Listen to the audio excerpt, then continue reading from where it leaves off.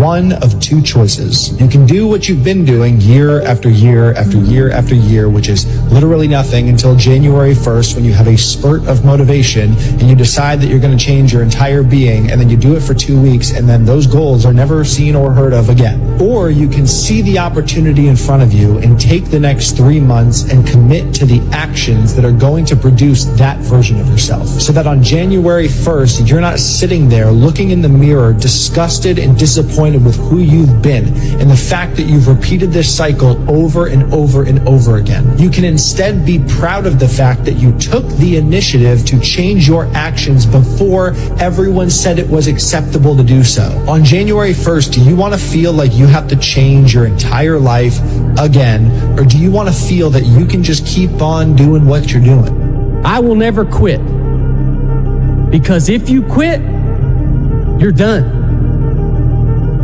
You may still be alive walking around on this earth. You're done. I will never quit. I will persevere and I will thrive on adversity. My team expects me to be physically harder and mentally stronger than our opponents. I hold myself to that standard. I will be physically harder and mentally stronger than anything that comes against me, my family, my business, my brothers, my sisters, my team. I will be the one that is physically harder and mentally stronger, and I will work to maintain that position. You won't beat me. You're not scared of losing. You're scared of people watching you lose. You're not scared of trying. You're scared of people watching you try. You're not scared to start with nothing. You're scared of people watching you start with nothing. But the truth, no one is watching as closely as you think.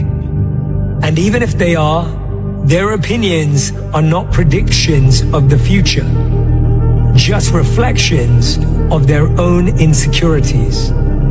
So start now. Fail fast, learn quicker, and keep moving. Their judgment doesn't define you unless you let it. If you are trying to be successful, you will face failure. In fact, you should seek failure. If you're trying to grow, you're going to have to fail. You're going to have to stumble at the very least, so you can learn and you can reach beyond what you're capable of doing. That's how it works. So instead of trying to deal with failures, see them as a positive.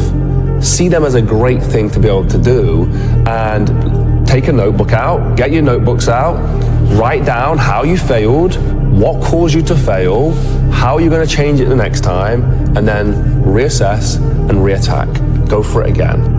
I have this strange, competitive thing inside of me that is very hard to subdue. And I know I've said this to Ashley on the phone sometimes. I've been like, hey, you know why I'm up at 4 o'clock in the morning? Because I can't stop thinking about what we need to do to win. You know, the best quality in the world that you can develop, and I give it to you because I made it my life's habit, but the quality is to develop the quality of being unstoppable. Develop the quality of being unstoppable. Say in yourself that no matter what life throws at me, it'll never stop me. No matter how rough it gets, I will never quit. And nothing will ever stop me. Make the decision that you can be tired, you can be worn out, but nothing is ever going to stop you. That's a wonderful decision, because then no matter what life throws at you, you pick yourself up and you say, okay, give it your best shot, as Fonzie says. Nothing is going to stop you. It's a wonderful feeling. It's a wonderful feeling. It's the basis of self-esteem. I'm just stubborn, man. I just never give up. There's no world where I ever would have quit. When I was 11, I just said, I'm going to be a YouTuber. I'm going to die trying. And I meant it. And so people hate it, but I'm just the most competitive, stubborn person you'll ever meet. And I just never give up. What have you got to lose? Exactly. And that was it. And it was like, I have nothing to lose. If everybody who's at the bottom and feels like they have nothing going for them, reframe that as, I have nothing going for me, which also means that I have nothing to lose by taking action. It makes you a much more dangerous person. Discipline is art. Yeah, I think it is, because it's beautiful for me to see. When I see someone who's really truly disciplined, who like a David Goggins, someone who just truly maximizes the grind, I feel like there's an art to that. We ask audiences to identify the qualities of success. They generally come out with about 25 of them. And we identify them or ask them then to say to us, tell us which of these are attitudes and which are skills. Out of 25, 20 of them are always attitudes. You can't quit, man. You got to stay with it. It's somebody having it way harder than you, and they didn't give up. Always keep going. There's been times, particularly early in my career, where it just feels like this is the end. But what I've come to find out is that no matter what happens, the storm eventually ends. And when the storm does end, you want to make sure that you're ready. I had that one viewer, and that viewer made me keep going. And each day and more, week 2, I started averaging 4 viewers. Week 3, 8 viewers. Week 4, 20 viewers. So on and so on and so on. So I streamed every day. I didn't care about nothing else but YouTube, streaming. Honestly, just keep trying and don't be afraid to fail. I think that's so important. And everyone I've met, by the way, from the people that run businesses that are 10 times bigger than Gymshark, every successful person in sport, in business, whatever, whether they've started a business or not, every single one of them has failed time and time again. And I think then people look at the final product and just assume that they were either this incredible human who was born this way, and it is just never ever the case. More often than not, all the most successful people I've ever met are all winging it. They're all literally just working incredibly hard, and they're just giving it their best shot. If you don't have the life you want, you can change one of 6 things. Stick to anything daily for an entire year. Move cities. Upgrade romantic partners. Eliminate drinking and booze. Say no to shiny objects, anything that's not what you're currently working on. And you can go to bed every day at 9 p.m. If you don't like where you're at, just try one. You learn nothing from success. Nothing. You learn everything from the failures. And this is the thing that annoys me about the state that the world is in at the moment, is no one talks about failure anymore. It's like shame. Like failure is shame. And it's like, oh, let's just bury that and not talk about it. No one goes, oh, what do we learn from this? Whereas with success, everyone shouts about it. But there's nothing in success. Success happens from failing hundreds of times. Quitting is a habit. If you quit the first time you run into difficulties, you'll always quit when the going gets rough. You will, in effect, establish a pattern for failure rather than a pattern for success. My thing is, I'm going to outwork everybody. I will never be the smartest in the room. I will never be the most talented in the room, but I will outwork everybody in that room. That's what I've learned in life. You got to believe in yourself, and you got to put in the work. The consistency of work. Monday, get better. Tuesday, get better. Wednesday, get better, right? And you do that over a period of time, not like 1 month or 2 months. I mean, it's 3, 4, 5, 6, 7, 8, 9, 10 years. And then you can get to where you want to go. I'm not gonna lie and portray this ultimate poise like I've had it figured out. Nah, I just didn't quit. That's the only distinguishing quality from me and probably whoever else going through this or went through this or is gonna go through this, is that I ain't quit. I went through every emotion. I think that what gonna separate whoever's gonna try to go for something is that you ain't gonna quit.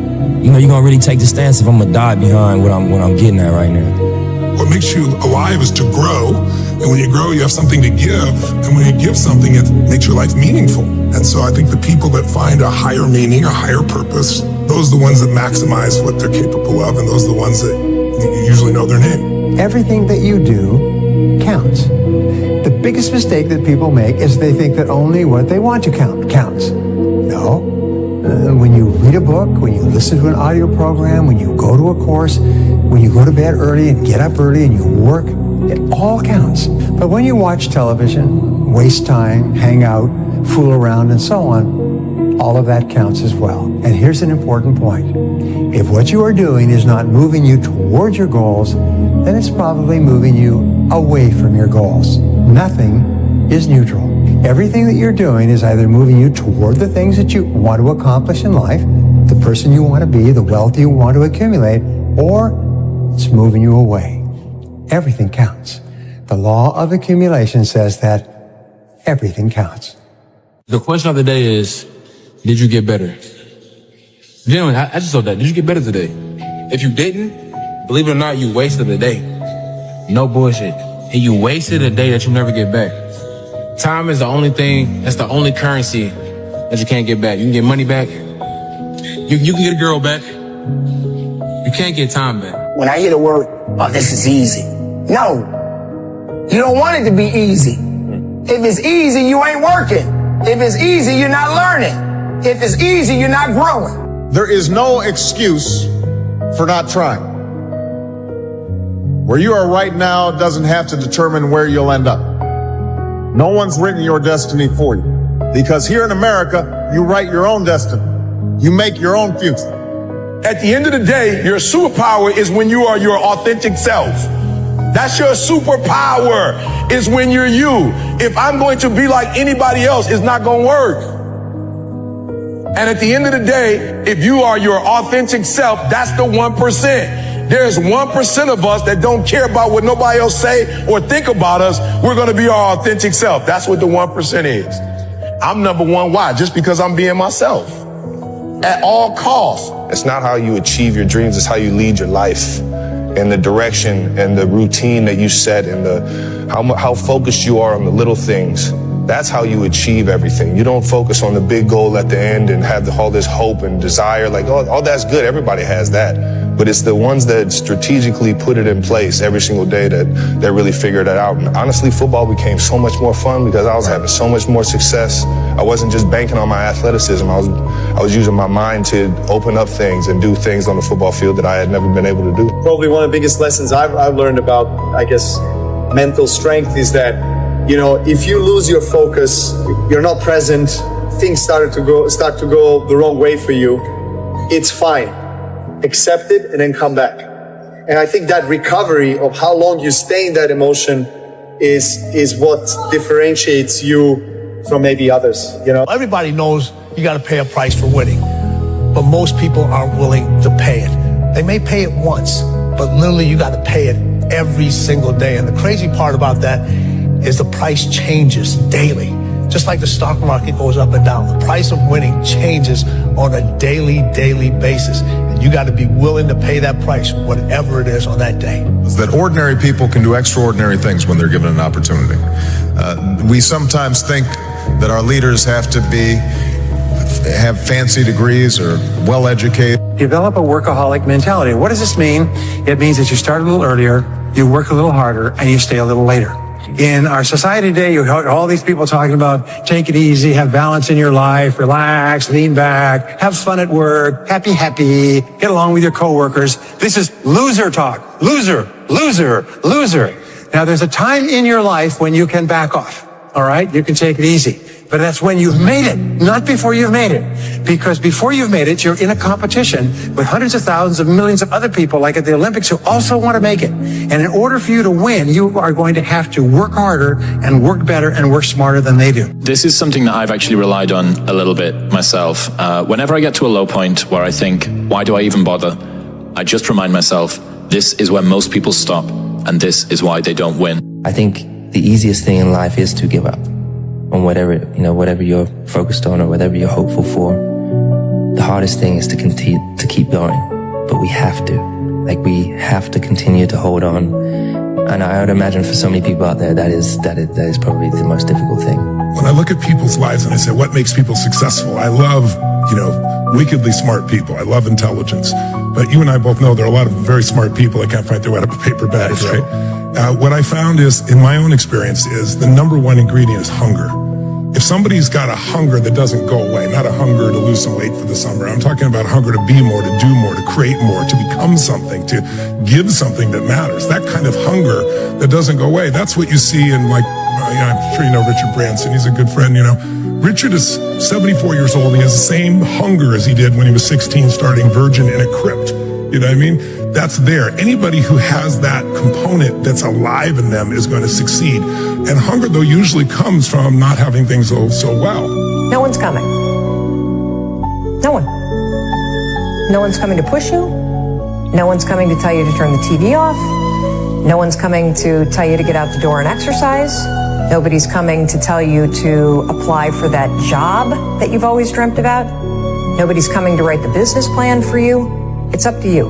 Most people who claim to be perfectionists are not perfectionists. They're actually procrastinating because they're not doing anything. It just is a socially acceptable label because the real perfectionists feel this sickness where they want to itch their skin off until the thing's done, but they are trying to get it done. There's a lot of times that I've failed. Sometimes there's just the little things. You know, you're trying to do a 75 hard challenge or whatever, and you get 11 days in, and you don't get day 12, and then you beat yourself up about it. And I think you gotta try and avoid doing the 1 step forward, 2 step back type of thing, and not beat yourself up too much about it. You always got tomorrow. Just work. And if you don't get what you thought you were going to get, show up and still go to work. Because along the process, what's more important, what you acquire or who you become? And a lot of people think what they acquire is the thing that makes them who they are. No, it's who you become in the process of chasing what you want to acquire, right? Change expectation for appreciation. Extract the lessons and the blessings from the situations that didn't turn out the way you wanted them to turn out. But most importantly, man, approach it and eliminate the outcome, right? Just go for it, work, go to work. Winning wants to see how loyal you are to it. What are you going to do to get there and to stay there? And most people aren't. They're just, they aren't. Why though?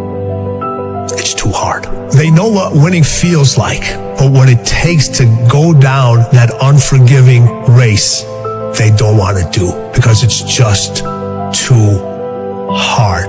Don't waste your life. Set your goals high. Quit thinking about what's wrong. Start thinking of what's right. Love a little more, hate a little less.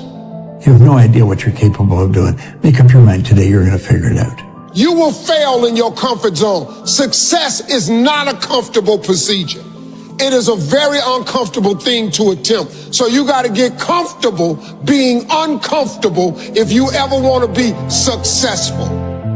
Start putting some pressure on. Put some pressure on yourself.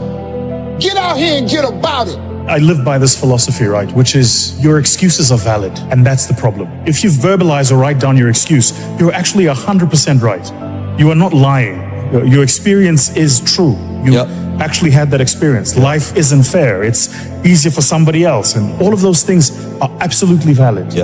And that's the problem. The problem is, because they're valid, you take them to be a sentence on your life, and then you think the rest of your life is just, this is now the trajectory that you've got to follow. It's very difficult to go, in spite of these things, I'm going to choose a different direction anyway. Do you actually want to do this or not? Your excuses will take everything that you ever wanted from you.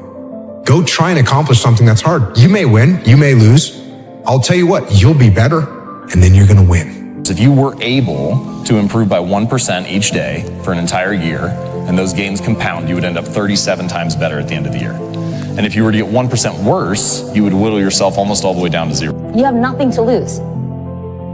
Put those goals out there and think about, what am I doing today that's going to move me one step closer to that goal? Whether it's writing an email, picking up the phone, meeting someone, adding to your network, talking to a friend or a colleague about this thing that you want to do. You kind of never know where your next connection is going to come from that could help you move closer to that goal.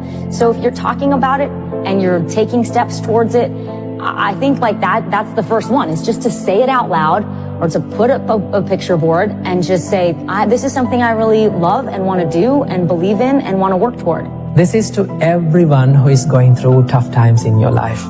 Please do not ever quit. Don't give up. Because the pain you go through today, the troubles you face today, the problems you face today is just a chapter in your life story. It's just a page in your life story. It's not your whole life story. Remember this. If you were to tell your life story in front of thousands and thousands of people after one day you become successful, if you were to tell a nice and a simple and a soft story, no one will be inspired with that story. The more you face troubles, the more you face problems in your life, the more tough your life becomes, your life story will be more interesting. You must first become consistent before you can become exceptional. You're not feeling as good as you could because you're not working as hard as you know you can. And at the end of the day, no one has ever regretted trying harder. If you're not getting past this, today, this week, this month, this year, all of a sudden a decade goes by and you're still hung up and you can't get rid of that thing. If it's holding you back from going where you want to go, maybe you should just deny the thing ever happened. And kick it in the head. Kick it off the curb.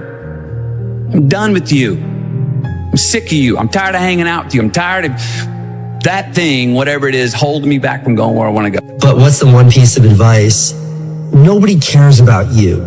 It's something that was never made clear to me. And I mean that in the most positive, optimistic, inspiring, motivating way. You think that everybody's paying attention. And because of that, it kind of controls how you think. And even when I was young and fearless and nothing to lose, I was still so cognizant of like, how are people going to react to this? I was so aware. And the reality is nobody gives a shit.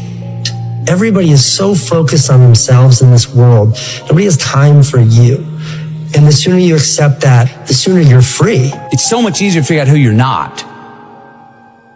And if you start eliminating the who I'm not, by sheer mathematics, you end up moving towards who more of what feeds you and who you are. And it's a hell of a lot easier thing to go, how can I get rid of some bullshit in my life, than it is to go, well, how do I go to my true self? Do I want to press the accelerator more quickly, or do I want to take my foot off the fucking brake? For me, anger was good. The more I could create an enemy, the more I wanted to go out and kill those guys. Did they disrespect me at all? You know, and did that asshole say something? Like, those are little things that can get me right in the emotional frame of mind that when I ran on the field and I said, let's fucking go. When things go wrong, we have a rule. It's okay to be negative, but not for more than 5 minutes. Give yourself 5 minutes, set your timer on your phone. You have 5 minutes to bitch, moan, complain, cry, vent, punch a wall, whatever. And after 5 minutes, you take a deep breath and say 3 really powerful words. Can't change it. And it's simply an acknowledgement that I can't change what's already happened. So there's no value in wishing it were different. The only way to make it feel natural is to keep going, to keep talking to them, to keep getting to know them. Let it burn, let the old story protest, and keep showing up anyway. So you're not building confidence, you're building consistency here. And that's a different game. Identity is built like muscle through resistance, repetition, and rest. I'm obsessed with finding myself now after and not having to prove anything to anybody other than myself and my family, you know, really myself. And realizing that that is enough. You know what I'm saying? Like that, like giving your best is enough. And sometimes we lose track of that, you know, and yeah, so for anybody out there, you know, you're enough, man. Hey, the beautiful thing about mistakes is it's okay for people to see you make a mistake. Just don't never let a motherfucker see you quit. You gonna watch me make mistakes, but you ain't gonna never watch me quit. Don't you give up on your dream. I don't care if you don't have the money, and you don't have the help, and you don't have the family for it, and you don't have the background for it, and you don't have the friends for it. Don't you give up on your dream. Don't you do it. Don't you do it. Don't you do it. It may take you twice as long. You may have to take courses and classes. You might not read as fast. You might not move as quick. You might not have as much, but don't you quit. How you gain mental toughness, how you become the person you want to be, is constantly facing the things that you don't want to face. If you constantly run away from things that you don't want to face, how is there growth? You are defined by what you do, not what you say you'll do. Your actions will always speak louder than your words. Remember, only the disciplined ones are free in life. I repeat again, only the disciplined ones are free in life. If you are in discipline, you are a slave to your moods. You are a slave to your passions. The best time to plant a tree was 25 years ago. That was the best time to plant a tree. The second and the best time is today. Plant the tree of self-discipline. Real self-worth comes from doing hard things. We keep talking about self-love. We keep talking about loving yourself, believing in yourself. That happens naturally when you go through something difficult. Repetition is the mother of learning, and it is the father of action, making it the architect of accomplishment. Fourth way to turn failures into success is to stay open to learning new things. Remember, at the beginning of this video, I mentioned the key to dealing with failure is learning how to turn it into success. When you treat every failure as a learning opportunity, you will be able to change your mindset from I couldn't do it to I couldn't do it yet. Every time you fail, you learn something from that failure that you can take with you into your next attempt at accomplishing your goal. Remember that life is always moving forward, so keeping an open mind and being willing to learn will help you to keep up and to achieve your goals.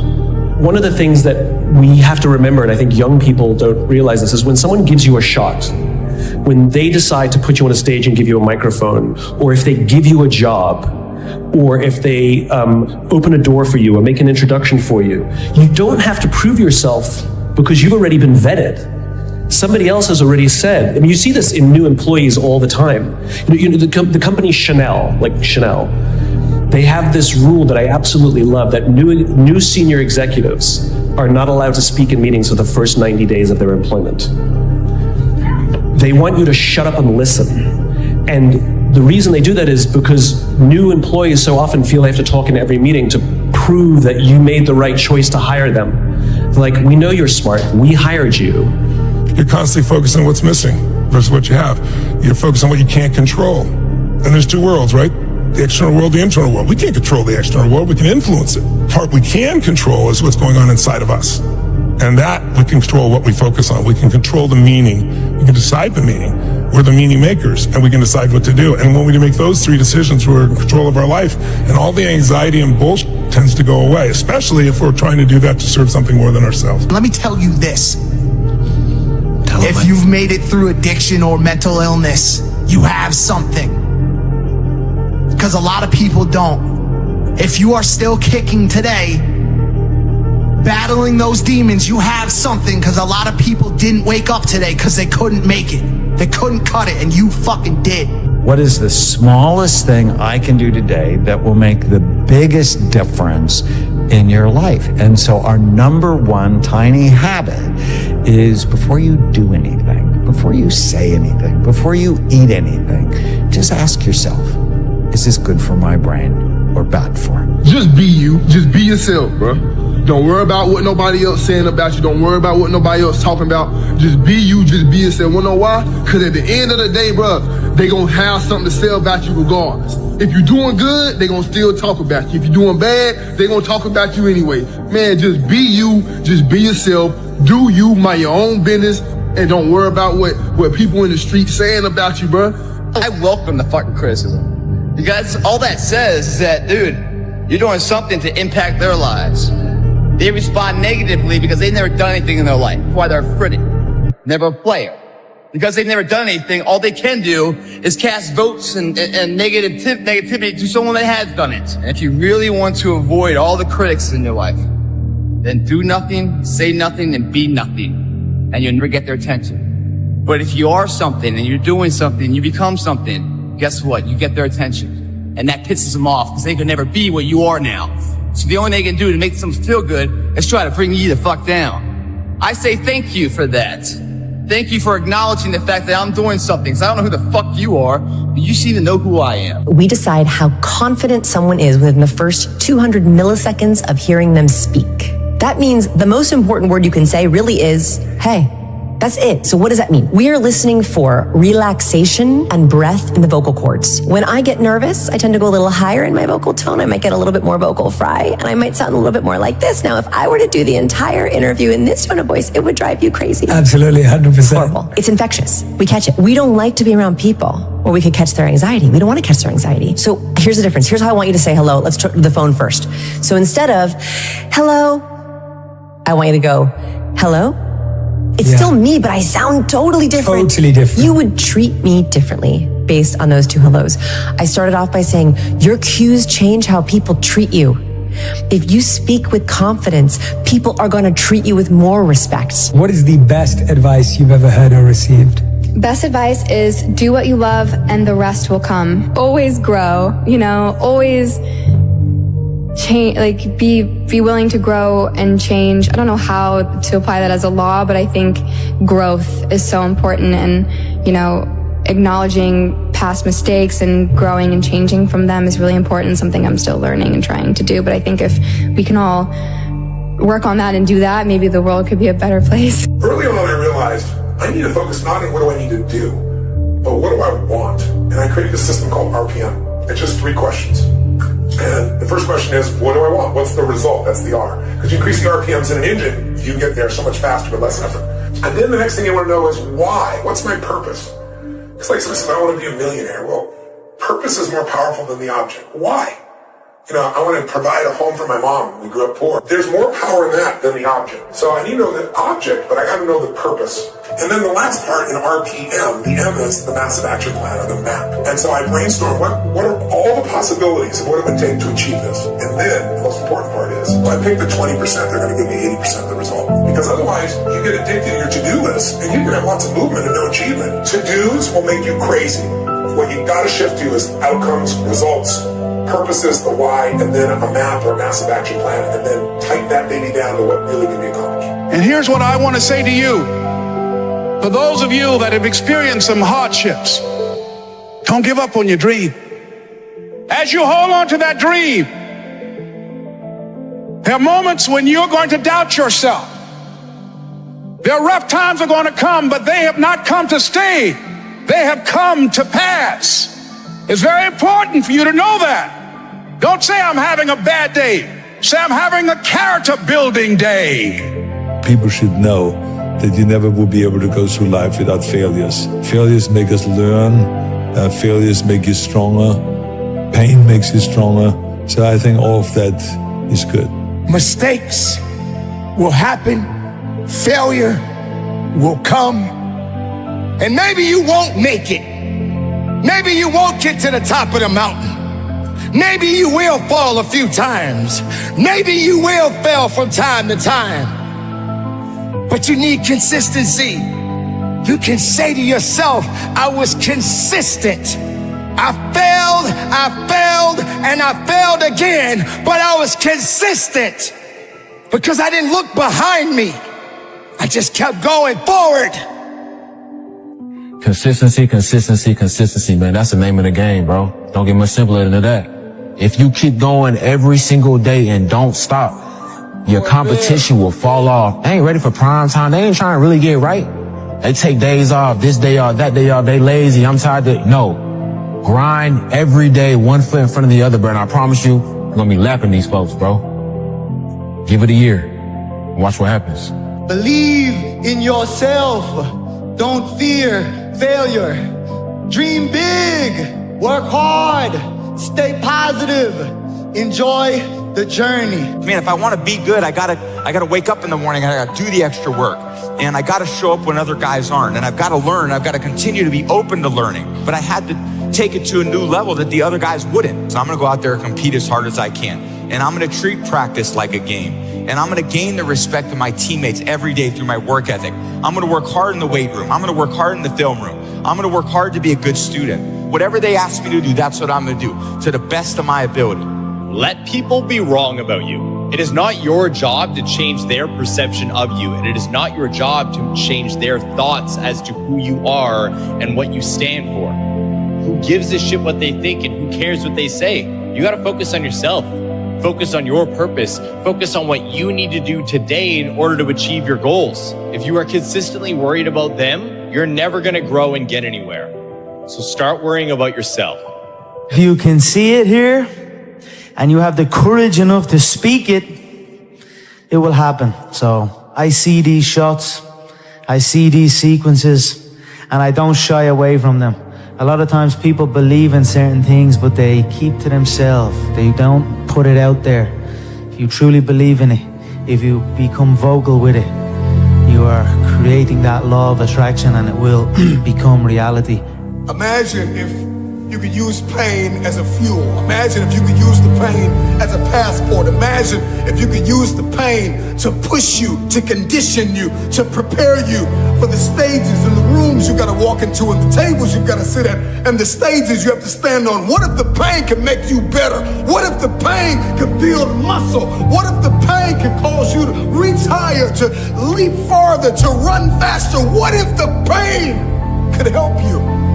What if all pain isn't hurt, but it's help? The only limitation of today is 24 hours, and it's a man-made construct based off of the relativity of what's happened to me in my past, the bankruptcy, I abused when I was 9. We all got the list of them. But I take those defining moments and inflection points, and I give it meaning that is going to help me today and propel me to the future, protect me and promote me into a better place, a better position. The thing about transformation is you have to do it. You've got to put in the work when nobody cares. You know, nobody cared if I practiced. Nobody cared if I worked out. I didn't have parents who are like, hey, you know, Dan, you got to go to the gym. Oh, hey, Dan, you know, go out and run some sprints. Nobody cared. If you want to transform, you have to do the work if nobody cares. There's only one person who has to care. And that's you. The principle of getting what I want out of my life is a time-based principle, not a wealth-based principle. If you chase wealth, it eludes you. If you chase time, wealth oftentimes is the byproduct of it. Exchanging your time for the things that matter most and are the most valuable to you often brings the wealth that you ultimately want. Remember, short steps, long vision. Everybody does it backwards now. But if you stick to short steps, long vision, paso corto, vista larga, slow but for sure, slow but for sure. You have to tell your brain what you want because it's always listening. I told my wife when I got with her, I said, look, I'll do anything for you except one thing. I will not give up on my dream.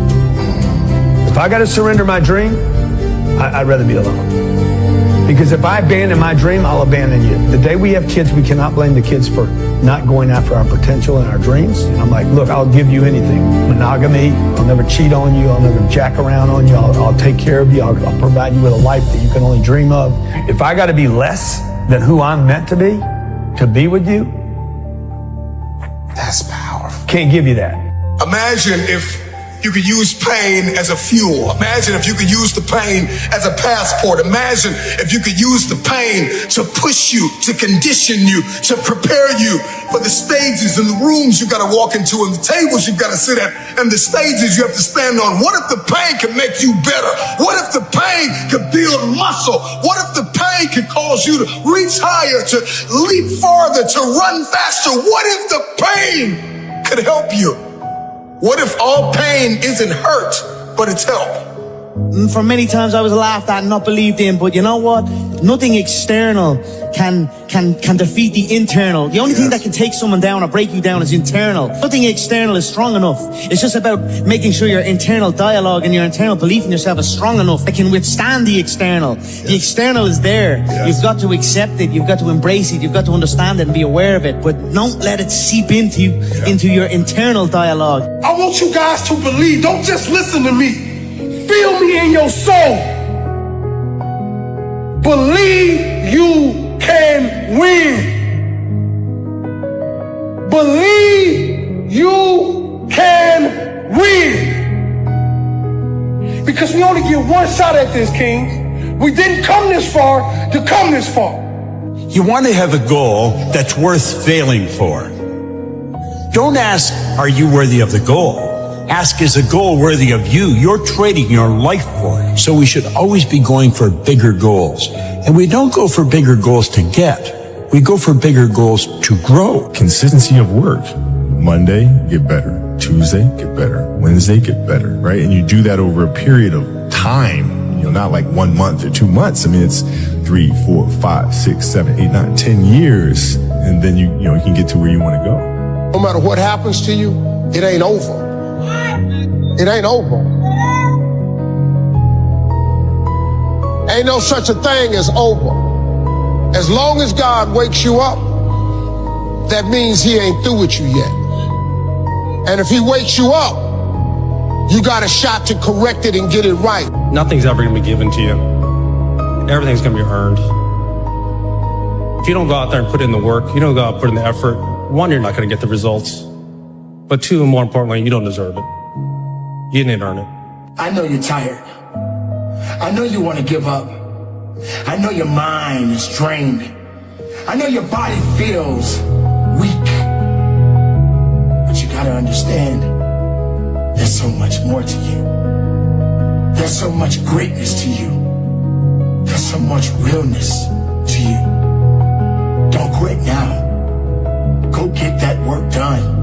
Earn your keep on this day and conduct your business. Your thoughts create destiny, so take control. No more wishing, no more wanting.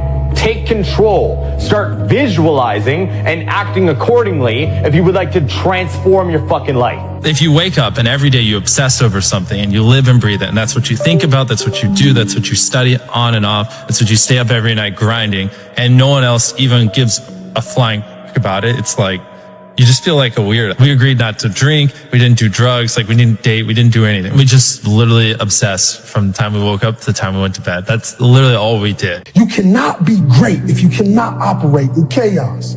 That's my life. Because if you can operate in chaos, the world becomes Disneyland. Problems become scratches. I can lose my car. Somebody can blow it up.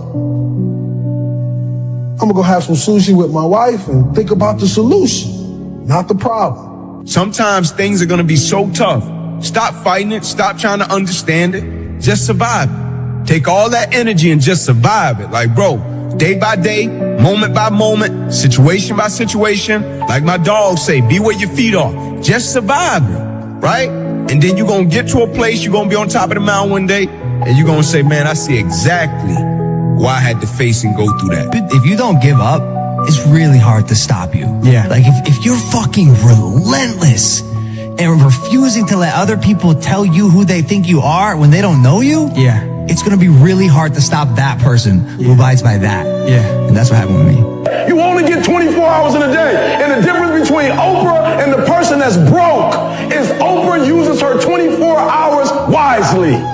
That's it. Listen to me. That's it. You get 24. I don't care if you broke, you grew up broke. I don't care if you grew up rich.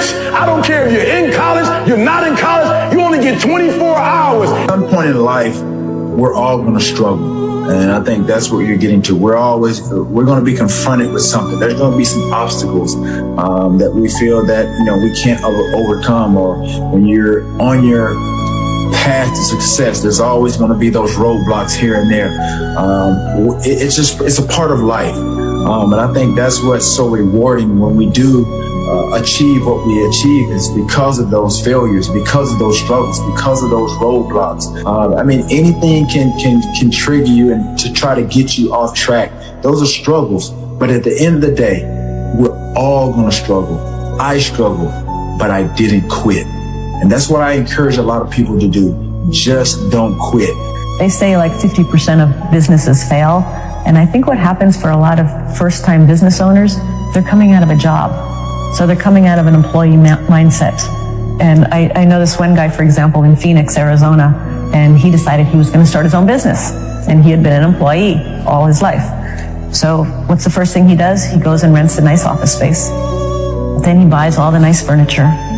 Then he gets a secretary. He hasn't made not $1, and he spends all this because he thinks that's what an entrepreneur looks like.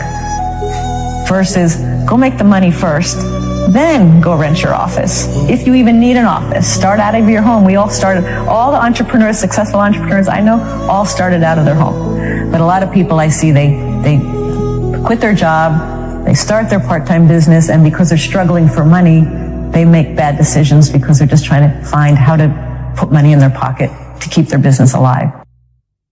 Whatever obstacles that you face, let them come.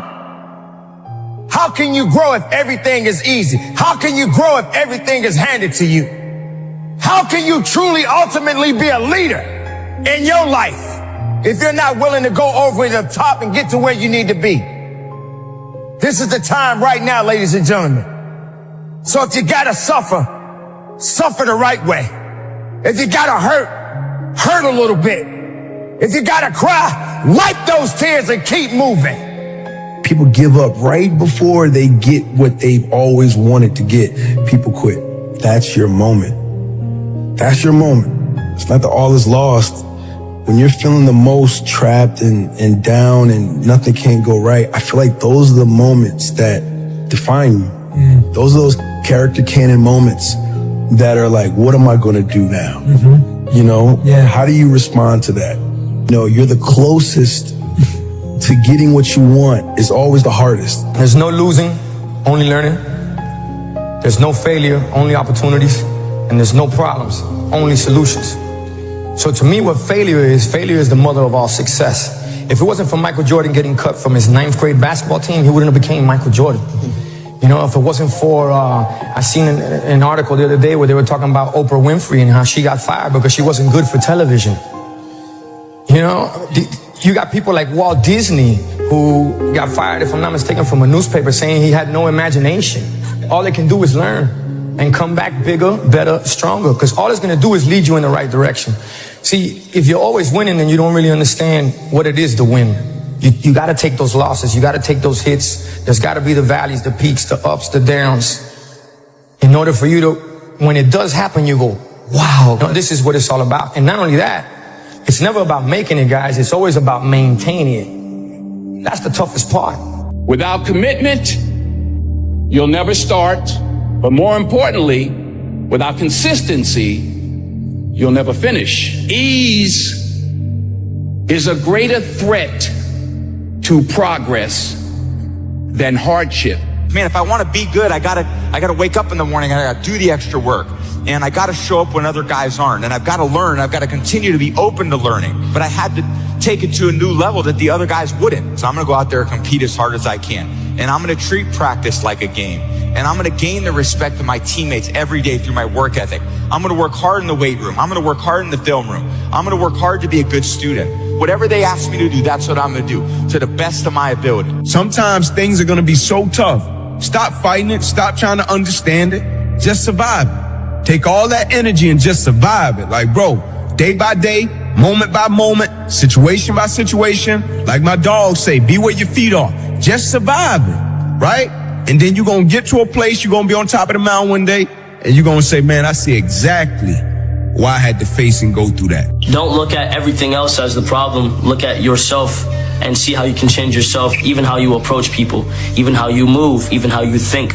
When you change the way you think, you change the way you perceive the world. When you are starting out, I think you got to find the thing that's the pain. And like, pain motivates significantly faster and stronger than pleasure does. Like, people are like, no, passion's the right way. It's like, point a gun at a family member, all of a sudden, 10 out of 10 motivation. Pain. And so like, I think people should use their pain more. Do you ever wake up and you say, I don't want to do it today? I fight against my mind. Yes, sometimes it's happened. Our mind, it's a box of surprises, and you have to challenge yourself to be consistent. I repeat, sometimes it's hard. It's what many people say, you like to go to the gym every day. Of course, no. It's not true. Nobody likes to go to the gym every day. But you have to do it. The journey is truly the reward. I may not be who I want to be today, but I know I can be better tomorrow, working towards who that person is to me. That's a choice for me. The wins and the losses, whether the games come and go, yes. Am I dedicated to my craft? Yes. Have I made mistakes within the business of my craft? Yes. Am I gonna make mistakes moving forward? Yes. Am I ever gonna be perfect? No, I'm joking. I'll never be perfect. But like at the same time, I'm just aware that you have to have laughter. You have to have fun in this. You have to smile. You cannot put too much pressure on yourself, because this one life to live. I really believe that whatever you think about and really set your mind to, anything is possible. Even if you've been through things in life, you can make it through, and you can become successful if you really just put your everything into it and really visualize it. And that's something I do every day, and I feel like I've always been that way, where I've been ahead of my time and always thinking one step ahead, always. Real self-worth comes from doing hard things. We keep talking about self-love. We keep talking about loving yourself, believing in yourself. That happens naturally when you go through something difficult. And all I say to you is I hope you chase those dreams with a burning desire. With a burning desire, and through all the fire, and through all the flame, and through all the pain, I hope that you find happiness deep in your heart. I wish nothing but prosperity and abundance in your life. Much love. You gotta have that mindset that quitting is not an option. Give up? Who me? Never. Stop? Who me? Never. That's for the next guy. That's for the next girl. But not me. Why? Because I don't quit. That ain't how I do it. That ain't how I roll. I never give up. What's important to me? Working to be the best person I can be. You're gonna make mistakes, but make them and move on from them. It's just, you're a human being. It's okay to be human. You're not perfect. I'm not perfect. But I don't have to go back down that lane when I've already been there. So I value my life. I value my family. I value my time. I value my health. I value my peace of mind. It's more than 3. It's everything. It's life. Yeah. We got to keep moving forward, man. And dreams without goals are just dreams. Come on. And ultimately, they fuel disappointment. Exactly. On the road to achieving your dreams, must apply discipline, but more importantly, consistency. Because without commitment, you'll never start. Without consistency, you'll never finish. Be the guy who embraces the ugly, the miserable. Be the guy who embraces hard work, the grind. Don't be afraid of being hurt. Don't be afraid of sacrificing some blood. It's the moments in life, the decisions you make on a moment-to-moment basis that add up to be the guy or not the guy. Tonight, I did something, that I feel more of a guy. For me, who I am, my guy. Stand up and be a man. Make the hard decisions. Make the sacrifices. Make the unpopular decisions and become comfortable in your own skin. And if you are not a person that you are comfortable being alone with, that is the one person in this universe that you have full power, full right, and full responsibility to change. So while you're hurting, keep going. If you're feeling pain, keep going. If your heart is beating, keep going. If your lungs are working, keep going. But don't you dare give up. Don't you quit. You hurt, you grow, you go. And from the bottom of my heart, keep it moving and conduct your business. See yourself as high as you possibly can see yourself, right? Who do you see yourself as? And there's no right or wrong answer. Yeah.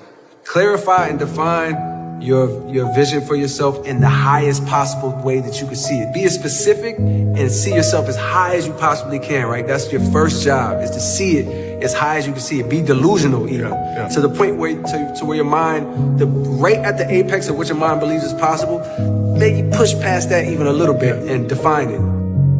Bro, what are you doing with your life, bro? What are you, I thought you said you want to be a great. I thought you said you want to be the best. But you don't act like you don't move like it. You wake up late. You sleep late. You don't study. You don't work out. You don't want this shit. And no one's going to feel sorry for you when you don't get it. That's your problem. If you want to be great, oh man, prepare to get up off that mat. You're going to get knocked down over and over and over. And even when you feel like, I can't be hit this hard.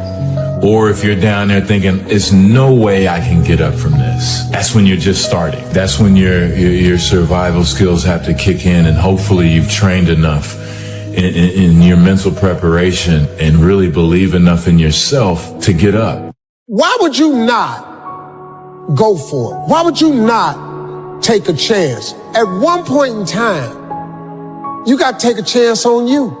And dreams without goals are just dreams. Come on. And ultimately, they fuel disappointment. Exactly. On the road to achieving your dreams, you must apply discipline, but more importantly, consistency. Because without commitment, You'll never start, but without consistency, What gives you strength when you're getting attacked? You're one of the most attacked people in the world. You can't care that much. I know people that care so much about everything, like what people are saying. You can't care too much because you end up choking. One of the tragic things about life is that it ends. How often do you think about your death? Are you afraid of it? It is what it is. I mean, life is what you do while you're waiting to die, so you might as well do a good job.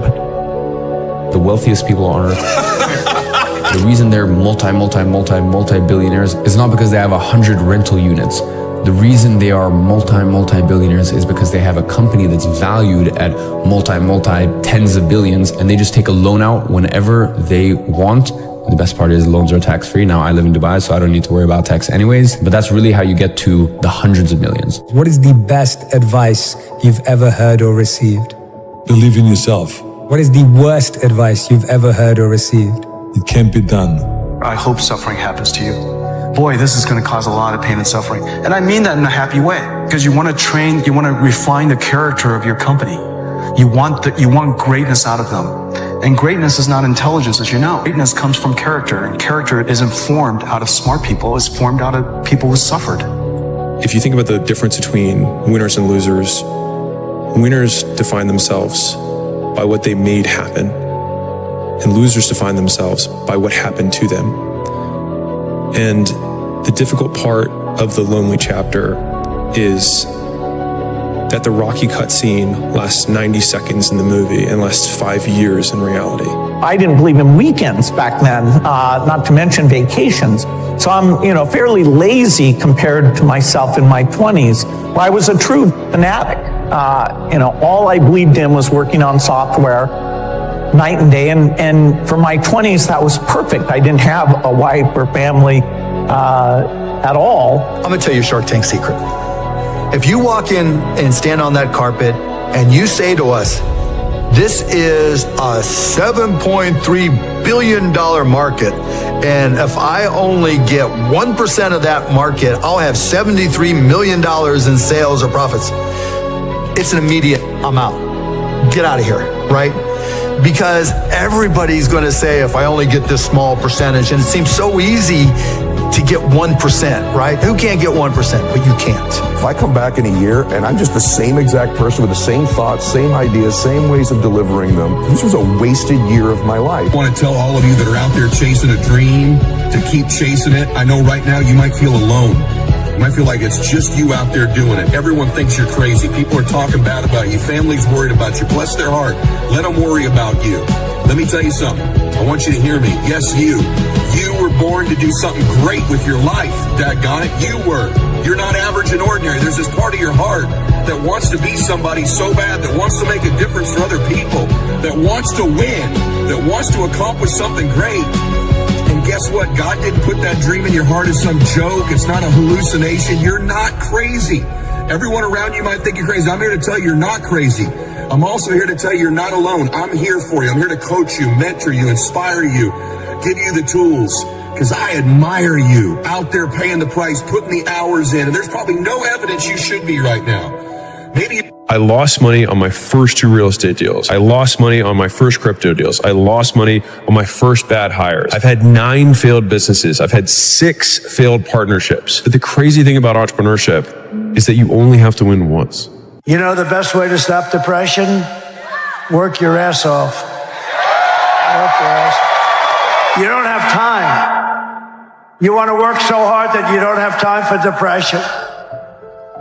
If you don't fail, you're not even trying. I'll say it again. If you don't fail, you're not even trying. My wife told me this great expression. To get something you never had, you have to do something you never did. Les Brown's a motivational speaker. He made an analogy about this. He says, imagine you're on your deathbed, and standing around your deathbed are the ghosts representing your unfulfilled potential.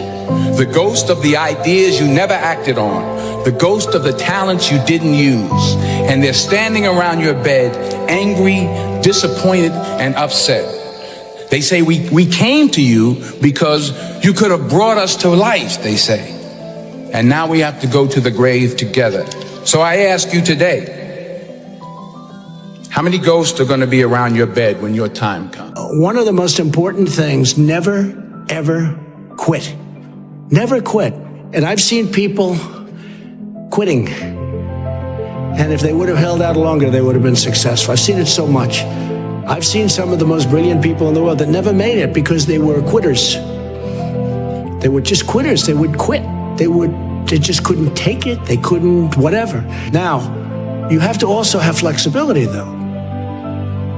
You can't necessarily say, I'm never giving up, and you got to be able to weave and bob. You don't have to go through a concrete wall. You have to have flexibility. You have to always be able to change course a little bit, maybe always with that same goal, but don't quit. I mean, we gambled the company on Lisa. If Lisa had bombed, Apple would be just one more computer company. Everything went into that. For 3.5 years, the best and the brightest at Apple worked on this product. Now, how come they came to Apple to work on this? We hired these people from other companies. And the reason they came to Apple was because they knew what to do, but the companies they were working for wouldn't take the risk and do it. And we said, come to Apple and build this. And they said, well, who do I have to convince to do that? Nobody, just go do it. And we got a collection of I think some of the finest computer scientists in the world that just went and did it. The group of people that do not use quality in their marketing are the Japanese. You never see them using quality in their marketing. It's only the American companies that do. And yet, if you ask people on the street which products have the best reputation for quality, they will tell you the Japanese products. Now, why is that? How could that be? The answer is because customers don't form their opinions on quality from marketing. They don't form their opinions on quality from who won the Deming Award or who won the Baldrige Award. They form their opinions on quality from their own experience with the products or the services. And so one can spend enormous amounts of money on quality. One can win every quality award there is. And yet if your products don't live up to it, customers will not keep that opinion for long in their minds. How do you, or how can you, stay focused and disciplined for long periods of time? Cut out the distractions. It's not about focus. Same thing like it's not about motivation, it's about discipline. You know, it's not about these fancy, glamorous things. Focus, it's not about that. If you cut out all distraction, the only thing that's left is focus. So cut out all the noise, and I think for once you'll actually enjoy working. If I teach you, you work for me for free. And I said, why for free? And my poor dad went nuts. He says, because if I pay you, you think like an employee. Your brain will change. If you learn never to work for money, you'll be a rich man. Live your life to the fullest and take the calculated risk of what it means to be an entrepreneur if in fact that's in your blood. I can promise you if there's 100 people in a room, 100 people have some level of insecurity. You can't have any self-doubt about your commitment and conviction to do this. You might have self-doubt about your ability to succeed, to raise the money, to attract the right people. You don't want to be 40, 50, 60 years old and continuously go back in your life and say, I had this phenomenal idea. I wish I would have done it. Don't look back and have regrets. There's this thing people think that like, I'll be happy once I get like this big, amazing home, or once I get this car, or once I get this relationship or an amount of money, then I'll allow myself some happiness. The problem is the finish line always moves. You never arrive there, right? The other part is people think, well, if I enjoy myself now, I'm going to lose my drive. In other words, if I can just wire myself with enough pain all the time, I won't lose my drive or ambition. The truth is there's no correlation between the two at all. There's no relationship between you feeling complete pain all the time and losing drive. For me, our brains, there's dopamine hit you get when you do something successful. If you constantly cheat yourself out of that hit, right, biomechanically in your body, less and less in the future will you want to achieve the next level, the next dream, the next step. And that's why so many people stall out in life. They got to a certain point and they cheated themselves out of the bliss, out of the celebration. It's important that we celebrate our wins. We celebrate our lives because it causes us to want the next. Do you like having a tough skin? Do you think you have to have a killer instinct in order to be successful? I think you have to have some, to a large extent, I think you do have to have at least a winning instinct. I think that the world is made up of people with either killer instincts or without killer instincts. And the people that seem to emerge all the time, it doesn't mean they're the best people, and it doesn't mean they're the happiest people. And in fact, in many cases, and in most cases, they're probably not. But the people that seem to emerge are the people that are competitive and driven and with a certain instinct to win. You use the word competitive and driven. I'd like to know, what drives you? Enjoyment. Pure and simple enjoyment, Grandma. I want to buy the enjoyment, but somehow I feel that there is something underneath it, that there's something more that makes you want to succeed, want to be who you are. Well, what do you think it is? Maybe I could just, but maybe I could just... Hey, little window today, little opportunity. They present themselves all the time in life. Right now, here's a big one for you. Whatever you're chasing right now, your dream, your business, your better body, right? Your better mindset, more spirituality. Just remember this right now. Most people are dragging today. They're dragging. It's after 4th of July weekend. It's the summer, all kinds of stuff on the news. There's a little window right now, what I always call separation season. There's all these mini seasons in life. And one of them's usually after a 4th of July weekend, usually summertime. And now with everything in the news, you got a little window right now. You press the accelerator down, they flinch, you go. You're like a dripping faucet. You just keep coming. You just keep going. When they flinch, when they get weak, when they get distracted, they get tired, you blow their doors off. About how I made a career was I was patient. So I would say to anybody still today, if you're going to be good at something, it does take a while. Just enjoy the getting there. You're going to get fed up, you're going to get disheartened, and people are going to tell you you're useless. Had all that. But what I can say, after about 15 or 20 years, I learned how to do something well. And I enjoyed that getting there as much as being there. I was pretty happy with my life. My wife was not. What she saw was a college dropout who spent too much time in the mountains doing foolish things. She wanted me to work full-time as a computer programmer. My family was still mad at me for not going to medical school. And now my wife was divorcing me because I lacked ambition.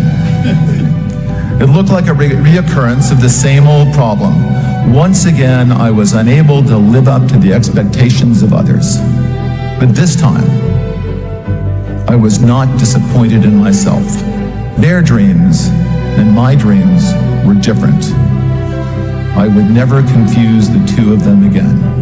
You see, I'm so loyal to people. Maybe I'm loyal to a fault, but I'm so loyal to people that when somebody's slightly disloyal to me, I look upon it as a great act of horror. Then how are you different than you were 3 or 4 years ago?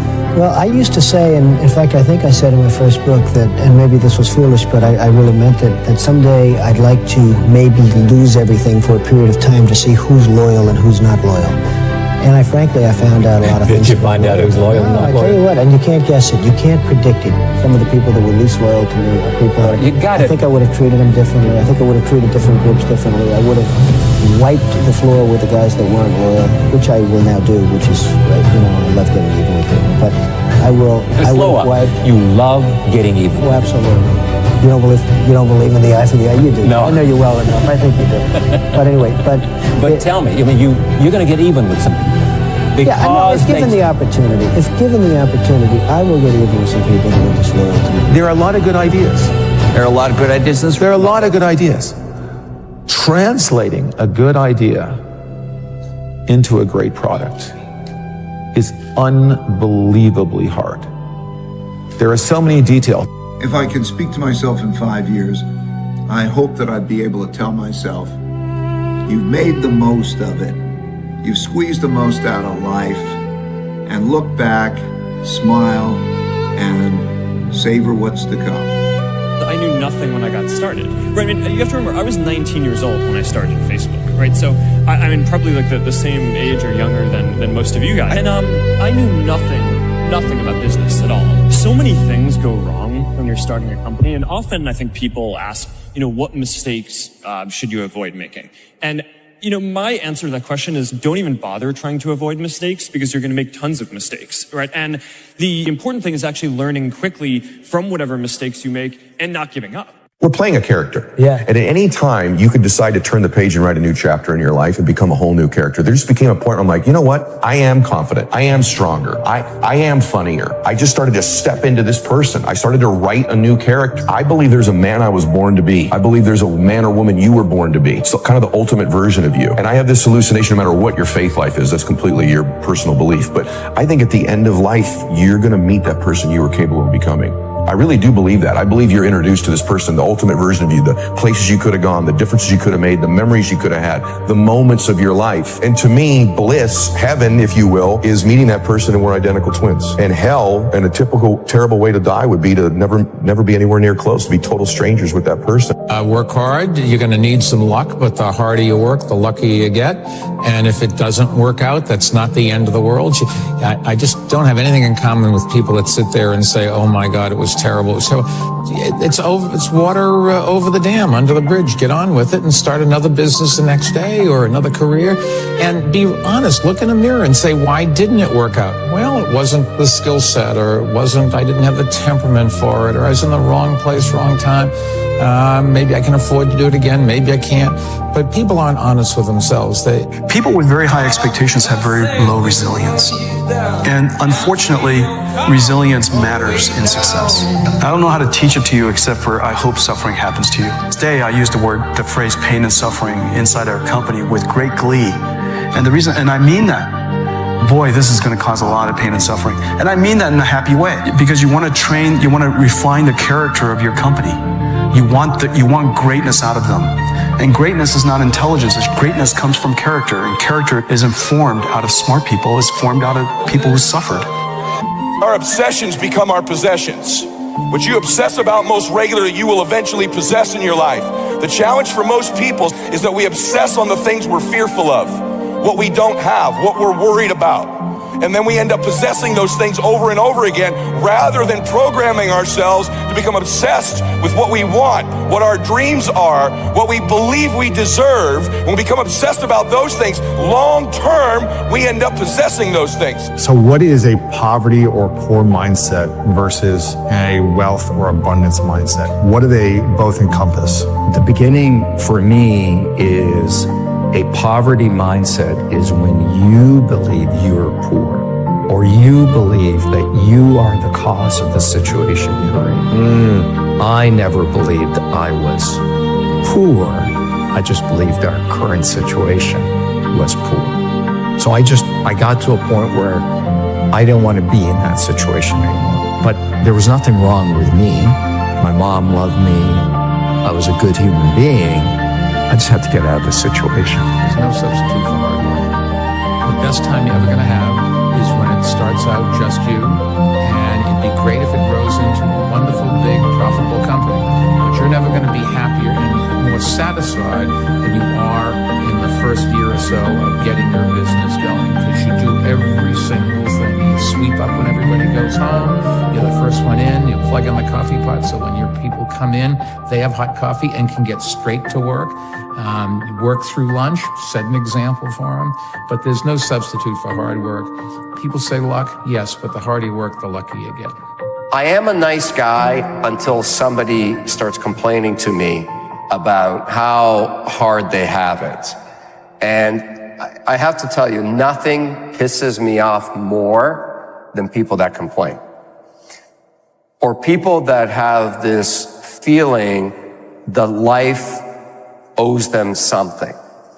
Life doesn't owe you anything. Never complain. I don't care what your business is, men, women, you have to understand that you're going into a huge lifestyle change. And I tell people it's not for everybody. Don't do it if you don't have the stamina to get kicked around and driven into the ground and get up and do it again and beaten up by people that tell you, this is not kumbaya stuff. This is hardcore stuff. What's the best piece of advice he ever gave you?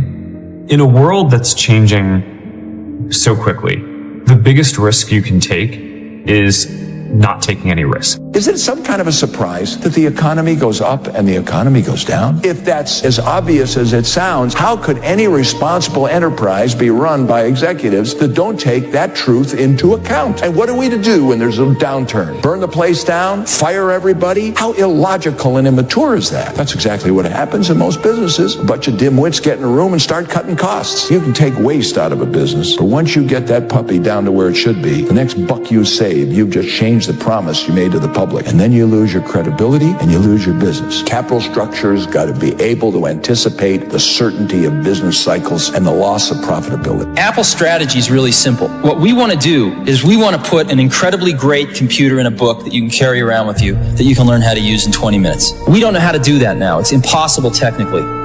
So we had three options. One was to do nothing. The second one was to put a piece of garbage computer in a book.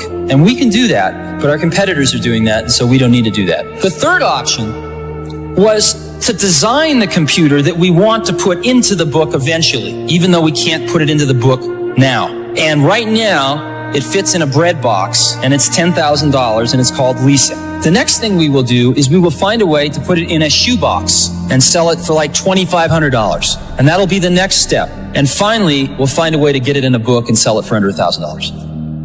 When you grow up, you tend to get told that the world is the way it is, and your life is just to live your life inside the world, try not to bash into the walls too much, try to have a nice family life, have fun, save a little money. That's a very limited life. Life can be much broader once you discover one simple fact, and that is everything around you that you call life was made up by people that were no smarter than you. And you can change it. You can influence it. You can build your own things that other people can use. And the minute that you understand that you can poke life and actually something will, if you push in, something will pop out the other side, that you can change it, you can mold it.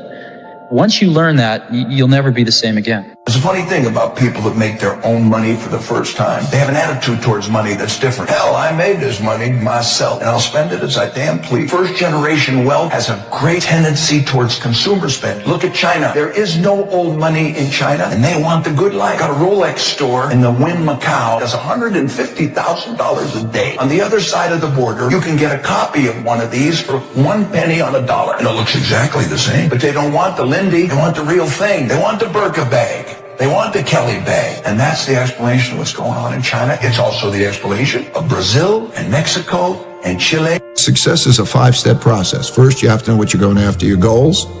Then you encounter your problems. Number 2, you encounter your problems on the way to your goals. Then you have to diagnose those problems and get at the root causes of those problems. And that might be a weakness that you have or a weakness that somebody has, but you better get at the root cause. And then once you got the root cause, then you can design something. You write down on your to-do list, I got to do this thing. That's number 4, design. And then number 5, you got to do it. Yes, you just can't say, okay, now I'm going to do that thing and not push through to results.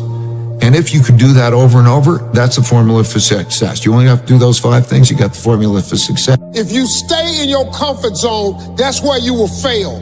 You will fail in your comfort zone. Success is not a comfortable procedure. It is a very uncomfortable thing to attempt. So you got to get comfortable being uncomfortable if you ever want to be successful. The only thing that you can do is win so big that all of them constantly compare themselves to you, and then you'll forget they exist. Success is the only revenge. He's like, it's not the best revenge. He's like, it's the only one. There's no other revenge. When you win, that's when you become so big that they shrink into irrelevance. You cast a shadow that no one even can see them behind you. The greatest people are self-managing. They don't need to be managed. Once they know what to do, they'll go figure out how to do it. They don't need to be managed at all.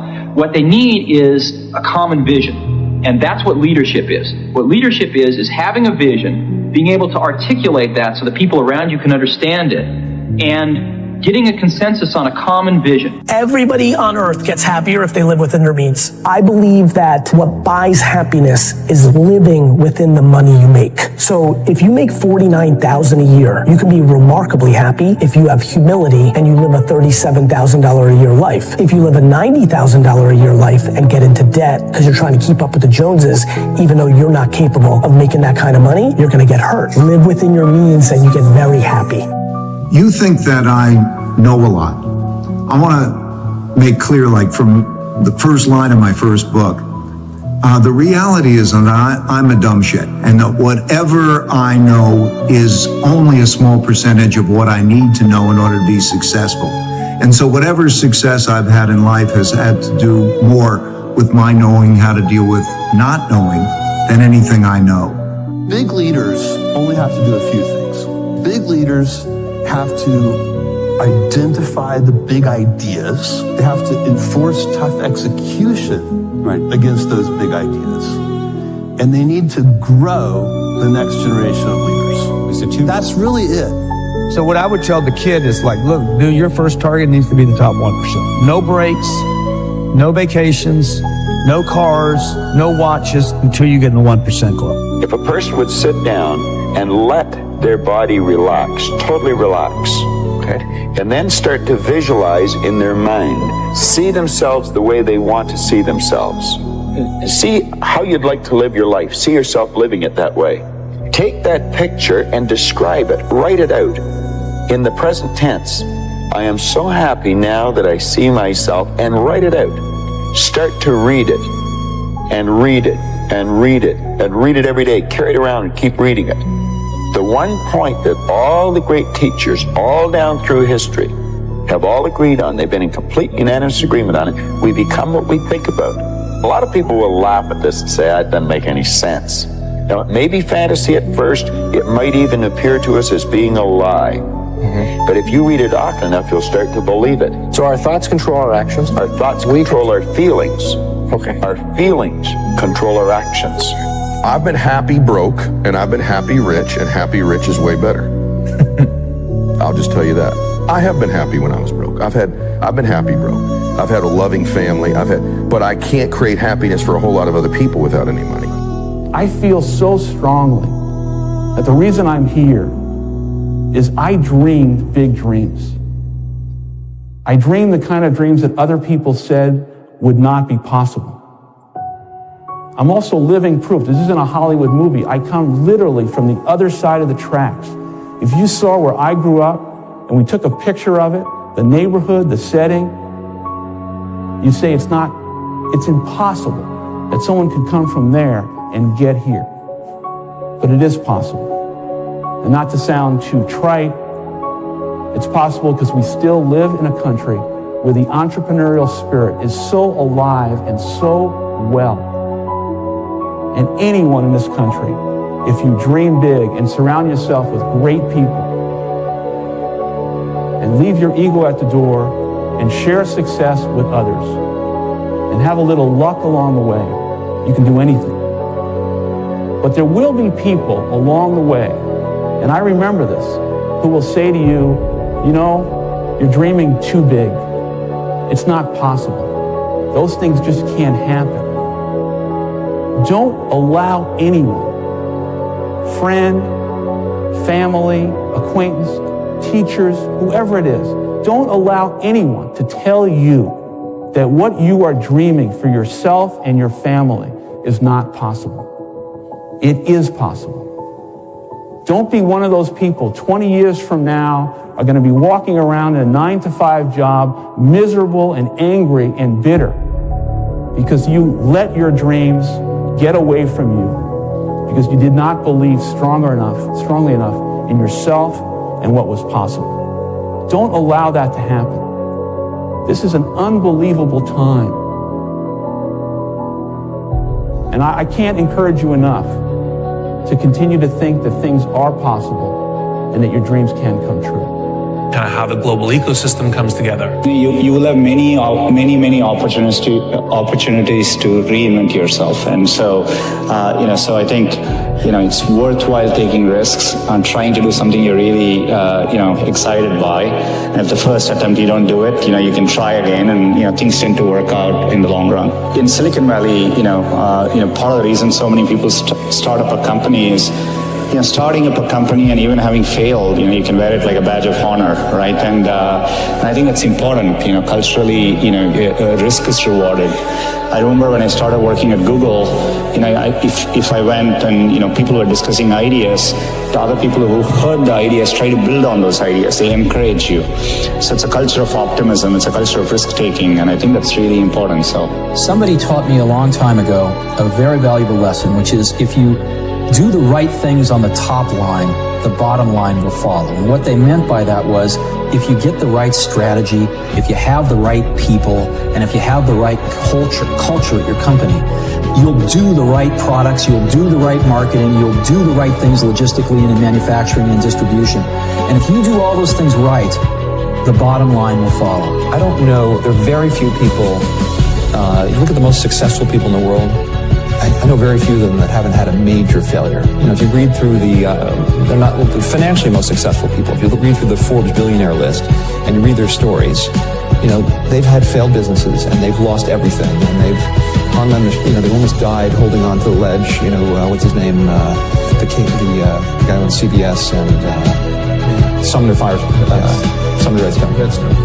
So there are lots of examples of people who had huge adversity. And I think it's how you deal with adversity that determines your ultimate success, as opposed to how you deal with success that determines your ultimate success. They say your network equals your net worth. Your ability to move this planet, to change things, to get investors, funding, money, is determined by who you know. If you got a money problem, I guarantee it's got something to do with your network.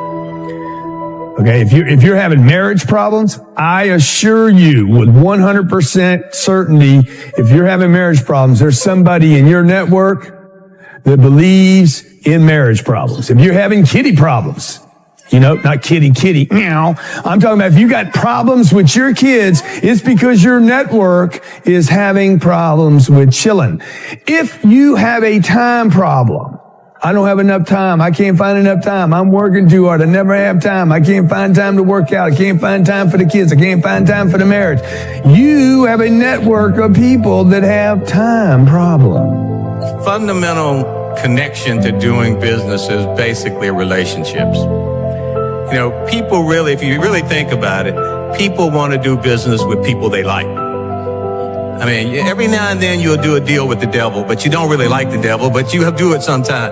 But you'd really much rather do business with somebody you like, somebody who shares your value, somebody who you know is committed to the same objectives you are, somebody who's willing to work as hard as you are. And when you find those people, those are the people you want to bring under your tent to be part of your business objective.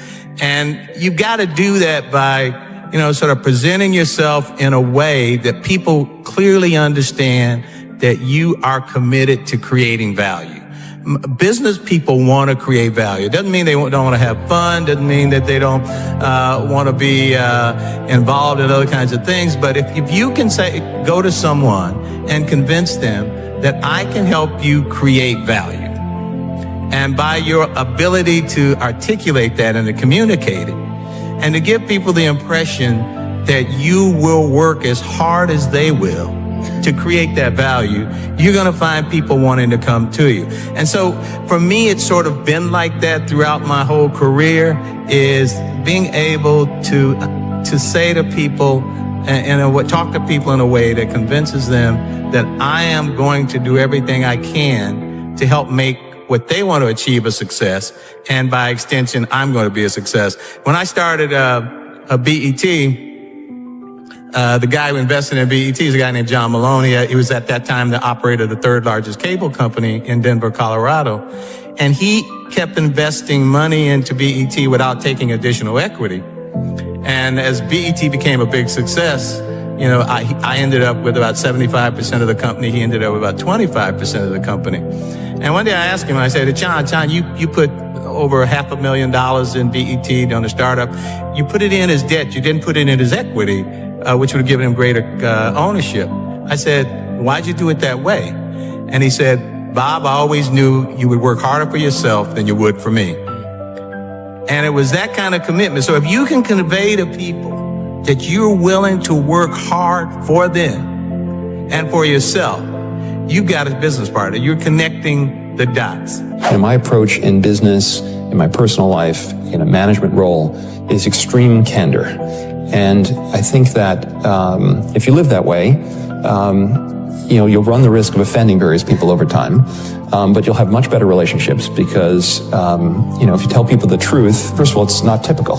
You know, a lot of people, in the interest of politeness or fear of confrontation, or it's just uncomfortable don't speak the truth. And that goes for people on boards. There are lots of examples of super talented people sitting around the room as an institution is failing. Think of all the banks during the crisis where people were not willing to confront the CEO. So I'm willing to confront the CEO, but I'm completely candid with him about his successes and his failures. You famously started Spanx with $5,000 in your bank account. What was the hardest part about getting Spanx off the ground? The hardest part about getting Spanx off the ground was definitely in the very beginning, when you first have an idea as an inventor and you've thought of something that doesn't exist and you want to bring it into the world. There were two things that were happening. One was my own self-doubt was a really hard part of the journey, and then the beginning of all the manufacturers that I was having to cold call. Has been around for more than a decade, and so is NetSuite. NetSuite's been around longer than Salesforce, and people are saying, well, that's cloud computing. Google's now cloud computing. Everyone's cloud computing. My objection to cloud computing was everyone simply looks around, like I've always been doing cloud computing. It's like 10 years ago, but cloud computing, the term's only 4 years old. But like everything's in the cloud now, my objection is the absurdity. You don't like no, it's not that I don't like the idea of it's this nonsense. The guys say, it's in the cloud. Well, what is that? Then you say, are we dead? Yeah, we're dead. If there's no hardware or software in the cloud, we are so screwed. But it's not water vapor. All it is a computer attached to a network. What are you talking about? What do you think Google runs on? I'll ask you. Do you think they run on water vapor? Cloud. They have databases. How about the next question? And operating systems and memory and microprocessors and the internet. And all of a sudden, it's none of that. It's the cloud. What are you talking about? Now, the VCs, I love the VCs. We only fund, is that cloud? Whoa. Microsoft Word, change internet to cloud. Mass change, give it back to these nitwits on Sand Hill Road. This is the millionaire mindset. It's just money. It's made up. Pieces of paper with pictures on it so we don't have to kill each other just to get something to eat. Rich people's mindset, the millionaire mindset, the real, most important millionaire mindset is this. You think and you know and you have complete confidence in your own ability to create. You know that you have the ability to create money. You have confidence that you have the ability to create money anytime you need. With the help of the universe. There's nothing wrong with being broke, homie. It's only wrong with someone being poor. Because poor is a mindset. Broke is just a temporary situation. Just you would fix. But being poor, that's a mind state. Let me tell you something. There is no nobility in poverty. I have been a rich man and I have been a poor man, and I choose rich every time. Poor thinking habits keeps most people poor. Not poor working habits. Most people work hard, but they don't think hard. And Shope taught me that the mind is like a factory, a mental factory. And whatever you think about all day long pours ingredients into this mental factory. And that's what builds the economic, social, financial fabric of your life. As you think, so you become. How awesome. There's an important phrase you use here. I think it's time you all learned it. Act as if. You understand what that means? Act as if you are the president of this firm. Then you're a millionaire. It's just that simple. Let me tell you what rich people do. Rich people give themselves pep talks when no one's around. When they're by themselves, they say things like, I'm a winner. I am sick and tired of being sick and tired, and I am going to win. I'm going to make this happen. Look at all those people down there. They follow the rules for what? They're letting fear lead them. What happens if I don't? Life's simple. You make choices and you don't look back. Stay small enough, long enough, you'll be big enough soon enough. See you at the top because the bottom is too crowded, but we never look down on anybody unless we're willing to help them up. Believing that you can is way more profitable than believing that you can't. Successful people are always too busy doing what the other guys are still talking about. Successful people are always willing to do what the other guys are not willing to do. Your friends are shit. They tell me you made 25 grand last month. They're not gonna believe you. F them. Parents don't like the life you lead? You, mom and dad. See how it feels when you're making their excess payments. Set a goal to become a millionaire. Here's why. For what it will make of you to achieve it. Set a goal that'll make you stretch that far. For what it will make of you to achieve it. Today, it's easier to make money than ever before. You are on your way to having your first $1 million in the bank and all of your bills paid. Think and grow rich. Think and grow rich. Success is something you attract, not something you pursue. Success is looking for a good place to stay. So instead of going after it, you work on yourself. Personal development. Why is it that people are successful? It's simply this. The rich get richer, the poor get poorer. Why? It's because the rich think about wealth and affluence all the time. And what do the poor think about? The poor think about lack, loss, and limitation, risk, danger, fear, failure all the time. Think and grow rich. Think and grow rich. Think and grow rich. You become what you think about. And here's the interesting thing. You can choose. Choose what you think about. Choose. With your business, choose what you're aiming at. With your leadership, choose what you're aiming at. With your team, choose. Help them choose. The act of intentionality is so freaking powerful. It's unbelievable. Henry Ford said, if you think you can, or you think you can't, you're right. I am amazed at the things we don't do because we have this little tiny bit of fear that offsets all the other data and all the other evidence in our life that causes us to not go do something.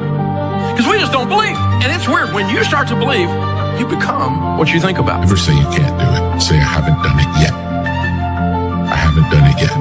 And that's true with everything. It's like, there's nothing that you can't do. You may not have done it yet. We don't know if you can do it or not until you really practice. And then you find out if you can do it or not, or how well you can do it. Money is not our issue. The mindset of money is our issue. If you don't have a mindset for money, then trading stocks and options wouldn't be the game for you because you're not going to know how to manage your risk. You're not going to have the discipline to be able to stay out of the market when necessary. You're not understanding money in its totality. So when you got the mindset of money coupled with the skill of making money, this is what equals a wealthy person. This is what allows a person to be able to build wealth throughout their generations. You cannot have what you're not willing to become vibrationally. If you do get it, you'll lose it. This is why people, they'll win the lottery, they lose everything, they'll get a modicum of success but can't hold on to it because inside they weren't vibrationally aligned. They really hadn't become it. So you can temporarily manipulate and get things, but to have it completely, you have to lift your vibration and become that. You can have more than you've got because you can become more than you are. And of course, the other side of the coin reads, unless you change how you are, you'll always have what you got. I have found in my experience that income does not far exceed personal development. Now, sometimes income takes a lucky jump, but sure enough, unless you grow out where it is, it'll usually come back where you are. Life has strange ways. If somebody hands you $1 million, best you become a millionaire quickly, so you get to keep the money. Otherwise, sure enough, it'll disappear. Somebody once said, if you took all the money in the world, divided it up equally among everybody, it would soon all be back in the same pockets. Incredible. Money does not exist. Did you know that? I learned that years ago from a very wealthy man. I was free from money that day. He says money is an idea. It's in your head. It's an idea. You are supposed to work for purpose, not money. If you find your purpose, money will find you. If you're not in your purpose, you haven't found your purpose, you're still working for money. Money's your cause. Can Think and Grow Rich. If you can focus on building something for you, your life will be way better. So I started down that journey because at the end of the day, thoughts are things. What you think about truly becomes your reality. One of the most magnificent things that I've discovered in the 46 years I've been on this earth is that genuinely whatever reality you create in your mind, you can eventually walk towards and exist it. That's amazing because I believe we're creative, and I believe that we can co-create. A lot of people think that's hocus pocus, but like my mentor said, he said, no, it's hocus focus. Wow. So if you focus on it for real, like really focus on a particular destination that you want to get to, and then you're willing to put in the work every day, consistently, eventually you can get there. Everything is possible in your life when you believe. When you believe, everything is possible. What come out your mouth is what's gonna come back to you. It's the law of attraction. All men are dogs. You finna meet all of them. I never get nobody. You're not. I can't lose this weight. You sure ain't. I'm gonna get fit this year. Strong possibility. I'll never be rich. Promise you won't. I'm gonna be rich one day. Strong possibility. It's how it works, man. It is the law of attraction. The moment you say it, you begin to change. It's the process. If you think big, you'll be big. If you think small, you'll be small. A negative mental attitude can bring you nothing but failure.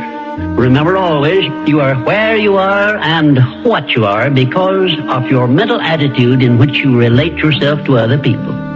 Remember also, your mental attitude is the one and the only thing over which you have complete control.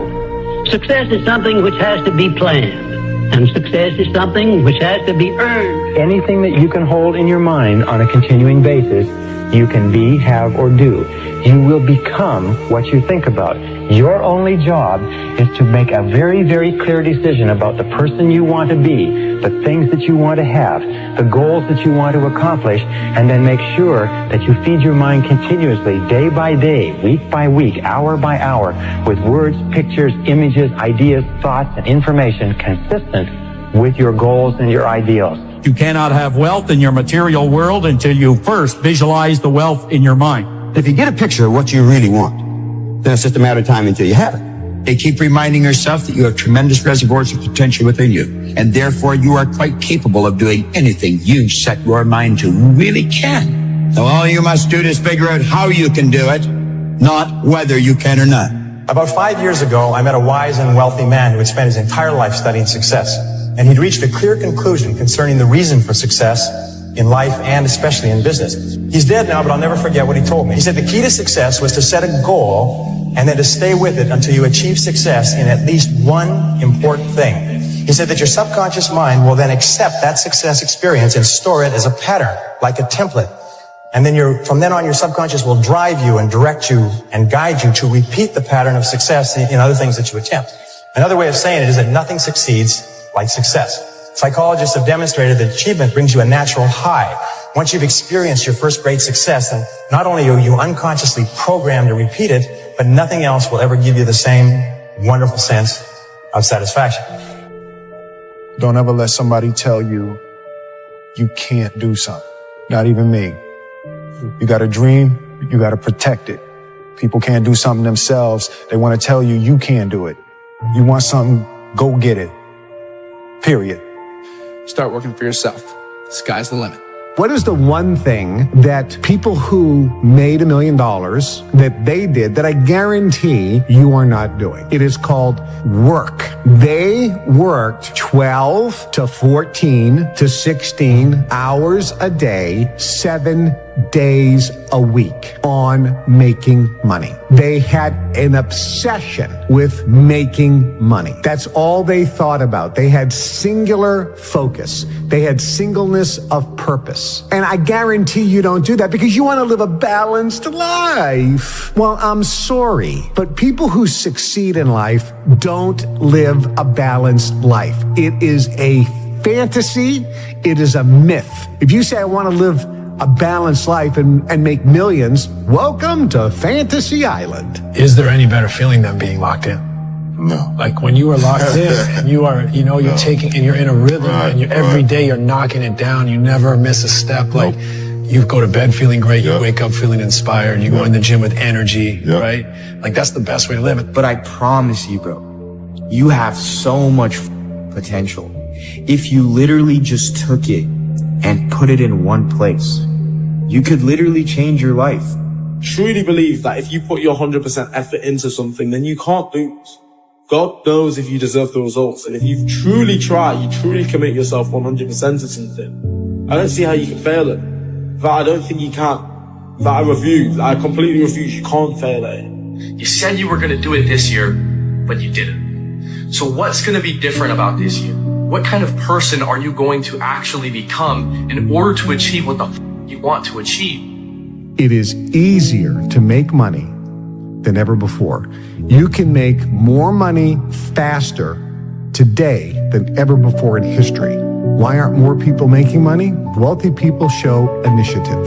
Broke people don't. The faster you are, the more money you will make. Your bank account is actually a reflection of how fast you move. I was sitting with one of my mentors, Bill Perkins. I asked him, Bill, you're worth a lot of money. You've made hundreds of millions of dollars. Why do you think you've been so successful? And he kind of looked at me and he thought for a second. And he said, I move really fast. By the time somebody else has thought about an idea, taken it to investment committee, I've already started, made 3 mistakes, and found a better way. Now y'all look money hungry, and that's good.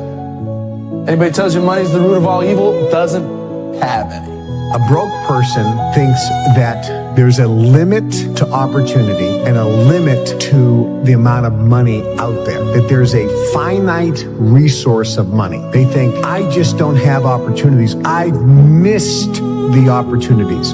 There's this limiting belief around money that poor or broke people have. Rich people, on the other hand, understand this, that money is a renewable resource, which means if they lose all their money today, it's no problem. They can create more. Do you understand this? Do you think that you can create as much money as you want? You don't, do you? Working jobs we hate, so we can buy shit we don't need. When you really want something, just in my life experience and seeing other people, seeing myself, seeing other people that like made stuff happen, it's like, man, when you really want something, you're gonna find a way, ultimately. Every single day is about winning that battle against yourself. And it might not be today or next year or 5 years or 10 years, but this thing takes priority and precedent over all other things. You have to want it. You have to want to be better. When you realize you have to make this shit work or you're falling on your face, it's a different kind of grind, a different kind of mentality, a different kind of person, a different side of you that you've never seen before that comes out when you go all in. Everybody has the desire to do something, but they don't have they don't know how to really complete the process of dedicating themselves and having the discipline to do it. This shit is worth more money than anything ever because you can make so much money off of this, bro. Look at me crazy, call me crazy in the beginning, but once I'm making millions of dollars, playing video games, having fun. We are creative beings, and we can create money. Not that we can, we actually do. That's how money manifests in people's life. They create it. And when you have this mindset, the universe will then present to you and have bubble up ideas about how to make money. Let's consider money butterflies. So let's say you want to catch butterflies. Butterflies equate to dollars. There's 2 ways that you can gather butterflies. The first way is build a net, right? Build a massive net. It doesn't matter how optimized the net is. It doesn't matter how sophisticated it is. You always have to swing in order to catch butterflies. That's most people hustling. That's where most people start. But you need to develop a second skill set, which is how to attract butterflies. How do you attract butterflies? By building a garden. Changing your psychology around money changes absolutely everything. Do you want to become a billionaire? Then you have to think like a billionaire. There is all the money that everybody needs and wants waiting there for them. The way you feel about money is highly uncorrelated to how much you've got in the bank. You have to change the way you think. The number one thing that's keeping you poor is your mouth, what you say. You see, what you say is what you get. Your tongue is a creative force. Words have power, more power than you could ever imagine. Every word that comes out of your mouth has 100 to 1,000 times more power than a thought. If you believe that what you say will happen, you will get whatever you say. Listen to me. Rich people think different. So what I'm gonna put in your head today is rich people concept, so you can get to understand it. The only difference between successful people and not is just how they think. Rich people think different. Quit letting people tell you you gotta get qualified in another program. You don't need another program to be successful. You need to change the way you think. How would an abundant person think? Write it down, dude, and fire and wire those thoughts in your brain. Install the hardware. Keep doing it with attention and intention. It becomes a new voice in your head. It becomes a software program. Then say, okay, how am I going to be in my life today? What would an abundant person, how would they behave? And before you reach for your cell phone and start scrolling through your social media, close your eyes and rehearse in your mind how that person would walk, how they would breathe, how they would smile, how they would greet people, how they would be on Zoom calls, how would they be in traffic, how would they be at dinner. And the act of closing your eyes and mentally rehearsing the act, if you're truly present, the brain does not know the difference between the real life experience and what you're imagining. Say no to the paycheck. Paycheck make you poor because they make a slave mindset, not a master mindset. Make up your mind. That's this idea of you got to be realistic, that you got to be logical is a bunch of nonsense. You don't have to be logical at all. I've been totally illogical many times, and it's helped me earn a lot of money. When you speak of your poverty and lack of education, you are simply directing your mind power to attract these undesirable circumstances. Because it is true that whatever your mind feeds upon, your mind attracts to you. Now you see why it is important that you recognize that all success begins with definiteness of purpose, with a clear picture in your mind of precisely what you want from life. You are on your way to making your fortune. You can do it. You have greatness within you. Remember, you were born to win. You were engineered for success. You were designed for accomplishment, and you were endowed with the seeds of greatness. Do you want to become a billionaire? Then you have to think like a billionaire. Billionaires do not think about pennies and cents and dollars. They think big, and they think of ways of getting there, not of ways of not getting there. There is all the money that everybody needs and wants waiting there for them. And there's only one reason it's not in their lives, and that's because they're stopping it from coming into their lives. Really? Oh, yeah. How are we stopping it? By thinking we don't have enough, by thinking we don't deserve it, by maybe being programmed the way you were, that my family didn't have very much, you know, I'm destined to not have very much, kind of born on the wrong side of the tracks kind of thing, or all of those thoughts, to believe that we only get money through our job. If you believe that that's the only way you're going to get money, that's the only way that you're going to get money. But you can get money from unbelievable, unlimited different ways. If you decide you want to be rich, all you gotta do is start. Why not? Who gonna stop you? Unless you tell it to the wrong person. Mama, listen to me. I'm going to be rich. Ain't nobody rich in this family. Go in there and sit down somewhere. Get yourself a good job. Oh, mama, you must be right. No, mama could be wrong. Because what you have in your imagination, God didn't show it to your mama. I'm sorry. He showed it to you. Know what you want and believe that you can and will get it. Give expressions of gratitude many times daily for having received that which you want, even before you actually get physical possession of it. Possession starts first in the mind, but please remember this. Remember, there can be no application of applied faith without action. When overtaken by defeat, as you may be many times, remember that man's faith is tested many times before he is crowned with final victory. And accept your defeat as nothing more than a challenge to keep on trying. But I'm starting to realize, bro, when you dance to your own rhythm, when you play by your own rules, and you living through your vision, that's a perfect indication you're doing it correctly. Because they literally don't see what you see. They don't see it. They don't see what you see. They don't see as far as you see. And they don't understand why you see what you see. They don't even understand where it's coming from internally. They don't. I didn't get that back then. I just knew I had the desire for more. I knew I had a vision that I couldn't ignore. There is no end to what you're capable of doing. Once you get into this vibration, you'll start attracting things. Opportunity is just going to pop up everywhere you go. Delayed gratification, which means putting off enjoying the fruits of your labor for a period of time. It's temporary so that you're focused in on what you're doing. This is the one thing that people always did that people that are not successful don't do. They're obsessed with making money. They're obsessed with their mission, their purpose, their idea, their project. And it's all they do. It's all they think about. They eat, drink, and sleep this obsession. They work on it, but it's not work to them. They absolutely love the journey because they understand the journey is actually the reward. What would be the outcome? The experiment of being abundant would be that you would have to feel that feeling. Get so good at doing it with your eyes closed. You got to do it with your eyes open. Now, why?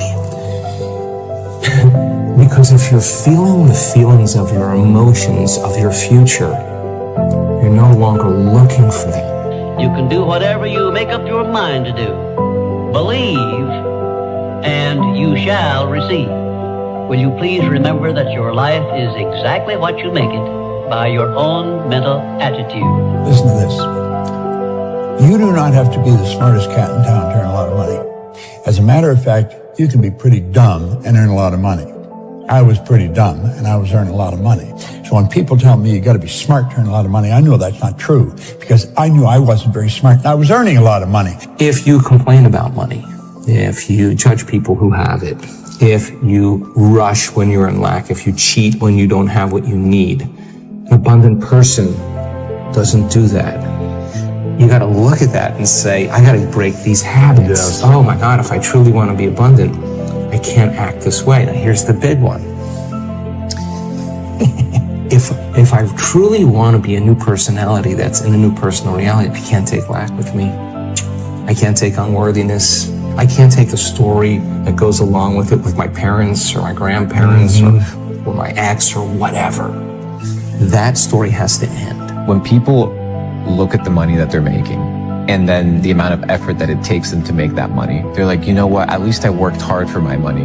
Bro, money gets printed out of thin air. You need to figure out how to make as much of it for the least amount of effort as possible. Why? Because there's dudes out there that are printing it. I don't think you understand. They're literally printing it. Printing it. And you're out here working for it, slaving away. So you need to ask yourself, how can I get as much money as possible for the least amount of effort?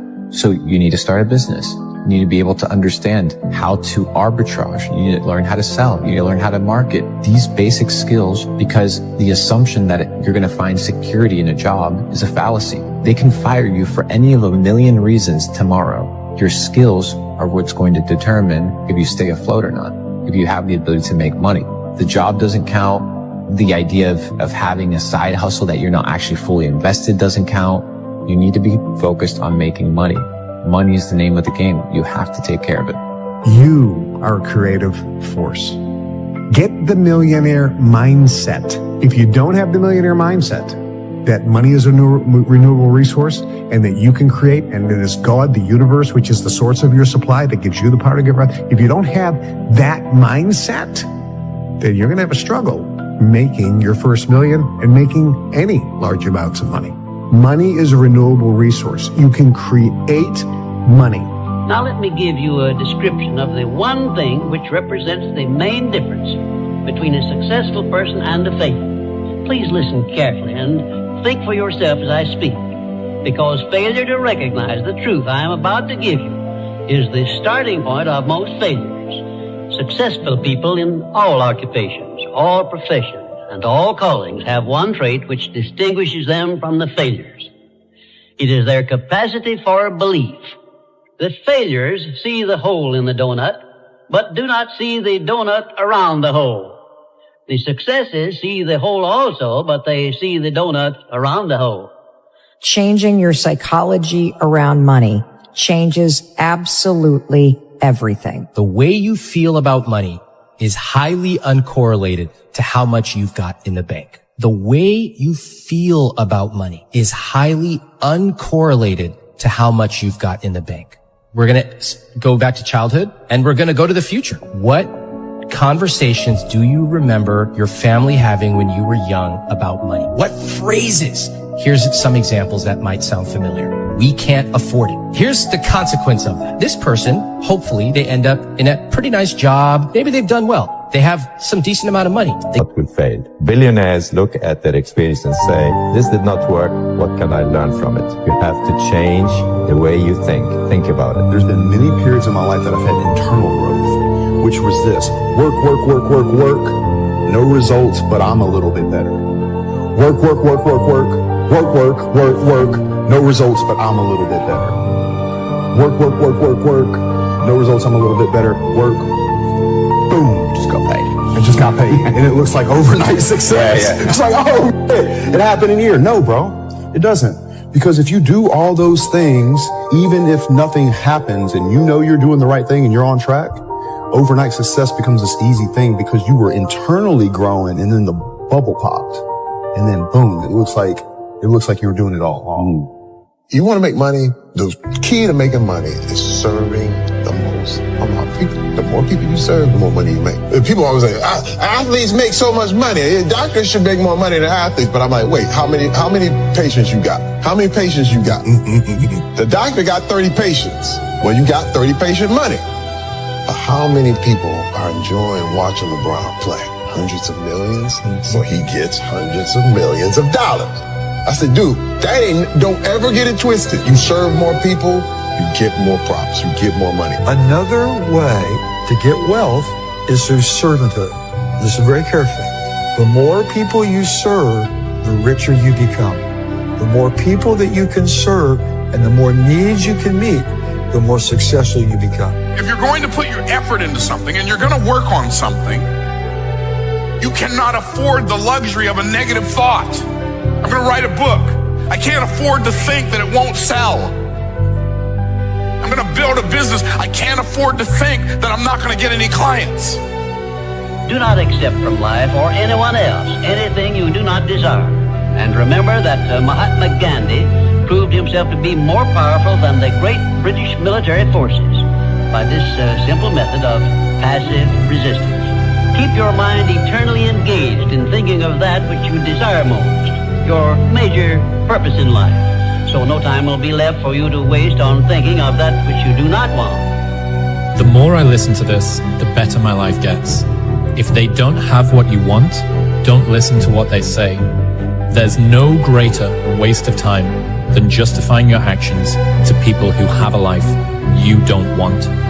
Write out this sentence and paste it in a prominent place where you work and on a mirror where you see yourself in your home. Whatever the mind can conceive and believe, the mind can achieve. Remember also that you are the only person who can provide you with a positive mental attitude. What are you going to do about it? On your answer to this question rests your entire future. Opportunities in life are like trains. There's always another one coming. There's not like this is the last opportunity that will ever present itself to you in this lifetime. No, there are an abundance of opportunities, tons of opportunities. There's huge amounts, and if you don't take advantage of this because of various conditions and circumstances that you can, there'll be another one down the road. This is the confidence or knowingness that you can and will have tons of opportunities in this lifetime. You can't take advantage of every single one. Take advantage of the ones you want. Oh, it's so easy to make money. You know this online. Anybody can go out and make 10 grand a month. Literally. I was talking with a guy in Singapore, probably worth a couple $1 billion. I was having a conversation with him. And he's like, you know what the biggest issue is between the elite and people that make no money? I'm like, what? Financial literacy. He said, most people are financially illiterate. And it's a language. And I'm like, what do you mean it's a language? He's like, yes, finance is the language of the elite. Self-education will never betray you. Self-education will never betray you. You have to sit down. You don't like to read books? Nobody gives a the marketplace doesn't care. In order for us to change a belief or perception about ourselves and our lives, we have to make a decision with such firm intention that the amplitude of that decision carries a level of energy that's greater than the hardwired programs in your brain and the emotional conditioning in your body. And your body literally has to respond to your mind. Examine your personality and examine your personal reality. Change your personality, change your personal reality. Don't make it be about abundance. Make it about becoming abundant by overcoming the person who's not abundant. There's a moment when every boy realizes no one's coming to save him. And that's when he becomes a man.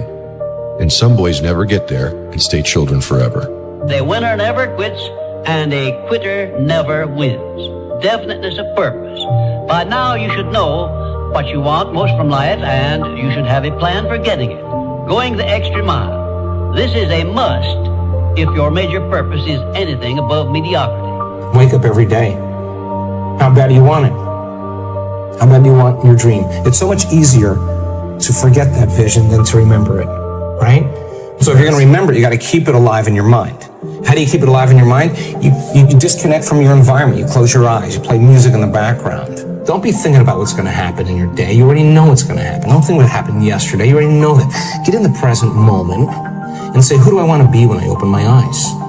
Who do I want to be today? What would greatness look like? How would one day, one shot, one lifetime, what would an abundant person do? Don't let losers and brokies sit and say to you, oh, all our graves are the same, it doesn't matter. No, it does matter. You were not born to suffer and die without being remembered or leaving a mark on this planet. You weren't born for that. You were born to do something great and to be remembered. You were born to leave offspring, which are so fantastic, raised in your image, that you, by proxy, are discussed into eternity. Your bloodline becomes synonymous with competence and capability. That's why you were born. What you say is what you get. The tongue is a creative force. What do you say when you talk to yourself? Do you call yourself names, or do you give yourself a pep talk? Wealthy people give people pep talks. If you do these things, you can be on your way to putting $1 million cash in the bank. And I have to tell you, making money today is easier than ever before in history. It's not harder, it's easier. And you get it when you believe it. You get it when you believe you have it. And that's the key. It's like people still, they sit around going, when's it going to come? When's it going to come? When's it going to come? When's it going to come? And that's the wrong way. You have to go, it's here, it's here, it's here. The person who's living in lack is waiting for their wealth to feel abundant. They're waiting for their success to feel empowered. They're waiting for their healing to feel gratitude. They're waiting for their new relationship to feel love. They're waiting for their mystical experience to feel awe. That's the Newtonian model of reality, of cause and effect. Waiting for that event to happen to take away this separation or lack. Nothing wrong with it. It's the way most people create. But what we've discovered is actually something else. The moment you feel gratitude, your healing begins. The moment you feel worthy and abundant, you're generating wealth. The moment you're empowered, you are moving towards your success. The moment you're in love with yourself and you're in love with life, you'll create an equal. The moment you are in awe of life, you're going to have a mystical experience. And so that's causing an effect. If you want it, don't just think you want it. Go out and want it. But you're not looking like you want it. You look like you're feeling sorry for yourself. And nobody wants anybody that's feeling sorry for themselves. Isn't it strange that so often people have to be cut down by failure and defeat before they learn that they have minds capable of mastering all of their problems? Just remember this about adversities. Nothing is ever so bad or so unpleasant that it may not yield some benefit if we keep a positive mental attitude toward the experience and make it a habit to look for that seed of an equivalent benefit. What is money? Define it. What is money? You go in, you give your time, your energy, your attention towards a task, and you get paid. What is those 15 pounds that you're getting for that hour worth? Your time? No, not your time. What is it worth? Where does it come from? Who gives that thing value? It has no value. That money isn't real. So what you need to do is you need to create money. And you create money by elevating the way that you think about finances, the way that you think about business, the way that you think about working. You don't work in order to get a paycheck. You work in order to build things that create money. Your body is so objective that it's believing it's living in that reality where you are abundant. And as long as you feel that emotion, you're not separate from it any longer. You're no longer in lack. You're no longer looking for it to occur. Say, why hasn't it happened yet? If you're feeling abundant, why would you look? The longer you're conscious of that energy, the more you draw that future to you. Nothing changes in your life until you change. Every family deserves to have a winner. I think it should be you. But you also have to disconnect, unplug your umbilical cord from the belly button of average and plug yourself into the mindset of a winner, which is a winner does more than expected every single time, no matter how they feel, no matter the circumstances. A winner shows up 10x times more than the average person.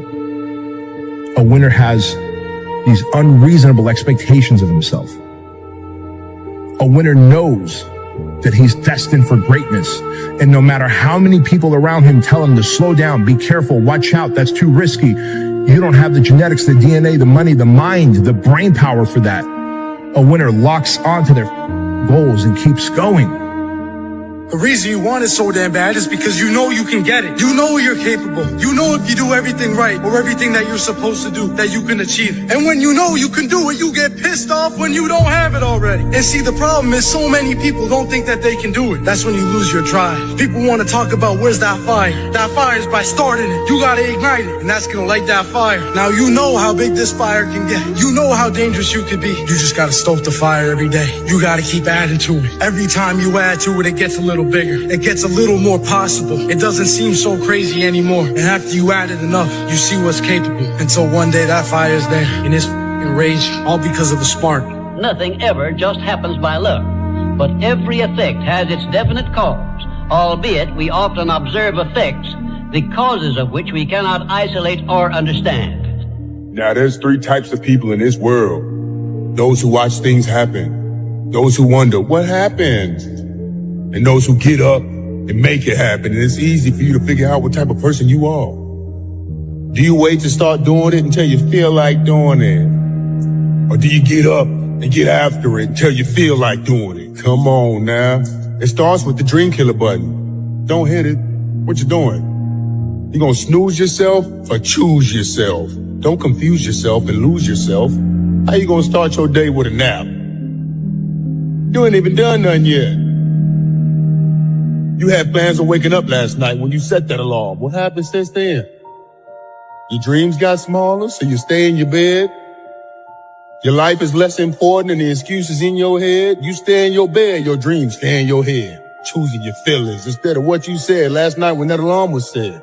The reason you don't have more money in your life is because you settle for mediocrity. Because money is a frequency. It's an energy. It's a vibration. So when you readily accept lower quality food, what you're saying to the universe is, universe, I happily accept the lowest quality for the most important thing of my life, my body. Please, universe, don't send me more money because I am happy with less than what is ultimately available to me. You see how you're creating more of what you don't want? You're not living in your authentic self. Poor in spirit people say the words, I can't afford that. Authentic self people say the words, how could I afford that? That's the shift. I shall introduce you to your greatest asset, and with this introduction, the master key to success will be within your easy reach. I say this is your greatest asset with which you may tap and draw upon the supreme power which created you and runs this entire universe. The name of this principle is applied faith. I should know what I'm talking about because I was handicapped at birth by the four horsemen which keep most people in bondage all the days of their lives: poverty, fear, illiteracy, and superstition. I'm gonna just tell you guys right now straight up how it works in life. There's cheat codes in life, bro. There's shortcuts in life. And I'm gonna tell you guys right now, you watch me because in some way you can relate to me or you look up to me in some way. Well, guess what? You can go out and get this shit too. I'm gonna try to tell you it's not easy. It takes a lot of hard work, dedication, a lot of blessings, a lot of luck. It's lucky. But at the same time, you have people that work years and years and years and years, and it finally will pay off. If you work extremely hard at whatever you got going on, something that you love to do, I swear to God, your life will change. It takes one whole year to see crazy improvement. I guess it comes down to a simple choice, really. Get busy living, or get busy dying. you gotta want it bad. You gotta want it so bad that it hurts, that you don't have it yet. That throughout your whole life, every day, day in and day out, you've been putting in work and you're not there yet. That should be painful. You should be punching yourself for this. I thought you wanted this shit. You tell everybody you want this shit. You wake up and you tell yourself you're gonna get it. And then you fail to live up to your own expectations every single goddamn day. You gotta want it with your heart. You gotta wake up and you gotta want it as bad as you wanna breathe, as you wanna eat, as you wanna go to bed, and you can't sleep because you're tossing and turning thinking about what you gotta do tomorrow, and your goals are so far away, and you're walking and you need to sprint to even catch up, to even get close. You gotta want it so bad that nothing else matters. Anything that's not working towards that is a waste of your time. That's how bad you gotta want it. So stop wasting every single day. You gotta get up and get the fuck after it. Let's go. You want that? Not a problem, but let's learn the formula of how to create, right? Yes. So then you'd have to feel those emotions before the experience occurred. And if you understood that you could dissociate all of your attention from this three-dimensional reality and have no attention on anything known, and understand it's the field that creates matter, not matter that emits the field, and if you could get to that place and change your energy with a clear intention and elevated emotion, your heart starts beating in this beautiful rhythm like a drum. We've measured it so many times, and when that occurs, the next thing that happens, the heart informs the brain, it's safe to create now. Everyone, said Mr. Carnegie, comes to the earth plane blessed with the privilege of controlling his mind power and directing it to whatever ends he may choose. But, he continued, everyone brings over with him at birth the equivalent of 2 sealed envelopes, one of which is clearly labeled, the riches you may enjoy if you take possession of your own mind and direct it to ends of your own choice. And the other is labeled, the penalties you must pay if you neglect to take possession of your mind and direct it. Your only limitations are those which you set up in your own mind or permit others to set up for you. I can't. You can't? Are you kidding me? You just said I can't? Like, I want to fucking slap that mother. You know what I'm saying? I can't? Applied faith is the mental attitude wherein you may clear your mind of all fears and doubts and direct it to the attainment of whatever you desire in life. The next year is going to go by whether you're doing something about your life or not. Write down what you're trying to get done. Write down what you need to get done on a long-term basis and what you need to get done on a short-term basis. And write off a checklist. Force yourself. Be accountable. The difference between a dream and a goal is a timeline and accountability. Because, I mean, just sitting around dreaming someday, you know, someday I'm going to get a different job. Someday I'm going to change this. Well, someday ain't a day of the week. It is an inevitable law of nature that you lose that which you do not use. And of course, this applies to the use of your own mind, the same as to everything else. There are no more opportunities to become rich, did I hear you say? Remember, you are given as your richest birthright the privilege of controlling your own thoughts. Therefore, treat this divine gift with the profound respect to which it is entitled, and do not allow anyone to do your thinking for you, or to influence your thinking in any manner whatsoever, except by the rules of accurate thinking I am passing on to you. Follow this procedure regardless of what people think or say about your method of thinking. If they wish to call you a cynic or a doubting Thomas, let that be their misfortune. But for your own good, go right on thinking by rules which will save you from many mistakes and tragedies throughout your life. A power which is greater than poverty, greater than the lack of education, greater than all of your fears and superstitions combined. It is the power to take possession of your own mind and direct it to whatever ends you may desire. When doubt creeps into your mind, remember that whatsoever a man believeth, that shall he also reap. Remember that your mental attitude is something you control outright, and you must use self-discipline until you create a thought pattern or thought habits which keep your mental attitude positive at all times. Your mental attitude is important because it acts as a magnet which attracts to you everything, every circumstance which makes you what you are and where you are. Maybe not today. maybe not tomorrow, and maybe not the next month. Pero only one thing is true. I will be champion one day. I promise. I promise. One thing is certain. No one ever becomes very wise without the aid of self-discipline. And no one ever finds peace of mind and happiness without this strict exercise of self-discipline. Believe me, the more you put into anything, the more you're going to get out. The more you put in, the more you get out. So stop making excuses. Get out there and do whatever the it takes to reach your goals. Jesus Christ. Pretty soon you win. Pretty soon you'll win. If you have the courage and the heart and the dedication and the mindset about everybody can go themselves, you put so much practice into you, you know exactly what to do. It just sucks doing it. There is no get out of jail free card. This is why I say stay hard. Because when you weren't given the gifts, the only thing you can do in life is stay hard. When you put that practice in every day, you lace them up. And I don't mean run. It's just a metaphor for life.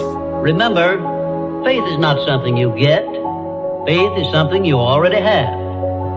But you may be using it in reverse gear by believing in the circumstances and things you do not want, the things you fear. Faith is guidance only. It is not a power which will bring you what you want, but a power that can guide you to go after what you want and get it. Nobody's coming to save you, big dog. Don't you get that? Your whole life has led to this point because of you. Your shitty decisions, your f***ed up habits, your poor choices have caused you to end up at this point. The only person, big dog, that's going to get you out of this spot is you. You need to get scared. You need to get freaked out. If you're not where you want to be right now, you need to get scared. All these people that are telling you it's not your fault, you have time, yada, yada, yada. No, you don't. Because those are the exact people that don't make it. It should freak you out that your parents aren't taken care of. It should freak you out that you don't have the life you want to have. It should freak you out that if something happened, something went wrong, you could do nothing about it because you're living paycheck to paycheck.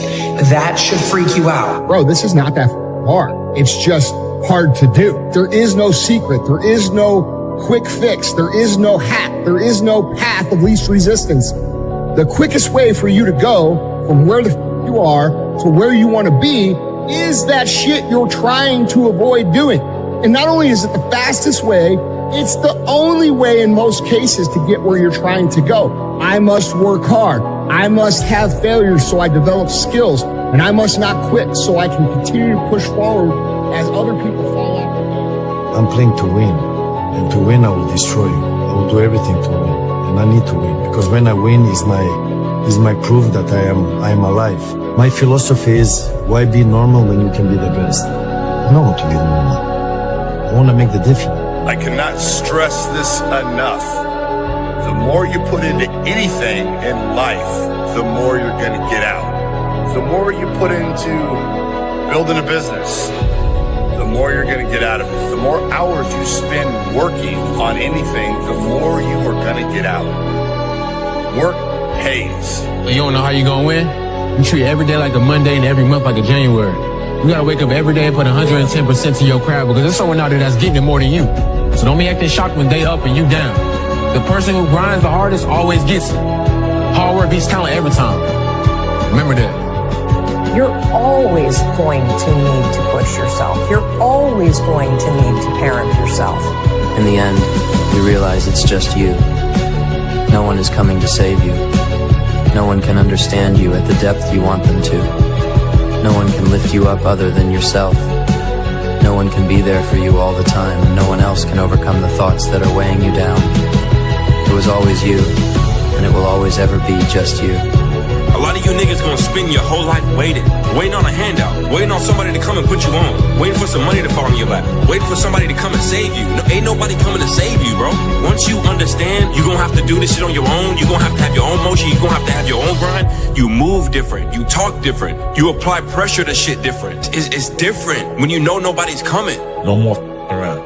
You want your life to be better? I can't help you. Lee can't help you. Joe Rogan can't help you. Ari can't help you.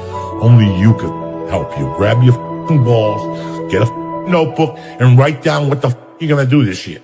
And this is it. You're not gonna have these problems. The drugs, cigarettes. It all starts today, all right? No more excuses. This is the year of the soldier. We're getting back what belongs to us, and that's it. You chase something that you believe you deserve until you get it. And it doesn't matter what happens to you. It doesn't matter how many times you get fired. It doesn't matter how many people don't believe in you. You just go until you get it. That's the point. Are you tired yet? But some of you need to get tired. You need to be tired of what's going on in your life.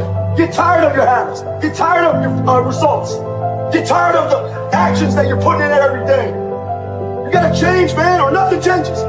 In Africa, you know from your early age that you're not counting on nobody.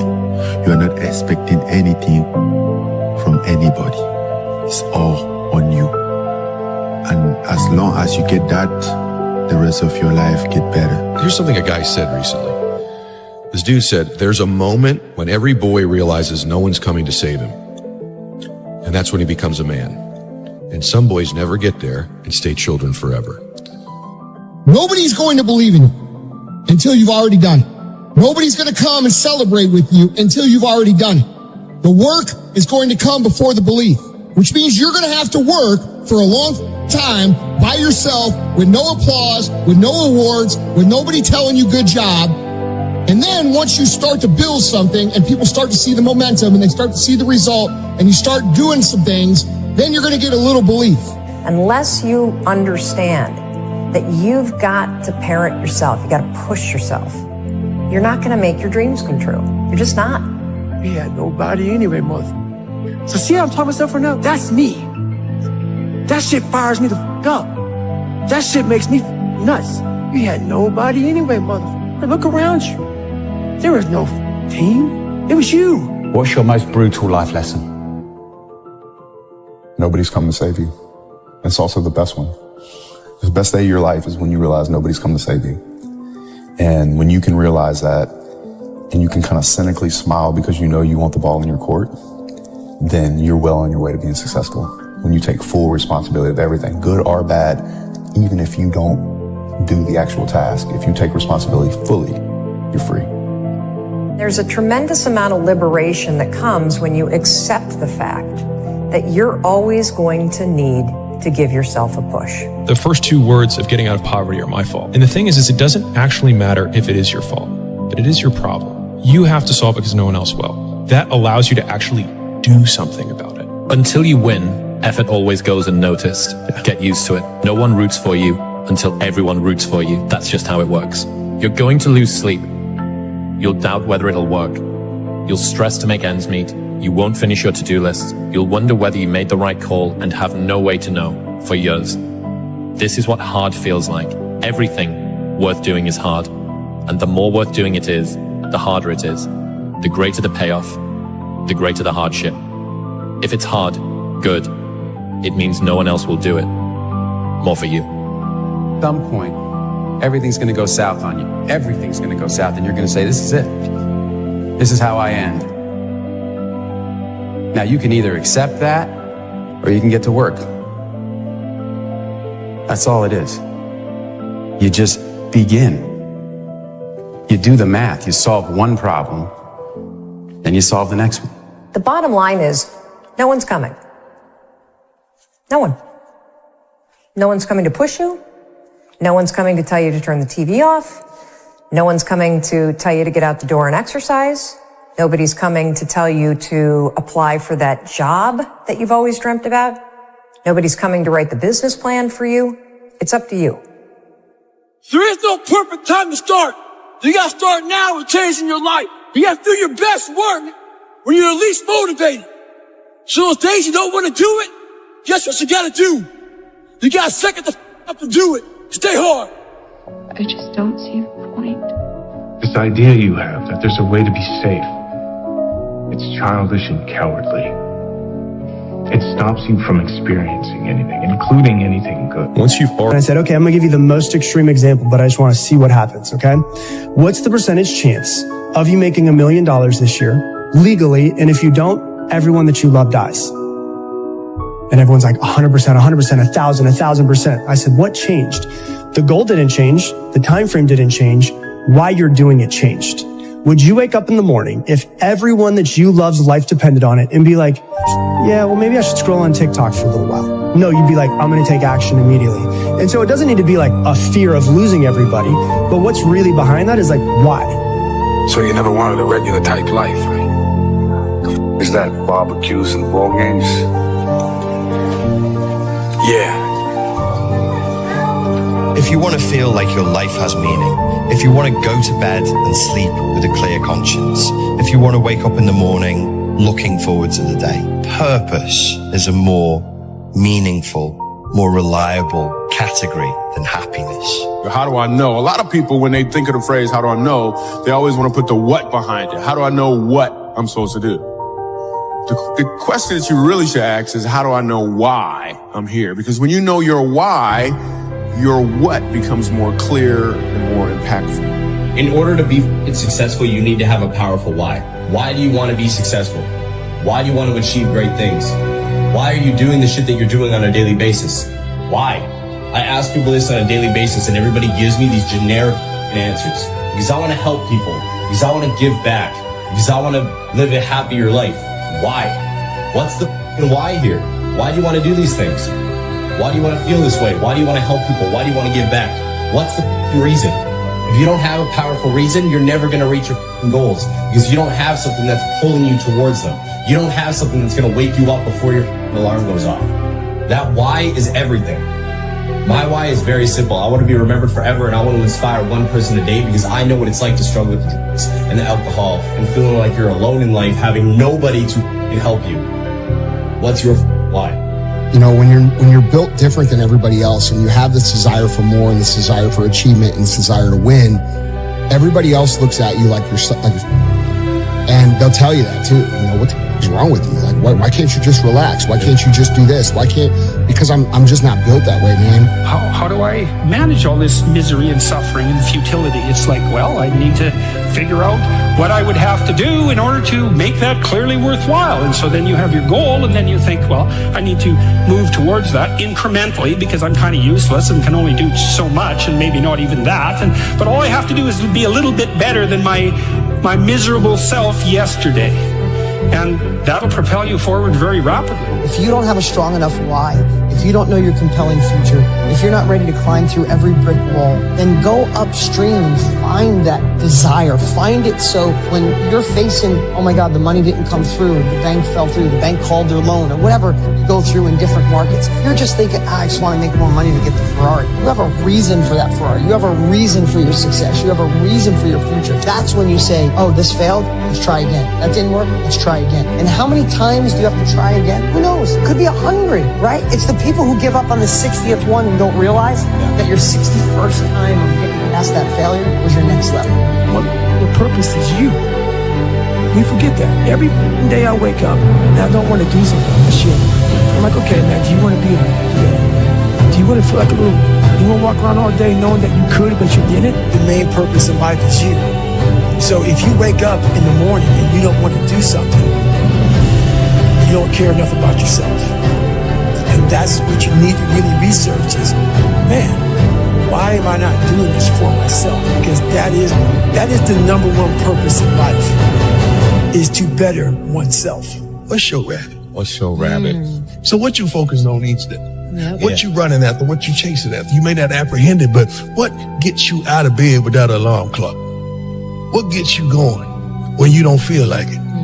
What makes you go get it when everybody say you can't? If you don't know where you want to go, who you want to be, you eventually just float around and you eventually crash. Most people walk around with no goals, no ambition. They don't know where they're going. It's like a ship with no destination. If you don't know where you're going, you'll never get there. Once you know where you want to go, then you direct your time, your energy, and your attention to the execution and the achievement of that goal. It's all about intention. But most people walk around in life thinking that life is just a big fat lottery. And it's just not that case. Those that live by the lottery of life most likely end up losing. Make up your own mission statement. What do you... We're a platform. It doesn't work that way.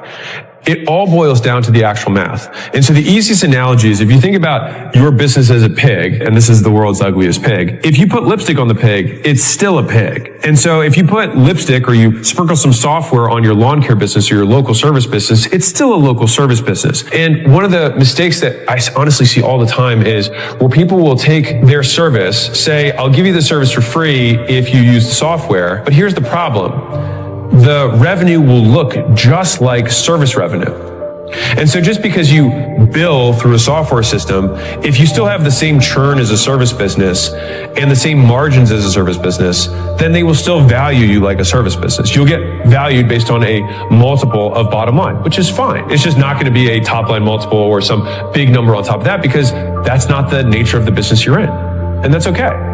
So I think just leaning into who you are and what your business really is, rather than wasting a tremendous amount of time trying to be something you're not, would serve a huge percentage of business owners. What do you say to all the people now that want to start a whole, they're just like, I'm going to go buy businesses because that's what cool people do. Yeah. And I'm going to go hire an operator. You have any words for those people? Well, right now, buying businesses is like in vogue. I don't really know why it got in vogue, but my best guess is that we have so many people retiring right now that there's just a huge supply spike, and then a lot of people who'd never made their money buying businesses selling courses on how to buy businesses.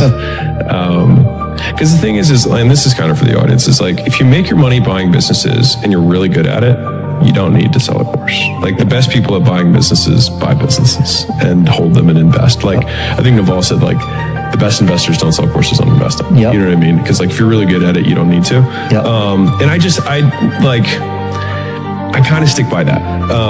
And so it is kind of, and there's a lot of marketing dollars that are going behind that and a lot of content being made because it's like sexy. And the idea of buying a business for no money down that makes $500,000 a year, which is absolutely possible. Mm-hmm. You totally can do that. But the thing that they miss is that I can buy a business for $0 down that makes $500,000 or $1 million a year and know how to run it. If you've never run a business, and even if you do somehow magically pull off that deal, you're still screwed because you have no idea how to run a business. Mm-hmm. And so it's like you still lack the skills even though you can close the sale. Like I could sell that I could build a skyscraper. And if I somehow manage to BS my way through the negotiations and close the contract, I still have to build a skyscraper. And if you've never built a building before or even a house, very tough. And the likelihood that you then lose your ass on, because like you'll get the business that does $1 million in profit per year for $0 down, but not for $0. Mm-hmm. And that's the piece that I think a lot of people miss. It's like, it's not free.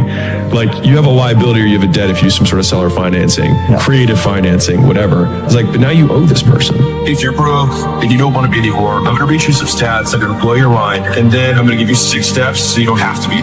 The average American has a literal negative net worth. It means that babies are richer than people who are not babies because babies haven't gone into debt. Number 2, the average U.S. minimum wage employee will make over $1 million in their entire lifetime in earnings. And if you were the median of U.S. income, you would earn $3 million over the course of your life. So the reason staying poor is the decision is because you know as long as you continue to work, you are going to make $1 million, millions of dollars.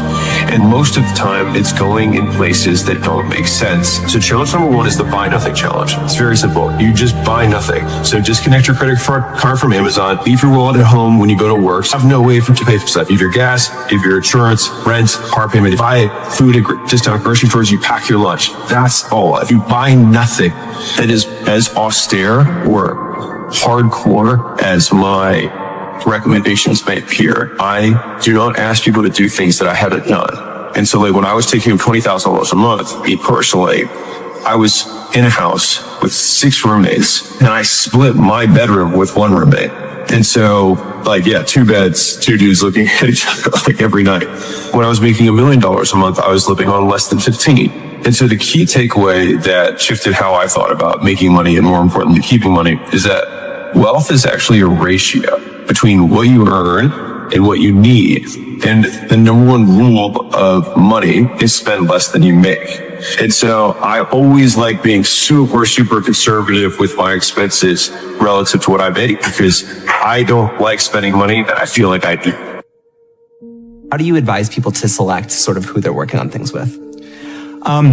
This is really hard. Finding your tribe, finding the sort of people that you end up working with on and off for the rest of your career is really hard. I think I'll tell you some things I've learned, and I will admit that I don't have a perfect answer to this yet.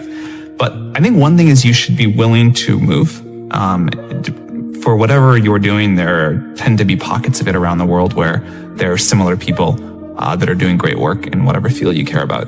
And it's really worth trying to go be near them. And so, we get criticized sometimes at YC for having people move to the Bay Area, but bringing people together that are interested in this similar thing of startups, I think has been really valuable for a lot of people. I think another thing that I have learned is that whenever I've helped people for no immediate benefit and with no intention of ever getting a benefit at all, time and again in my career, it has really later benefited me a lot.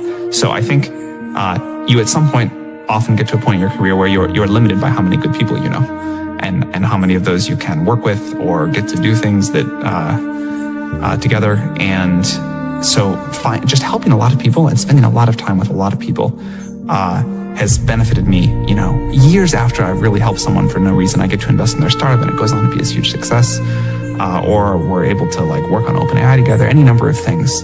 I think just trying to help a lot of people and out of that seeing who is really impressive and who gets things done is helpful. Treating people equally is not the same, is not recognizing who they truly are and taking advantage of their skills, and I've learned that through Cent. I've learned that through all this. And, like Cent and I talk, we'll be a much better organization. I'll be a better exec. I'll be a better investor. I'll be a better shark because I recognize that, treating people equally is not the same as treating them, recognizing their skills and their differences. And for this audience, it's critically important, And I think there's an opportunity now, and I know hopefully, people like me will recognize that the old white guys, now newly old white guys that are in positions of power, that there are things that you can do that I can't do. That there are things you see that I don't see. There are opportunities that you can create that I can't create. We were trying to sell to the black community through the Mavs with multiple white men. We were trying to sell to moms with multiple white men. It's not that they're not capable. It's not that they're not skilled. It's just everybody brings something different to the table. First of all, I really need to give some thought to how can I provide advice that would be most helpful? And I'm not sure I've given enough thought to that to give you the best possible answer. But I think certainly being focused on something that you're confident will have high value to someone else, and just being really rigorous in making that assessment, because people tend to. A natural human tendency is wishful thinking. So a challenge for entrepreneurs is to say, well, what's the difference between really believing in your ideals and sticking to them versus pursuing some unrealistic dream that doesn't actually have merit? And that is a really difficult thing to tell. Can you tell the difference between those two things? Right. So you need to be sort of very rigorous in your self-analysis. I think certainly extremely tenacious, and then just work like hell. I mean, you just have to put in, 80 to 100 hour weeks every week. Gosh. And That's then a lot of work. All those things improve the odds of success. Okay. I mean, if other people are putting in 40-hour work weeks and you're putting in 100-hour work weeks, then even if you're doing the same thing, you know that in 1 year you will achieve what they achieve. You will achieve in 4 months what it takes them a year to achieve. Bigger is better. How many agree with this? Okay? If you can live on 900 grand, the only people that won't go to 9 million are the people that are selfish. Unselfish people grow their businesses. Selfish people don't. Okay, if you're taking notes, if you're going to walk away with something today, I'm talking to the able people here. Give me the name of a great company that has 7 employees. I'm waiting. Give me the name of a great company that doesn't spend a load of money on advertising. Who is this company? Tell me, give me one name of any company that's great, this small. See, you built a business on a fantasy, right? Like I'm going to get a State Farm. I'm going to get a State Farm. I'm going to get an All-State company. I'm going to be an All-State guy, and I'm going to make $900,000 a year. You're selfish, folks. See what I'm saying about the selfish person makes what they need. The unselfish person says, I'm going to make more than I need. We've also had a lot of requests from companies to port Next Step to other platforms, and we're talking to some of those companies right now. Now, Sun, we got a lot of requests from Sun customers to port Next Step to Sun. So a lot of them are saying, look, we may not want to buy them anymore, but we already bought 500 and we don't want to throw them in the bay. So can we put your software on them? Because Sun's falling behind in software. Now, Sun says they'd rather stick needles in their eyes than help us do this. That's a quote. And so we're evaluating right now which will be worse for Sun, if we port it or if we don't port it. And since we're fairly customer driven, we'll probably end up doing what the customers ask us to do because we want to make them happy. Advice to young chefs from the age of 16 to sort of 29, 30 is 14 years of a sponge. You're absorbing knowledge. Don't take a job for the sake of money. Don't worry about earning £500 a month or a year more somewhere else. Go and get knowledge, because that becomes a bigger passport for everything. The money will come once you've mastered your craft and you become incredibly talented. Work for big chefs and find a different level of comfort. When things get too comfortable and you're still living with your parents and you've still got your first job and you don't want to move out because everything's too comfortable, get out. Put yourself in a strange situation in the middle of Barcelona. Put yourself in the middle of Paris. Put yourself in the middle of Belgium and see what's available. That's amazing how much confidence it gives you. And more importantly, it's great to sort of eat and travel at the same time. Fantastic. You just have to try different things, and even if 99% of them fail, you only have to be right one time. You don't have to figure it all out in advance. You can be wrong. You can pick the wrong career. You can pick the wrong job. You can pick the wrong spouse. You can pick the wrong whatever. And come to Microsoft. My parents thought I was a whack job. Neither one of them graduated college, and they thought this was really a wild idea. I was lucky. I seized the day. Microsoft.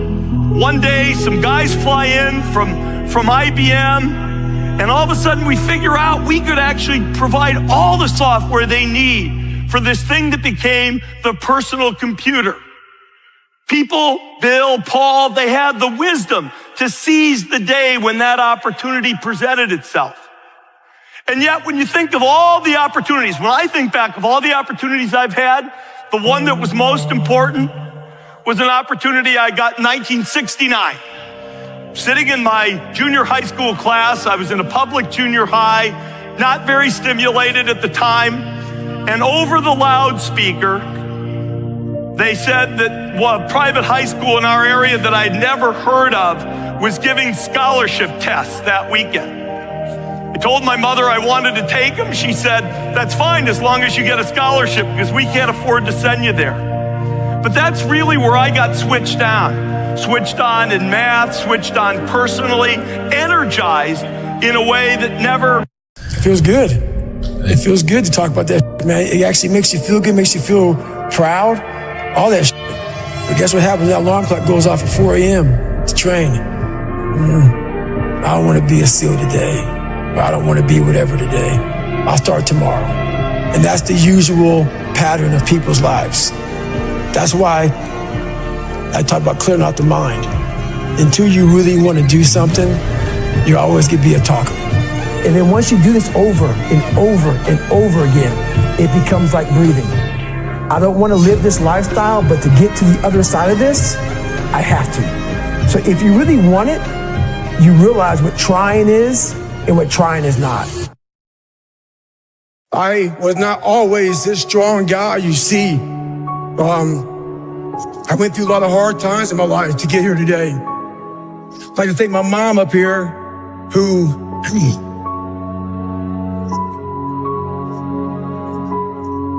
never picked me up when I fell. She taught me how to get up when I was knocked down. And I was in Ranger School. My squad got spot checked. The ranger instructor was looking for 3 items. One of my guys didn't have the items, so the whole squad got smoked.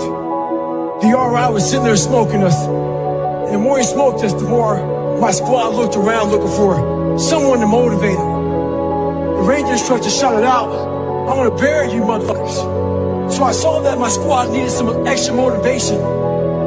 So I said, "Ain't no grave that can hold us down, motherfucker. Ain't no grave that can hold us down." The psychology is savagery. I wasn't the best runner, but what I did was I found the work schedules out of my competition, running day and night. A lot of you are trying to find inspiration and motivation with a depressed mindset.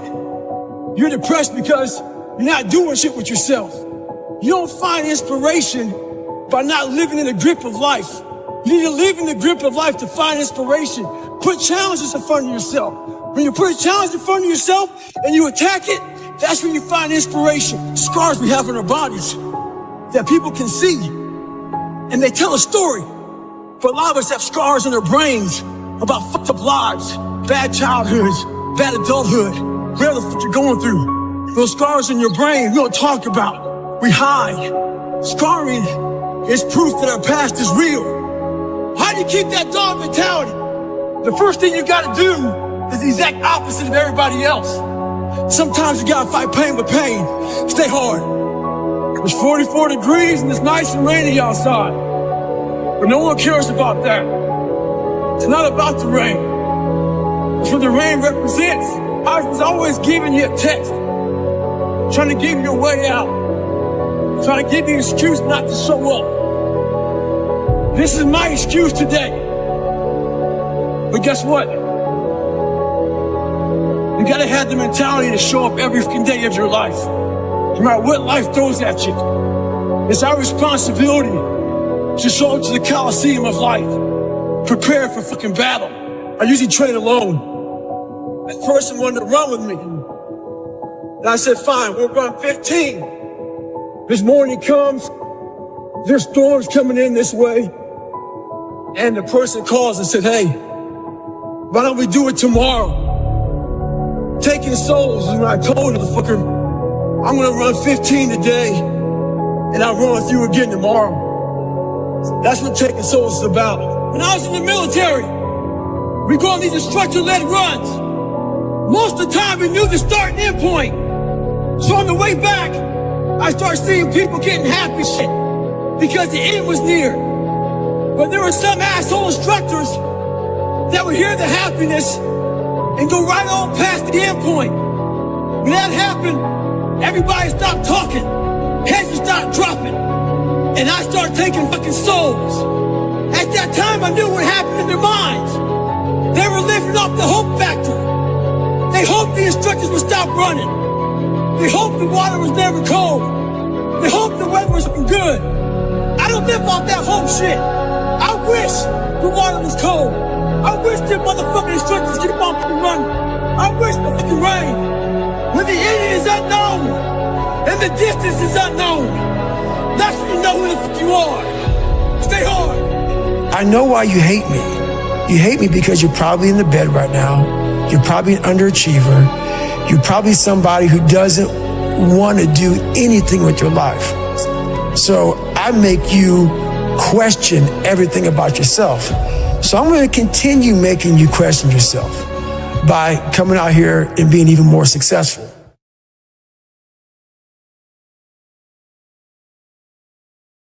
Your brain's amazing. Once you feed it the right conversation, the right mental nutrients, the right mental supplements, the right internal dialogue at the right time, with the right hit, with the right proof of what you've done in the past, and you send that right to the right circuit, dude, you're a fucking beast. A beast. Let me teach you the real life, how it really is. The reason why you're a loser, and the reason why you're not fucking making it, you're lazy, you know exactly what to do. Exactly what to do. Because even me, in my state of, I can't read and write, I knew exactly what to do. It just sucks doing it. It sucks to do it. All you can do is outwork the man that God created, or woman, in you. Everything I've ever done in my life, I didn't want to do. Everything, every day. I'm a lazy piece of shit. And I'm one of the hardest working people that ever stepped foot on this planet Earth. And I'm saying that very proudly because I know what I do. It's not cocky. I'll tell you I'm stupid. And I'll also tell you the exact opposite of what I've done. It's the truth. It is the truth. If you want to be great, you want to be the baddest motherfucker ever at what you do, you're going to be misunderstood by everybody because you're going to be so fucking obsessed and so driven to get there. And that's what it takes. That's the truth. It takes every second of your fucking life. Anybody says balance? Yeah, balance is important for a lot of fucking people. It is. But if you want to fucking go to that edge where people do not like you, don't understand you, question everything you can do, you've arrived. When you are misunderstood to the point where fucking people think you're psycho and you're nuts and you're this and that, why are you in the fucking gym at 1 o'clock in the fucking morning? You just got to doing an op for fucking 13, 14 hours at the Ranger School, man, at the gym. What's wrong? You will never understand what is wrong with me. And that's why I'm so fucking glad you don't. Because I'm in the right fucking spot. When people don't understand you anymore, you're in that spot of obsession and drive. Where people are like, what the fuck? What if you can't run? Give a fuck. It was never about running. Why do you think I run? It's the worst thing. I hate doing it more than anything. But don't be mad. When you're laying there in your bed and you're in the hospital and you're 70, 80, 90 years old, you're thinking, I feel like I didn't fuck something. Because you did. You didn't do it. You didn't do shit. You may have lived a great life, man, but you're always gonna feel empty inside. I don't feel empty. So call me what you want. There's not one empty bone in my fucking body. There is no fucking life hack. To grow that thing, how do you grow it? Do it. And do it. And do it. And do it. That's the hack. The hack is gonna fuck up. And that's what I realized. That's what I realized. Life, that's why I wanted to come on here today. I didn't want to come on here and talk about no fucking passion and purpose and how to get the fuck out of bed, how to hit a fucking alarm clock, all this catchphrase bullshit. Because that wasn't how I lived. That wasn't how I lived. I woke up like every human being does and goes, fuck, man, I'm a fucking piece of shit today. How the hell is this gonna work out for me? And you fight that. And you fight that. You don't override it. You don't override button. It's the conversation in your fucking, like, in your head. So how do you do that? We don't have enough of these conversations about the real conversation that every human being is having. And they have no idea how to get out of it. They do. Every fucking day I wake up and I don't want to do some fucking shit. I'm like, okay, man, do you want to be a bitch today? Do you want to feel like a little bitch? Do you want to walk around all day knowing that you could, but you didn't? You have to learn how to get up and do shit when you ain't got no fucking 5K, no 10K, nothing. Nothing exists. Your life fucking sucks. You're in the fucking dungeon. But guess what? I'm still going to get it. Pretty soon you win. Pretty soon you'll fucking win. If you have the courage and the heart and the dedication and the mindset about everybody can go fuck themselves. I know what I know. I've listened to myself enough to know I know what I know. None of you can hear what I'm hearing. And that's what people don't do enough of. They don't listen to their journey. They listen to everybody else's shit. You wake up on a morning, it's cold, it's wet, it's dark, you've got no cartilage in your knee. Keep talking. You've got these problems, right? I need you to keep talking about what you were just saying. That brings joy to my life right there. Why? Because I know there's so many people that have the ability and just refuse to get off that couch. Refuse to study a few more hours. Refuse to go deeper, to go further. And that's where I gain the advantage. It's so easy to be great nowadays, my friend, because most people are weak. Most people don't want to go to that extra mile. Most people don't want to find that extra because it sucks. It's miserable. It's lonely. Now fucking driving and shit. That's the only place to be. Most of us fail in life because we're afraid of what everyone around you is thinking. That's 100% truth. So we live by the narrative of other people. When I first called a recruiter to be a Navy SEAL and I was 297 pounds, the first recruiter looked at me and said, "You're not going to be able to make this, man. So what he was doing was he was projecting his energy on me. He knew he couldn't be a fucking Navy SEAL. So God helped this black guy, because I was only the 36th African American to make it through in over 70 years. How's this black fat guy gonna make it through in my ass? He wouldn't even want to try. So he's projecting it. So a lot of us who are negative people, all we do is project how we feel on other people. So what happens is that there's a lot of negative people walking around the planet Earth who are afraid to try. Because a lot of people are very negative in this world. You have to struggle. You have to struggle. The bigger the struggle, the bigger the peace. The bigger the suffering, the more peace. What we talked about earlier, there's no fucking finish line. It doesn't exist. You know what's funny about that? Is I have people now, so when I was in the worst part of my life, those people want to bring you back in.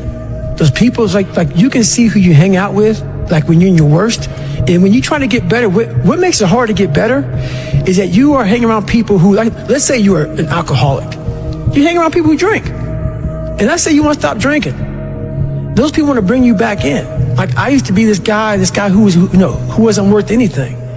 Now those people who are still there, they're 16, 17, 18, 30 years ago, they're trying to get you back there. So the hardest part, you got to see who you're hanging out with, man. You got to hang out with the people who you want to be like the most. Yeah, people will definitely drag you down. They'll drag you down. And especially if you're around someone who makes a lot of excuses and they're always failing. Those is just like, they're the opposite of inspiration. They're like a vacuum. 100%. Sucking it out of you. Why are you doing that today, man? Yeah. Why are you getting up again so early? Why are you doing this? Why are you doing this? The people you hang around with will suck the fucking life out of you. Yeah. Sometimes you just gotta be alone, man. Get your shit in. And then there's also people that you're gonna be around that are always failing and always fucking up, and then they're always coming to you to try to get you to help them. Exactly. They become a giant burden. Yes. They never look in the mirror and get their own shit together. And they're always looking for external help. That's right. Always looking for external help. People don't want to go in deep, man. All the answers are inside of you. It's a very primitive way. How this book is written, it's primitive. It's very barbarian. It's how we all think. It's how man once walked the earth. And then we get all soft and all these computers and shit. We start going away from the most powerful thing we have is our fucking brain, is our mind. And we don't use it anymore. So, it's like everything has to be so quick. There's no dopamine. There's no dopamine in there at 300 pounds. You got nothing. Your hormones are shot. You have to envision something that is more powerful than you. Something has to get you out of bed. And you have to create it. It has to be false. Because you're not it. You're a fat piece of shit. Just shut up and let me enjoy this pain. And no, this fucking really sucks. This is real, dude. This is real. At the end of the day, when I was losing the weight, I had to miserably wake up every morning in the cold. I was miserable. This is your new life. Take it or leave it. There's no happiness about it. There's no peace behind it. It sucks. It just fucking sucks. Your mind isn't ready. Your mind's not prepared. You've been studying, you've been training, you've been working out, but your mind's not prepared. Story for you. When I was 19 years old, I was going through the Air Force trying to be a pararescueman. I was doing push-ups, sit-ups, swimming. I was doing all this shit, knocking it out of the park. One of the best in the class. But the second an obstacle got in my fucking way, I wasn't prepared for it mentally. I was a beast. All I was doing was I was training a bigger, stronger, faster quitter. You gotta train your mind for all obstacles that might get in your way. Well, it's that time of year again. We start to feel real happy. Why? Because we're not going to work. If you believe in Santa Claus and you celebrate Christmas, you're looking forward to Santa Claus coming down the chimney and giving you some presents. It's a real good time of year. So in that good time of year, we start to feel real good about ourselves. So I start to feel great. So we start making promises to ourselves about, hey, I'm gonna lose some weight. I'm gonna do better in school. I'm gonna be better here, be better there. But guess what happens? The real Merry Christmas happens when all of that noise is gone, it's quiet, and it's you against you, and now all those endorphins are gone. And I promise you made about getting up early and getting after it to go lose weight, study harder, guess what? It's a lot harder now. That repetition becomes a lot harder now. So a lot of us can't do things on our own. So find somebody in your life. So when you throw that towel in, they throw that mother back at you and say you're not done yet. Stay true to yourself, stay hard. Pain is just a feeling. You see it's happiness? Why? Because it sucks. That's why I'm so happy right now. I'm kind of happy, but I was hoping it'd be a lot worse. I'm gonna do a nice little run today, and no, I'm not thinking it's warm and 70. I like to live in reality. It sucks. It's about 7 inches of snow, and I'm extremely ecstatic right now. Never forget to train your mind. In life, a lot of us work our ass off, trying to get to a better place, a place that makes us feel better about ourselves. Some people want to do ultra races. They're starting to PR during training. Some people want to be a lawyer or a medical student. So they're taking these practice tests and they're crushing the practice tests. But guess what happens? Once you get to the actual event, your mind isn't ready. Your mind's not prepared. You've been studying, you've been training, you've been working out, but your mind's not prepared. You gotta train your mind for all obstacles that might get in your way. Stay hard. If you want to be great, you want to be the baddest motherfucker ever at what you do, you're going to be misunderstood by everybody because you're going to be so fucking obsessed and so driven to get there. That's what it takes. That's the truth. It takes every second of your fucking life. Anybody says balance? Yeah, balance is important for a lot of fucking people. It is. But if you want to fucking go to that edge where people do not like you, don't understand you, question everything you can do, you've arrived. You just can't read about it. You can't sit back and be a theorist. You have to be a fucking practitioner. At the end of the day, I ask myself one question: can I take one more step? And usually the answer is yes. So if you can answer that question and not take another step, that is real failure. That is real quitting. So a lot of people can take one more step, but they choose not to. I don't know if you can take 2 steps. You got to answer that question after you take the first step. But I can always take one more step. So if I choose not to, that's on me. And I got to live with that. Are you happy? What's wrong with you? I'm driven. I'm obsessed. And that's what you see. Failure is the ultimate thing, man. I failed so many times before. That's why I don't look at failure anymore as failure. I look at it as my first, second, and third attempt. How are you going to feel, man, when you accomplish this goal coming from that shit? Coming from the fucking hell you came from. A lot of people start from a good starting point. They have a good foundation. What if you can surpass all of these motherfuckers? What if everybody who was fucking way up here started up here, and you started with no legs. You had to grow fucking legs to even start walking, and then crawling, and then running, and then you start passing people with all this given to them. I had to use all this negative shit that was making me weak and horrible as a person. I had to use this as the power that now fueled me. I had to flip it on its head and say, hold up, this might be exactly what I need. For me, I made a decision, and my decision was to be the best person I could. And I basically, a lot of mornings I wake up and say, fuck your feelings. And that doesn't mean don't take it literally, fuck your feelings. But sometimes you have to go beyond what you're feeling. And my knees were fucked, but guess what? I wanted to run. I have to change because I can't stay here. I can't. I looked at myself in the mirror and I was defeated. I go, look at myself. I'm like, who am I? But guess what happens? That alarm clock goes off at 4 a.m. to train. I don't want to be a SEAL today. Or I don't want to be whatever today. I'll start tomorrow.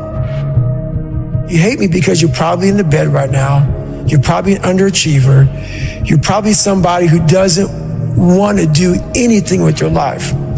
So I make you question everything about yourself. One thing I did wrong in my life was I tried for so many years to please people. And I did it at the expense of myself. I was leaving a lot in the tank. And when you do that, you stop living. And you will live exactly the way you live now. Questioning who you are. Wondering what is possible. Wondering what you are capable of doing. That's how that looks. Or you can be me, which, am I happy? I don't know. Never really thought about it. Don't really care about it. Because all I really cared about was when I looked in that fucking mirror, I saw a piece of shit. Happiness wasn't on the mirror at 16. Or when I was 300 pounds. It wasn't like, I'm looking for happiness. No, I'm looking at myself in the mirror and say, all right, motherfucker, you did it again today. I had to stop thinking normal. I had to stop thinking normal. I can no longer be a common man walking around doing common things. But no one taught me this stuff. It wasn't like I had, I paid a trainer to come train me. Jenny Craig didn't come down and miracle my ass. None of this happened. It was on me. I became obsessed. I became obsessed with being the baddest motherfucker that God ever created. Am I that? I don't care.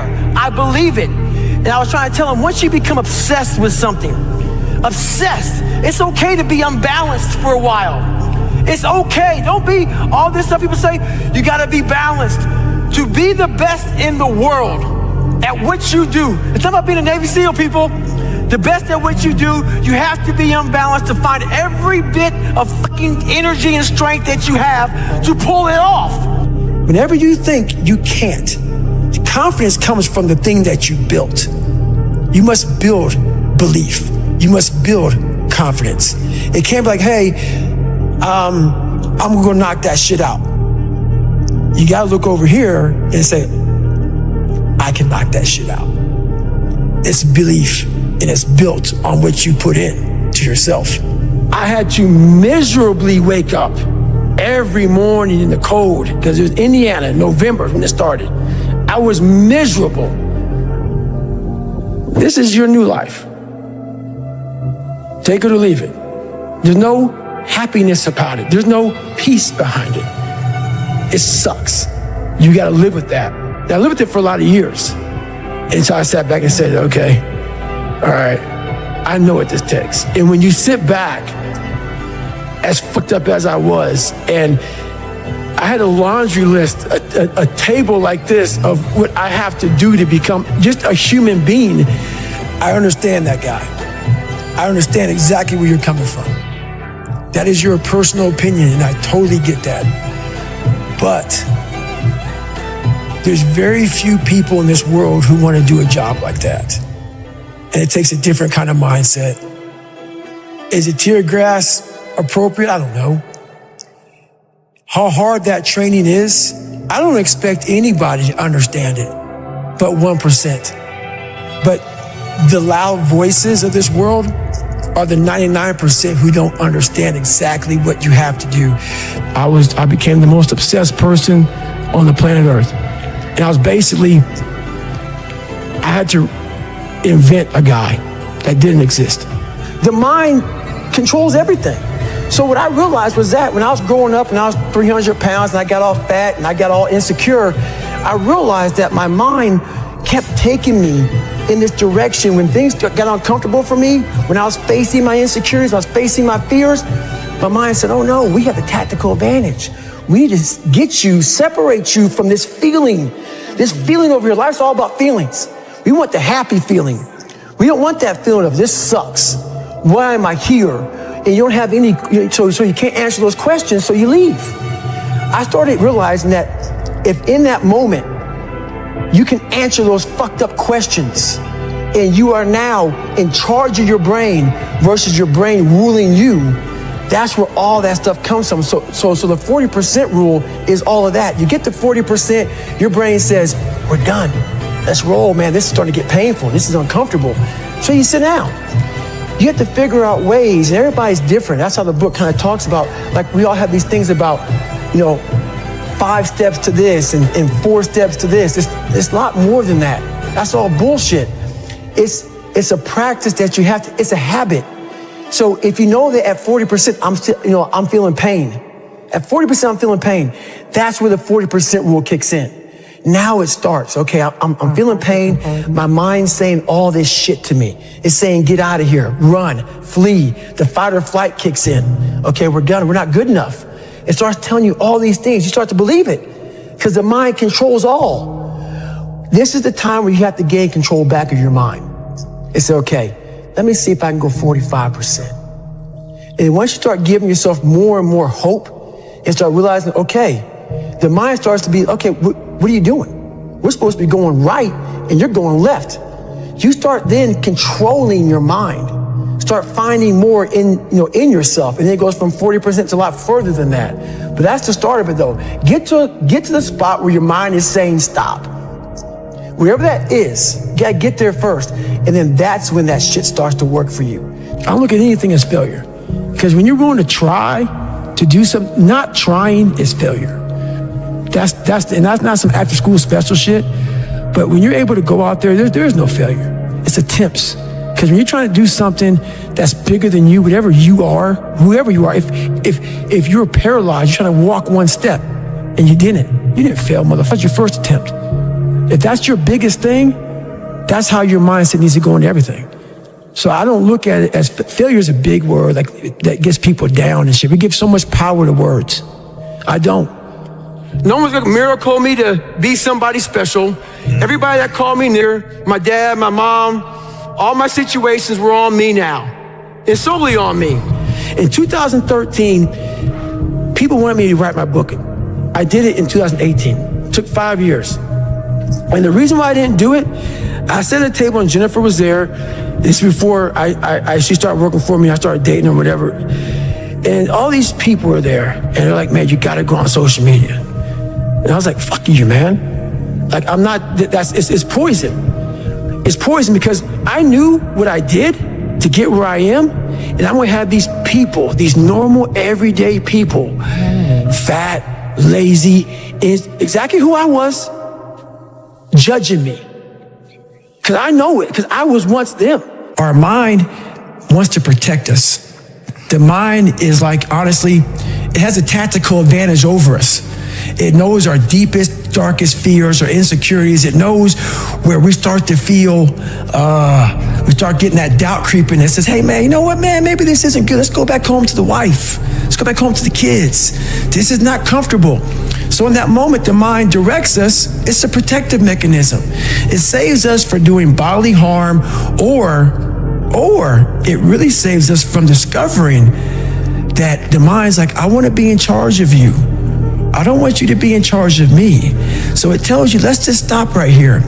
But once you start breaking through that barrier and start breaking down that governor that you've put in your mind, because we forget we are in control of our mind. We believe it's the other way around. No, we put in our minds what we should do, but we believe our mind is telling us, it's giving us all this feedback.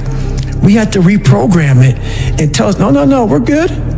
We're good, this sucks, but it's okay. I lived a life so disciplined that everybody that I once looked to, these fake characters, I built that as a man. And when I was younger, I had this image in my mind of what does a man look like to me? And I got all these people who were badasses, characters. And in my mind, I became that. I don't quit. You know, I may not make it the first time, but I'll come back. I gotta call an audible. I gotta fucking get my head back in the game. I gotta figure this shit out. It doesn't mean you leave. It means you study it more. When do you rest? When do you recover? Yeah. And I don't want to scare people, but the truth answer is, I don't take any days off. That I turned a person this fucked up into this motherfucker right here. Not off of reading a fucking book off a theorist. Off of going to work on myself and saying, I don't know how to do this, but I know that to get over there to that fucking side, I gotta grind myself into a fucking fine powder. And I did it. Failure is the ultimate thing, man. I failed so many times before. That's why I don't look at failure anymore as failure. I look at it as my first, second, and third attempt. To be at the point of your life where you don't care about being judged. You can be in a room of 1 million people and they all hate you, and you walk in and you go like this. Not because you're angry at them, because you know yourself. Inside and out, and you know that you've put yourself through hell to be where you're at today. You've walked the walk, you've talked the talk, and you've walked the walk. And that's, to me, what it's all about. You have to make the decision whether you want to be a badass or whether you just want to be mediocre and everything's okay. A good painter will not just paint. He needs to create. And you can't create with phones and everything going around you. So you got to block yourself off. You only do 2 podcasts in a year.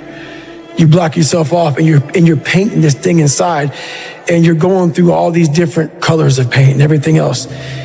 And you can only figure out the right painting if you spend the correct amount of time in your brain. You have to face that in that dark room. In that dark room is who you are. But in that dark room is where you have to create another human being that walks out of that dark room to face who you are. That's the only way you're gonna get over all those things. So basically, a lot of us aren't prepared for life. We get up willy-nilly and just hope life is gonna happen. It is gonna happen, but it's gonna happen with a prepared mind or an unprepared mind. Most people attack life with an unprepared mind. What I do is I try to account for all things that could happen, might happen, probably will happen, and then the unknowns. I have the ability to see the end before the beginning even begins. And what that means is I know that to get to the very end, I can see it right now. So before I went to Buds, and I was losing all this weight, I saw myself walking across the stage at 191 pounds, because that's what I had to get to get into the door. I saw myself 6 months, a year later, whatever's gonna take me to do it, I saw myself walking across that stage, getting that certificate of graduation from Buds. And I was able to be there at 300 pounds. And that feeling, that I was nowhere near that feeling, I was able to put myself there 1,000,000 times every day. And that feeling of like, my God, that is gonna feel amazing. That's what made me suffer. That's what allowed the pain to be real and say, this is worth it. I want to feel for this next 18 months. It took me 18 months to finally become a Navy SEAL, to finally, just get through Buds. 18 months, it's 6 months. It took me 18. That's what woke me up every morning was, I'm gonna put myself through this much pain and suffering for a few seconds. That's all it is. A few seconds of joy.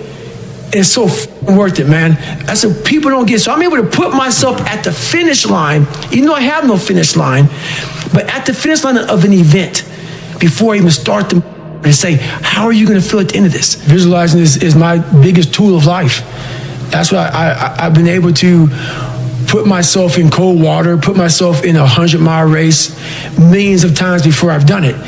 And I'm able to go through the race and see how I'm going to feel at mile 50, almost to the exact feeling. Right. So when it comes up, it's no surprise. It's no surprise. I've already done this 1,000,000 times. Mm-hmm. You're alone. You're alone. You may have a shrink you're going to. You may have a best friend you're going to. But there's 24 hours in the day where you're alone in this brain. And your brain is talking to you in all kind of ways. And it wants to control you and pull you in these different pockets. If you can't control your own brain and your brain controls you, you're fucked. You got to tell your brain where you want to go and how you want to go and how you want to get there. You got to control it. If not, it's over. But you're also the scientist. You create your own self. Most people are missing something because there's so much trapped in there. I don't even want to say potential. I think that's a word you just use out too much too. There's so much in you that God or wherever the hell you believe in, or if you're an atheist, in you that you have not unlocked, that you walk around with this gorgeous wife or great husband and all this money. You're like, God, I feel like I'm missing something. Yeah, because it's about 75% of you is still fucking in there. Still chained up because you just didn't want to find your willpower. Didn't want to find your soul, your will, your heart, your determination, your guts, your courage. Because I'm looking for that person like me. I sat down at the table and I said to myself, what are you willing to give up? Everything. And when people come to me with that kind of mindset, I can work with you. When you are willing to strip yourself down to nothing and give everything, that's who I want to work with. Because now I can mold you into exactly who you want to be. When you put these restrictions up, and that's why my first question is, how bad do you want this? If it's as bad as you want to live or breathe or sleep, whatever the hell it may be, I can work with you. So you better figure out who the fuck you are on this journey. And those few people many people don't like you, so be it. But you first have to figure out you, because a lot of people die with a lot of untapped potential because they're trying to be somebody that they're not. Yeah. So I was able to figure out my own potential by figuring out me. So I know why you go on Instagram. I know why because you just have the time. You have the time because you don't want to put that time into bettering oneself. I had two options: to either be that 300-pound guy who sprayed for cockroaches and made $1,000 a month, and at 24 years old, knowing when I'm 50 fucking years old, I can reflect on this and think about what guy I never became, or I can totally just sack it up and fail and fail and fail until I succeed. Let me teach you the real life, how it really is. The reason why you're a loser, and the reason why you're not fucking making it, and the reason why you're trying to go to all these, I go to all these fucking conventions, speak all the fucking time.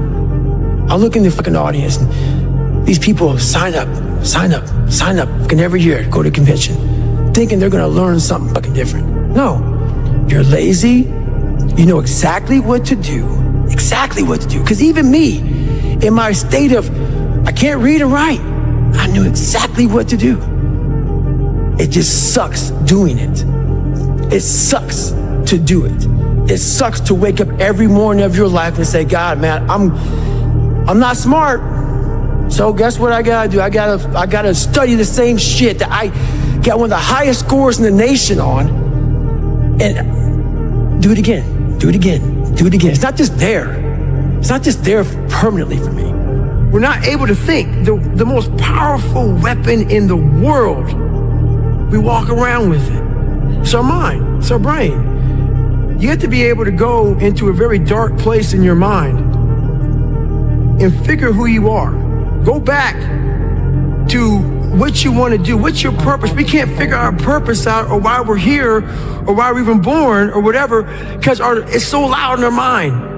We don't have any quiet time with ourselves to sit back and say, what do I really want? There's so many different dialogues in our head that we can't think. So my biggest thing is, you have to be alone in a very dark place in your mind to think about what is important to you.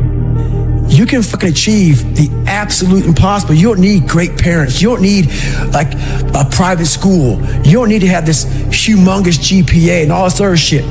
What you need is the one thing I talk about in my book, which is straight up brutal work ethic.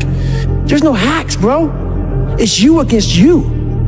You against you. And if you misunderstand that, you have a real problem. Pretty soon you win. Pretty soon you'll fucking win. If you have the courage and the heart and the dedication and the mindset about everybody can go fuck themselves. I know what I know. I've listened to myself enough to know I know what I know. In the battle, you find peace. When you go to war with yourself, you find a lot of peace. It's because you know exactly who you are. And that is where the peace is really found for me. It's so easy to be great nowadays, my friend, because most people are weak. Most people don't want to go to that extra mile. Most people don't want to find that extra because it sucks.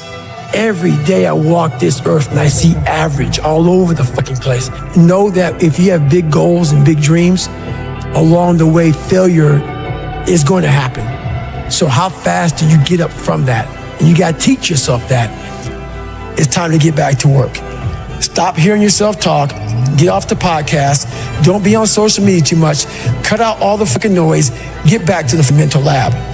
When you really sit back at your life and you are in that dark room and you're looking at where you started from and you tell yourself, God, dog, man, my mom is this way. My stepdad got murdered. My dad beat the shit out of me. I can't read and write to save my soul. I've lied about it to everybody. I've cheated on all these tests. My God, man. And then you put a goal in your mind. How are you gonna feel, man, when you accomplish this goal coming from that shit? Coming from the hell you came from. A lot of people start from a good starting point. They have a good foundation.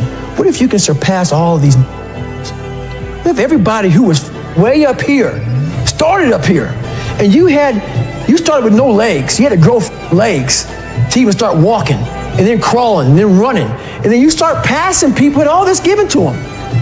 I had to use all this negative shit that was making me weak and horrible as a person. I had to use this as the power that now fueled me. I had to flip it on its head and say, hold up. this might be exactly what I need. The darkness is exactly what I need. It's how you look at your situation. And I was looking at it all. 2 heart surgeries, multiple knee surgeries, and after every knee surgery, they say you're not gonna run again. And I'm fine with that. There's no running up here, bro. None. This was what it was all about. That's what they lost. What if you can't run? Give a fuck. It was never about running. Why do you think I run? It's the worst thing. I hate doing it more than anything. Hence the willpower. Right. Your anterior mid-cingulate cortex would start to regress if you loved running. Think about it. Every day I wake up, I don't just run a mile, 2 miles. It's the one thing I hate the most to do, and I do it like I love it. 250, 60, 70, 300-mile runs at one time. No sleep. And every step, when I get to think about this, I get to the fucking start line, cussing at Jennifer. Why the fuck am I here? I hate this shit. What is your biggest fear? Why are you paralyzed? What makes you nervous to just go out there and just be who you are and do what you have to do? You had nobody anyway, motherfucker. So see how I'm talking myself right now? That's me. That shit fires me the fuck up. That shit makes me fucking nuts. You had nobody anyway, motherfucker. Look around you. There was no fucking team. It was you. There was no weight loss program or mom and dad waking you up saying you can do it, you can be better, trying to build belief. You built belief when you had nothing. Rock bottom. Fucking idea how great you really are. Because you are using such minimal of what you have. It became a way of living. So how I do every day is how I do every day. It's a discipline. It's a regimen. It was a choice I made. And the choice I made was, what are you willing to sacrifice? And what are you willing to give up to find every bit of who you are as a human being? And I was willing to give up everything to do that. But when you put that practice in, every day you lace them up, and I don't mean run. It's just a metaphor for life. When you lace them motherfuckers up every day, pretty soon you win. Pretty soon you'll win. If you have the courage and the heart and the dedication and the mindset about everybody can go fuck themselves, the heck it's gonna fucking suck. And that's what I realized. That's what I realized. Life, that's why I wanted to come on here today. I didn't want to come on here and talk about no fucking passion and purpose and how to get the fuck out of bed and how to hit a fucking alarm clock and all this catchphrase bullshit. Because that wasn't how I lived. That wasn't how I lived. I woke up like every human being does and goes, fuck, man, I'm a fucking piece of shit today. How the hell is this going to work out for me? And you fight that. You don't override it. There's no override button. It's the conversation in your fucking, in your head. So how do you do that? We don't have enough of these conversations about the real conversation that every human being is having. And they have no idea how to get out of it, but they do. It's that shit right there, man. You gotta build your will. Most people are missing something because they don't know who they are. They never examine themselves. They've never done this experiment on themselves. The lab rat, we're all lab rats, but you're also the scientist. You create your own self. Most people are missing something because there's so much trapped in there. I don't even want to say potential. I think that's a word used out too much too. There's so much in you that God or wherever the hell you believe in, or if you're an atheist, in you that you have not unlocked. That you walk around with this gorgeous wife or great husband and all this money, you're like, God, I'm missing something. Yeah, because it's about 75% of you is still in there. Still chained up. Because you just didn't want to find your willpower. Didn't want to find your soul, your will, your heart, your determination, your guts, your courage. And what that looks like, it looks scary. Like your little scary lab I went in. Scary. To wake up every day and say, I'm stupid, but I want to figure out a way to be smarter. Versus saying, man, I just can't do that. So you limit this box. So your box becomes so small of things you can do. My box wasn't even a box. It was a little pinhole. And then through examining myself, getting some willpower, some courage, it became bigger than this table. But that's what we all do. That's why I wanted to come here today and talk to you about real shit. Why most people don't want to do that, build that willpower, is because it is scary. It unlocks a whole bunch of things about who you are and who you're not. And a lot of people don't want to go down that journey to discover who they are and who they're not. Because it's not a pretty journey. I mean, I've gone down it. It's not like I went down it once. I go down it all the time.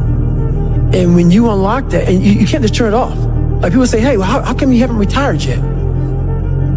I built all this willpower.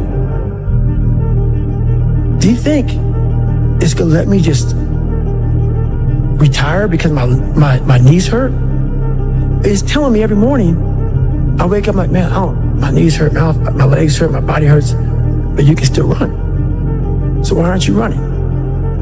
If you can still run, there'll be a time when you can't lace them up anymore, but you can still run. So I still run. When the time comes I can't run, the body will say, you just can't run. But if I can still do something, that willpower that I have created, it makes me do it every fucking day. And that's what they don't get. What builds a human being is you start with the small building blocks. And before you know it, man, you become something that it doesn't even make sense to most people because it's just who you are now. That's why I can still run at 50 at 49 with broke down knees and broke down body. Because my body knows you still can. Therefore I do. The second you stop, the willpower is gone. You know why people connect with my book so well? For some reason, God put me in almost every fucked up situation on the planet Earth. So when I talk to people, it's not sugar-coated, because I'm not saying it from I was 175 pounds my whole life. I don't say much to those people. Maybe you're a piece of shit. Maybe you want to be nobody. Maybe you're happy exactly where you are in life, because obviously you are. Maybe you don't have the determination to be somebody better than who you are. And if you want to live with that, I'll support you in that.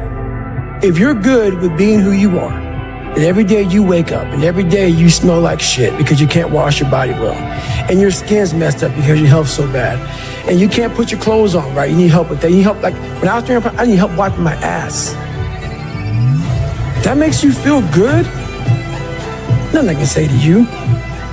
If every day you wake up with this, see, people are haunted, but they obviously like horror films because they keep watching the same fucking movie. I don't like horror films. A lot of people like horror films. So I don't say much to them. I say exactly what I said to you, right there, because I was once you. I didn't like horror films, so I changed it. Some people are just, they become, like you said, it gets real small when you're lazy and you're fat. Your will, their will is so small that they don't have any, and you can't give it to them.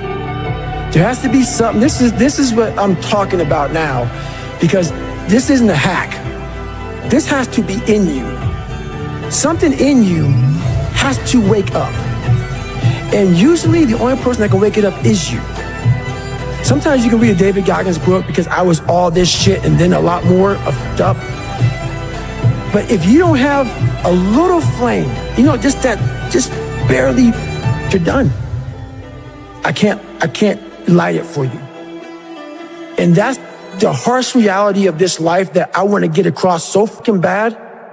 You can watch me, you can watch you, you can watch fucking Rogan and Cameron Haynes, all these motherfuckers. You can go to Tony Robbins's fucking bullshit, do all this shit. If you could keep going back and keep spending money and spending money and spending money with no results, you can wonder, wow, maybe let me go try out David Goggins. He ain't gonna fucking help you. You have to explore, examine the insides of yourself. And what do you really want out of life? Your friend and a lot of people out here just don't want it. So guess what? Have fun with your life. Go from 3 to 350 to 400 to 450 to 500 because you don't want it. And that's the harsh reality. I can't give you shit. You can't give them shit. I can give you ideas. At the end of the day, when I was losing the weight, I had to miserably wake up every morning in the cold, because it was Indiana, November when it started.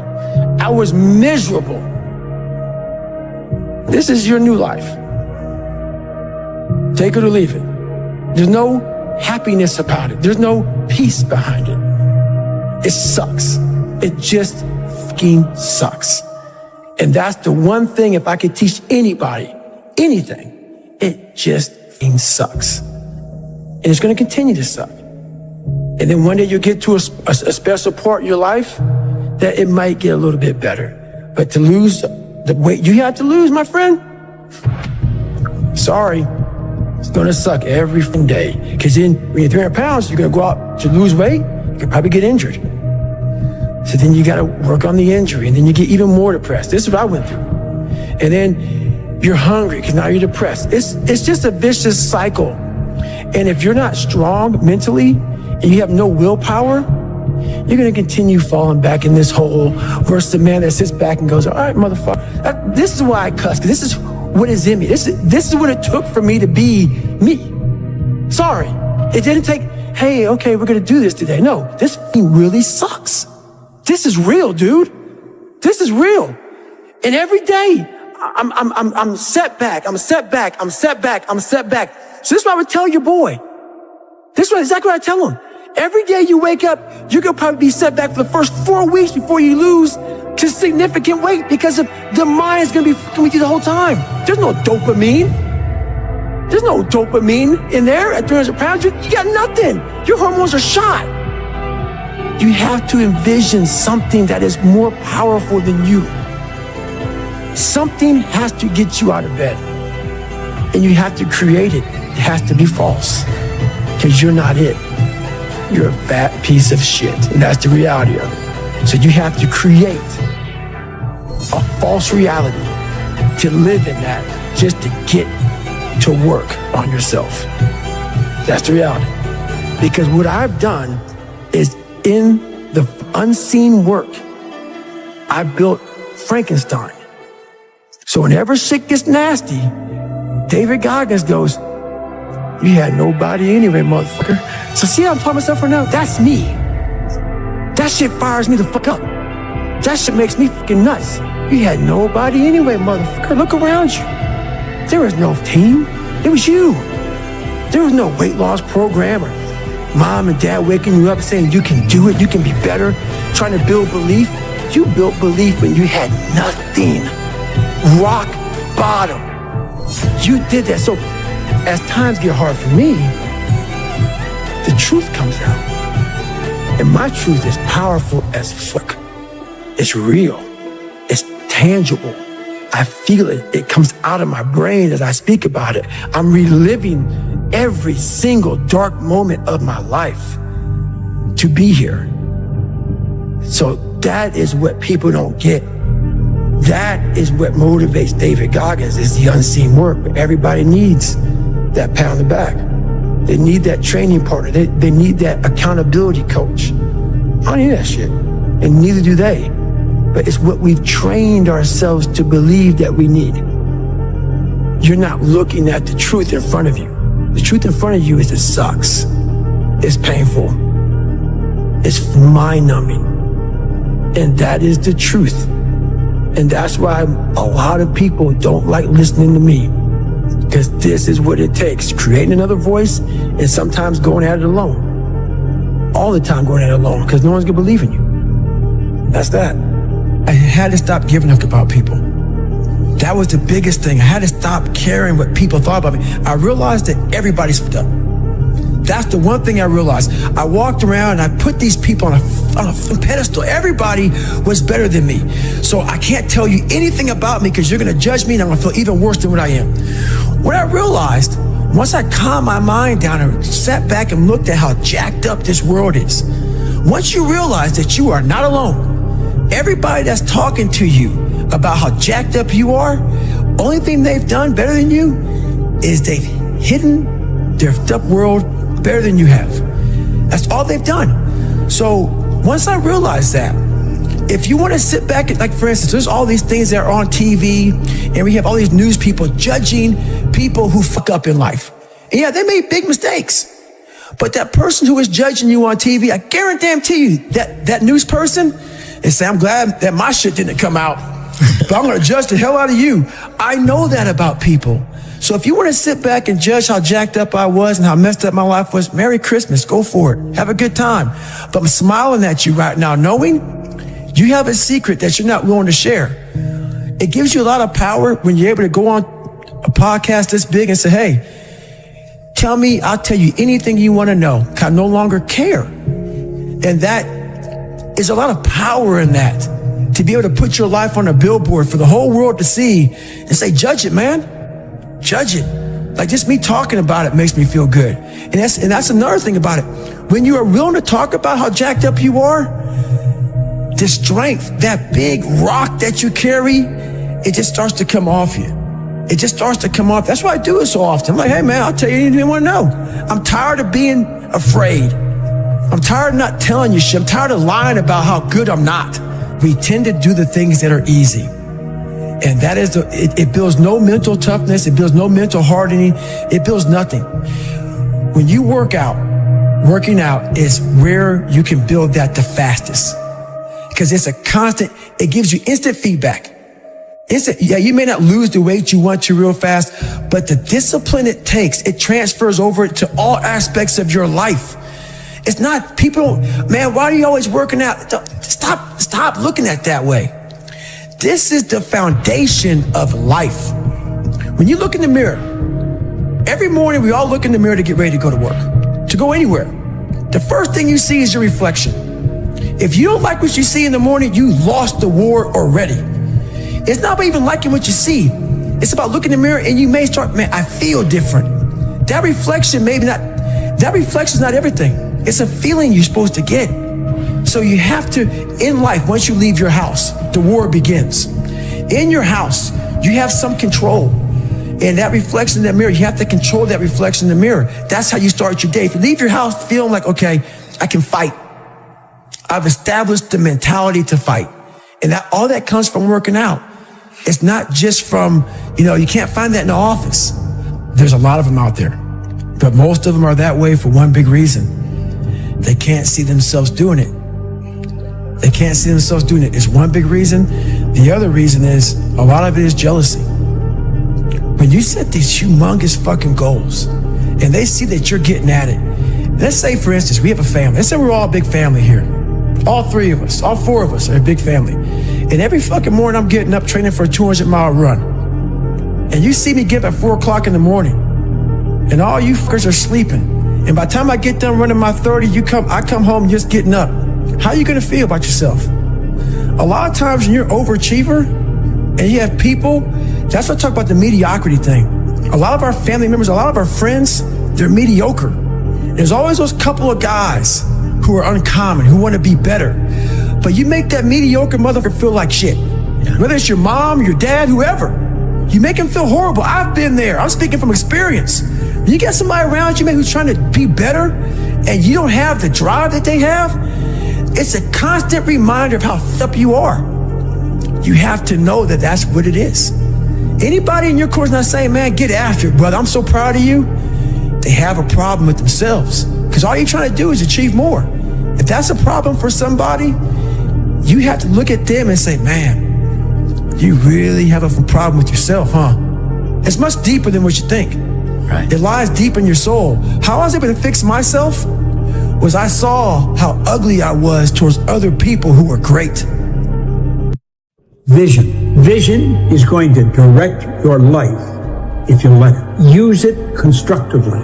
See what you want. Don't spend any time thinking of what you don't want. When you get a picture in here, make it big, make it beautiful. You'll be glad you did. Continually feed your mind with clear, exciting, emotional pictures.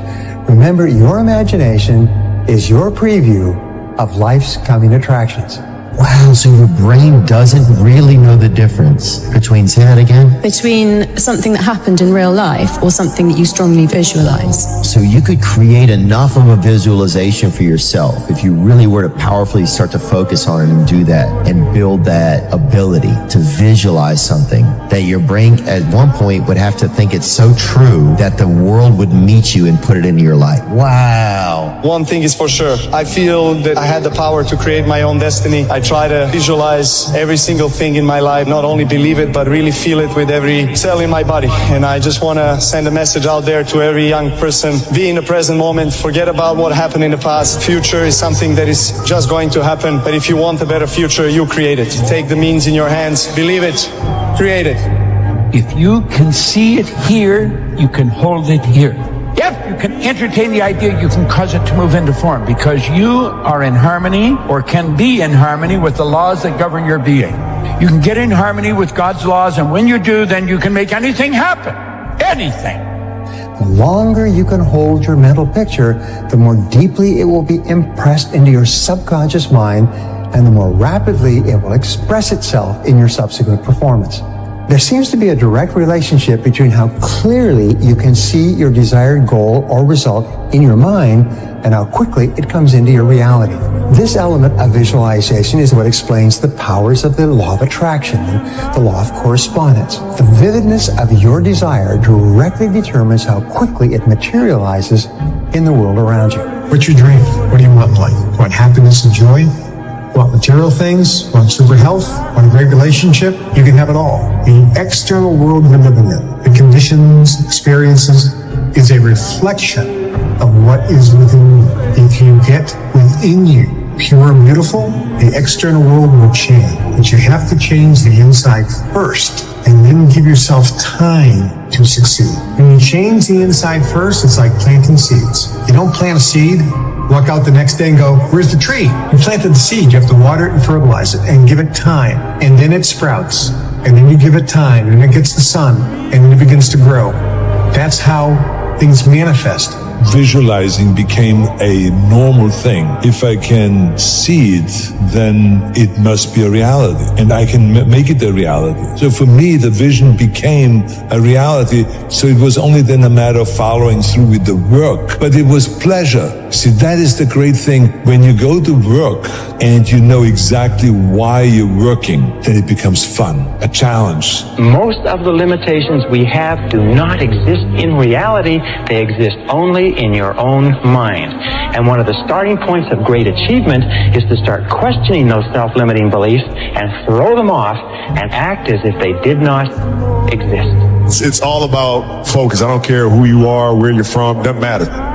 It's having a focus and having a purpose. Right? You wake up every single day to get better today than you were yesterday. Now, it doesn't matter what you are. You're a basketball player, a hockey player, golf player. Right? You try to reach your full potential by getting better every single day, and that's the quest.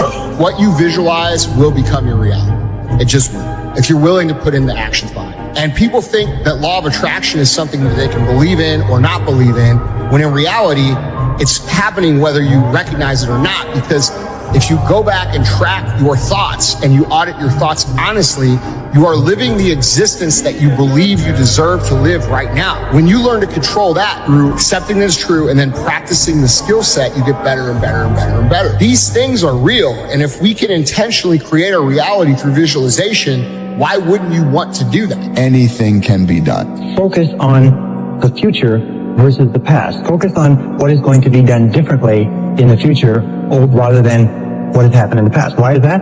A very simple reason is because the person cannot control the past. Not being able to control the past, any criticism over what they've done in the past causes them tremendous stress and frustration. The key to success in life is a positive mental attitude.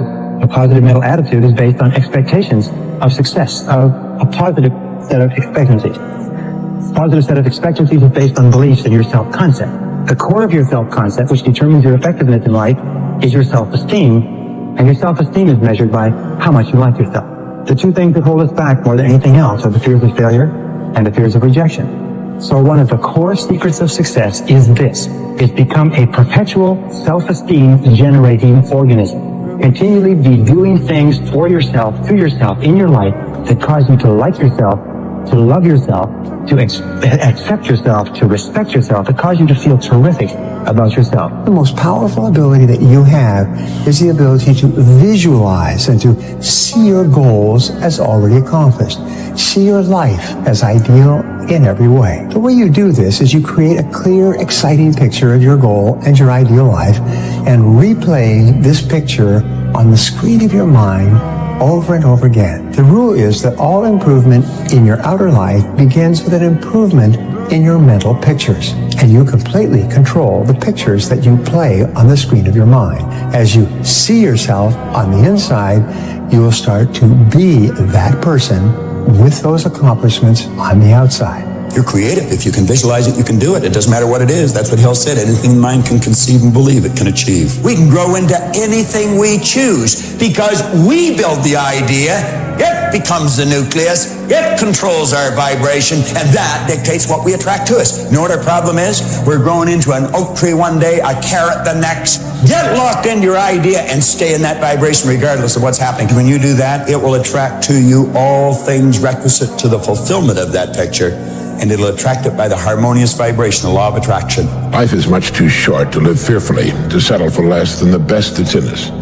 We can become only what we expect of ourselves. We must act the part before it can become real.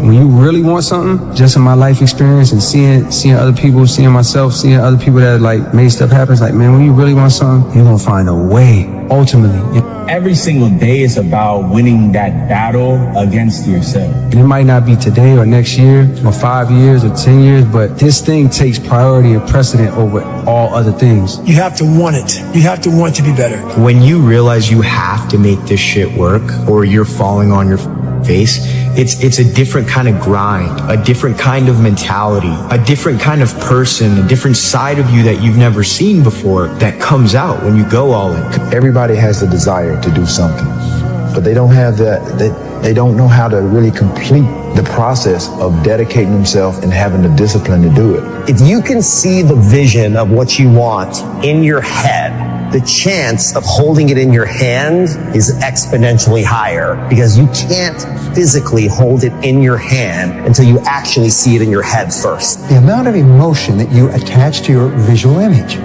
In reality, this is the most important and powerful part of the visualization process. Sometimes, if your emotion is intense enough and your visual image is clear enough, your goal will immediately come true. Visualize it, but also feel it. Like feel yourself there. Close your eyes, smile to yourself, and feel yourself there. And believe me when I say you can manifest that. I know you think I'm crazy, but it's the joke in life. I'm telling you, it's the joke in life. You can't go to places physically until you go there emotionally and in your mind first. Then once you're there, you're ready. But when you hold on to the negative thoughts, it's like walking around with all this baggage and luggage. Who needs that, really? Most people don't use their imagination constructively. Most people use their imagination destructively.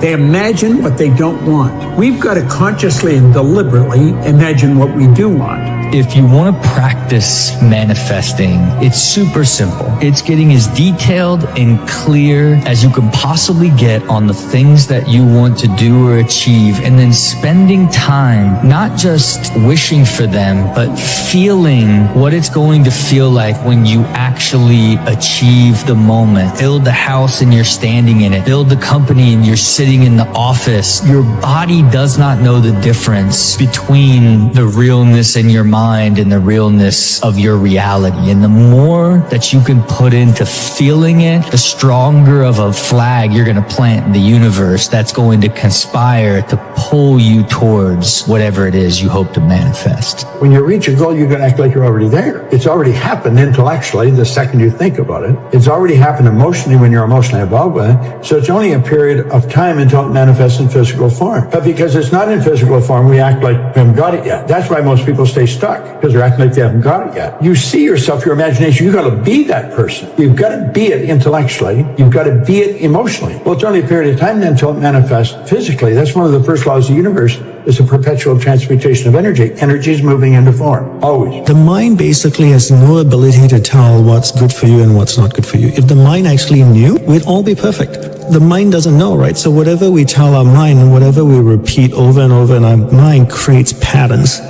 And these patterns, when they're repeated, whether they're repeated consciously or unconsciously, become deeply ingrained. Like nature, the power of visualization is neutral. Like a two-edged sword, it can cut in either direction. It can either make you a success or make you a failure. Visualization brings you whatever you vividly and intensely imagine, whether good or bad. If you wake up and every day you obsess over something and you live and breathe it, and that's what you think about, that's what you do, that's what you study on and off, that's what you stay up every night grinding, and no one else even gives a flying about it, it's like, you just feel like a weirdo, you know, like an outcast. We agreed not to drink, we didn't date, we didn't do anything. We just literally obsessed from the time we woke up to the time we went to bed. That's literally all we did. We have to always remember our purpose will always be there. I have nothing in front of me right now. No race, no nothing. But the purpose is myself. Your mind has to be stronger than your feelings. On those bad days, when you think that you're alone, you just might be. Because you know why? No one else wants to do it. We don't see reality how it is. We see reality how we are. You have to think about what thoughts you do want to fire and wire in your brain. And a belief is just a thought you keep thinking over and over again. And you keep, with intention and with attention, keep installing the circuitry to remember to think that way. I swear your biology will be mapped as a thought. That would be the new voice in your head that said you can. Here's an interesting point. When you set a new goal for yourself, your image or picture of this goal will usually be vague and fuzzy. But the more often you write it and review it and repeat it mentally, the clearer it becomes for you. Eventually, it becomes crystal clear. At that point, the goal will suddenly appear in your world exactly as you imagined it. Everything starts with a vision. What do you want to do in your life? Where do you want to go? What do you want to make happen? What do you want to make happen for between now and the end of the year? Think about it for a moment. Don't think of why you can't. Doesn't matter how much money you've got. Doesn't matter how much help you've got. Build a vision of what you would like to accomplish between now and the end of the year. And then make a written description of that vision. The biggest lesson that I've learned is the power of the mind and just how important it is to look at yourself in a high regard and to believe in yourself.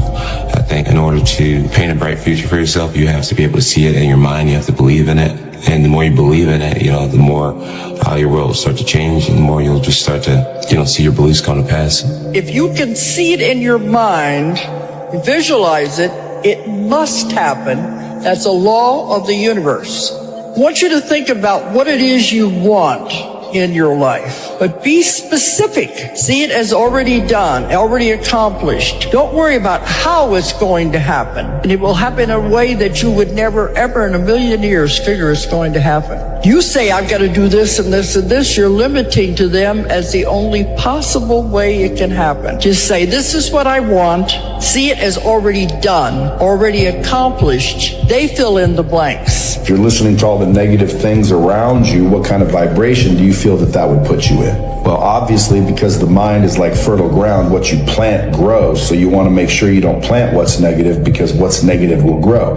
You can't plant negativity and expect positivity to grow. So in any situation, even if there's some negative aspects to that situation, I think the most intelligent thing you might do is focus on the positive aspects of that situation. Figure out the silver lining in every cloud and focus on the good in every situation, because what goes in grows. So you do not want to focus on the negative. If you know that you were destined for something, and that you were fated for something, that you have a sense that your life had a meaning, a purpose, then you can withstand the traumas, the setbacks, the difficulties, the bullshit, criticism, and all the other things. The secret is to get and hold fast in your mind the mental image of the person you would most like to be. Then in every situation you act and talk as you feel that person would. You make the kind of decisions you think that person would. This is the way to constantly grow into a better, more effective person. You immediately begin to act with more confidence, and confidence is the first step to accomplishment. As your accomplishments begin to grow, which they most certainly will, Real confidence slowly takes the place of the part you've been playing. Day by day, you'll grow into the image you hold in your mind. Albert Einstein said, imagination is everything. It's the preview to life's coming attractions. So when you have something in your imagination, it ain't hocus pocus. It's actually a preview of a coming attraction that God has for you. He places everything he has for you in your imagination. You can't tell it to everybody. You know why you can't tell it to everybody? Because if you want to kill a big dream, tell it to a small-minded person. God has shown you some amazing stuff in your life that you thought was brilliant. Then you took it to your friends and your family, and you shared it with them, and they shot it down. You know why they shot it down? Because they couldn't see it. You know why they couldn't see it? Because God didn't show it to them. He showed it to you. A goal or something you want to accomplish is that the moment that you focus in on what you want to do, that's when you begin to have energy to do it. A distracted person lacks energy. And when they get to the thing they need to be focusing in on, they don't have the energy to give. But when a person says, no, this is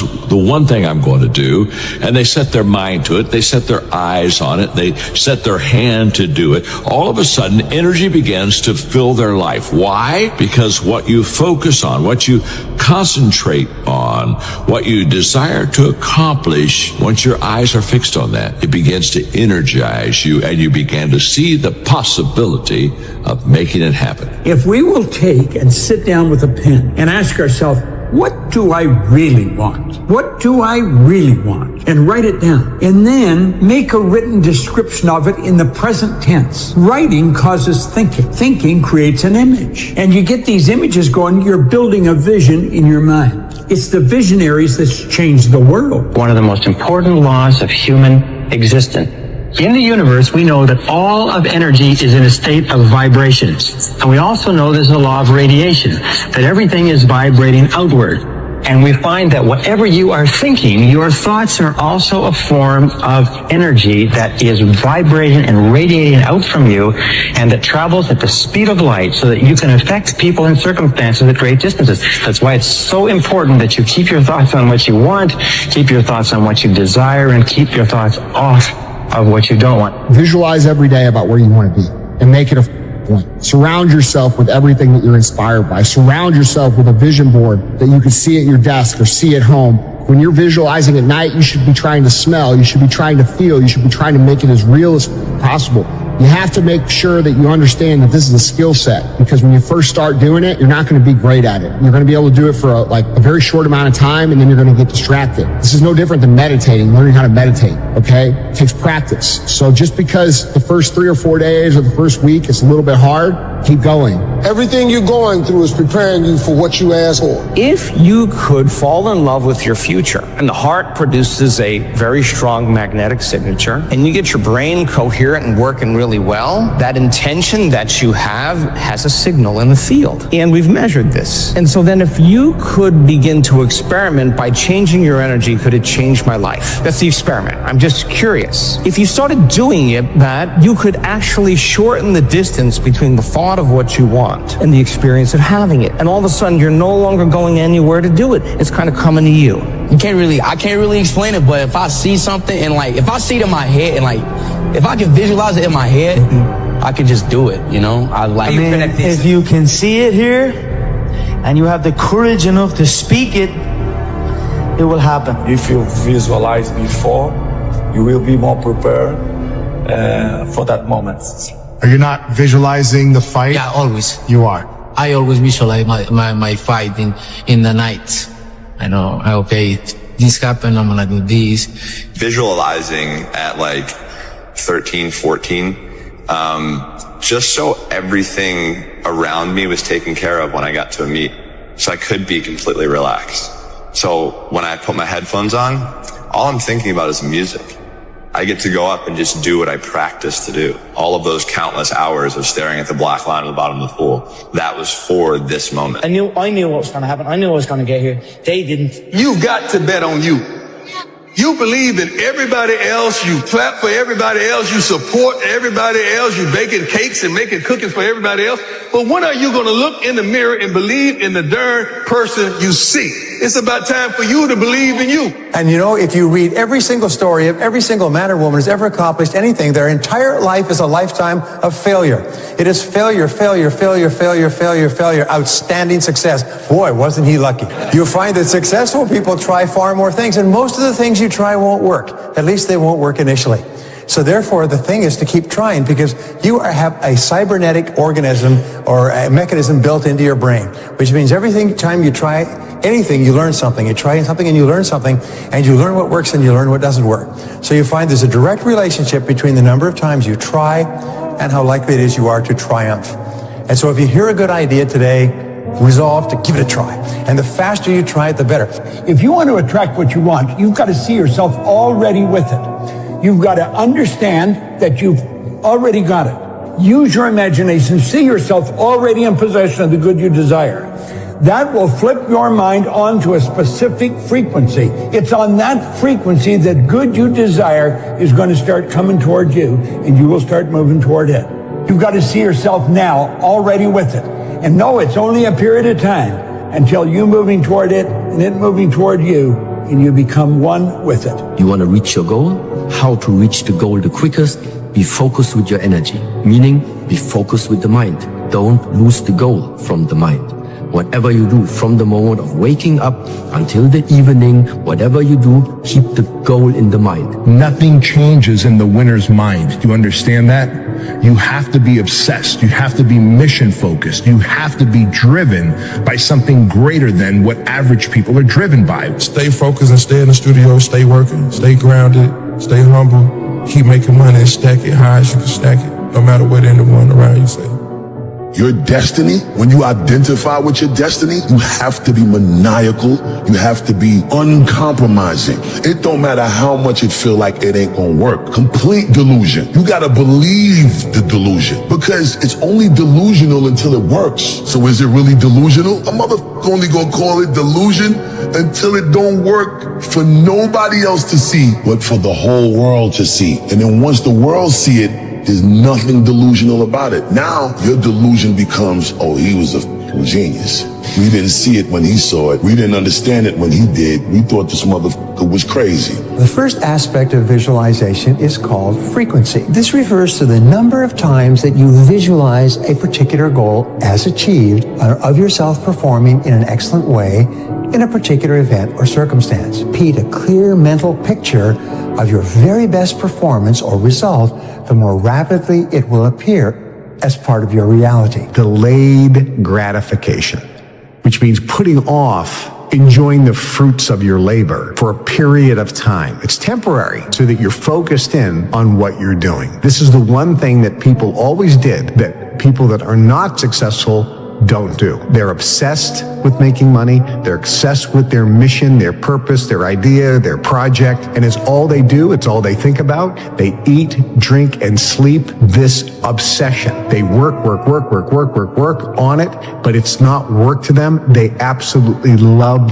the journey because they understand the journey is actually the reward. You see, what you say is what you get. Your tongue is a creative force. Words have power, more power than you could ever imagine. Every word that comes out of your mouth has 100 to 1,000 times more power than a thought. If you believe that what you say will happen, you will get whatever you say. The act of rehearsing mentally in your mind who you want to be, the act of just closing your eyes and mentally rehearsing that scene literally causes the brain to look like you already did it. Keep doing it over and over again. The hardware becomes more automatic, like a software program. You naturally get your behaviors to match your intentions because you installed the circuitry.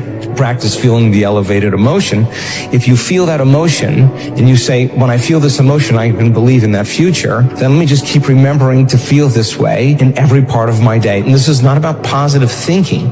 This is about conditioning my body emotionally into the future. So if I maintain this modified state of mind and body my entire day, should there be some evidence in my life as a result of my change in state of being, a synchronicity, a coincidence? And if there is, then I'm going to do it again. And I think that's how we start stepping into that future.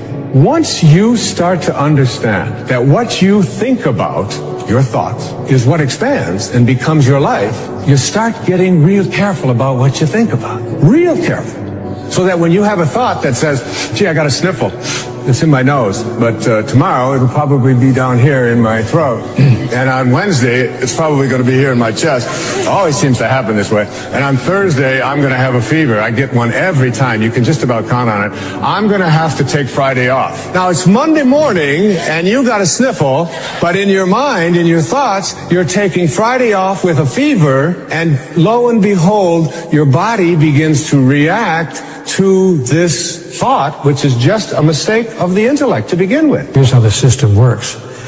Everything you could ever ask for, you could ever have now, or ever ask for in the future, you already have right now. You already have all of it. You simply are not experiencing it. Because everything that has ever happened is happening now, and ever will happen is happening right now. It is for you merely to reach into the sea of infinite possibilities and call forth the reality you choose now to experience. And you do this through 3 devices mainly: thought, word, and action. That is, what you say, what you think or believe, and of course what you do. Wherever focus goes, energy flows. When you focus on something continuously, something magical happens. You get insights, don't you? You overhear a conversation and you hear something you wouldn't have heard if you didn't have that outcome or goal that you wanted so badly. Learn to become still and to take your attention away from what you don't want and all the emotional charge around it, and place the attention on what you wish to experience. Energy flows where attention goes. You can begin right now to feel healthy. You can begin to feel prosperous. You can begin to feel the love that's surrounding you, even if it's not there. And what will happen is the universe will correspond to the nature of your song. The universe will correspond to the nature of that inner feeling and manifest, because that's the way you feel. Where awareness goes, energy flows. Look at awareness as a glowing ball of light. So imagine your mind as a vast space, and your awareness is a glowing ball of light that's floating through the mind, and you can control where it goes. And if your awareness is going to a particular area of the mind, that's where energy is flowing, because where awareness goes, energy flows. And energy is like water. If whatever I water will start to grow, right? So if I took a watering can and I watered a garden bed, would the weeds grow or the flowers grow? Both, right? Because water can't tell the difference. Energy works the same way. If I put energy to a particular area of my mind, it will start to grow. The most important thing is that you take action.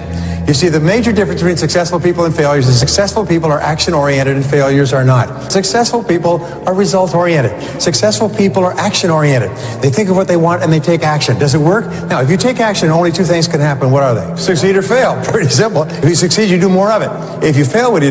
You learn something and try something else. Human beings are trial and failure organisms. We trial and fail, try and fail, try and fail, try and fail, try and fail, and then try and succeed. You only have to succeed the last time. Where energy flows, attention goes, and where attention goes, energy flows. Where is your attention? That attention will willingly or unwillingly deploy energy, life force.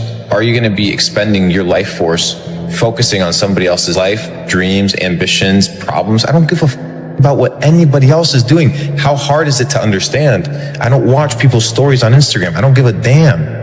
I'm living my own reality. And people are out here worrying about what I do. Don't worry about what I do. Watch the podcast and go level up. It's a choice. And if you don't think it's a choice, so be it. It's not a choice. And that's how you'll live your life, like an accident. But the people that want to make it out and they want to win at life, got to grab life by the balls, bro. Is there any better feeling than being locked in? No. Like when you are locked in and you are, you know, you're taking, and you're in a rhythm and you're every day you're knocking it down. You never miss a step. Like you go to bed feeling great. You wake up feeling inspired. You go in the gym with energy, right? Like that's the best way to live it. But I promise you, bro, you have so much potential. If you literally just took it and put it in one place, you could literally change your life. Truly believe that if you put your 100% effort into something, then you can't lose. God knows if you deserve the results. And if you truly try, you truly commit yourself 100% to something, I don't see how you can fail it. That I don't think you can. That I refuse. I completely refuse. You can't fail it. You said you were going to do it this year, but you didn't. So what's going to be different about this year? What kind of person are you going to actually become in order to achieve what the you want to achieve? be aware, notice everything, but keep to yourself.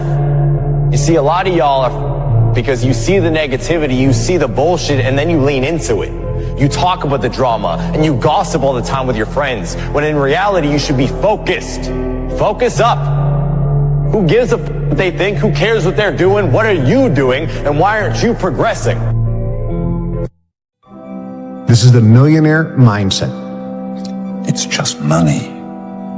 It's made up.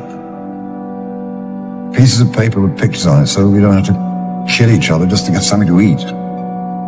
Rich people's mindset, the millionaire mindset, the real, most important millionaire mindset is this. You think and you know and you have complete confidence in your own ability to create.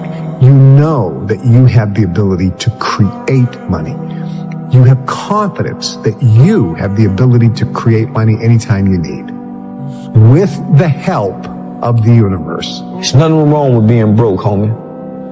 It's only wrong with someone being poor, because poor is a mindset. Broke is just a temporary situation, just use fix. But being poor, that's a mind state. Let me tell you something. There is no nobility in poverty. I have been a rich man and I have been a poor man, and I choose rich every time. Poor thinking habits keeps most people poor.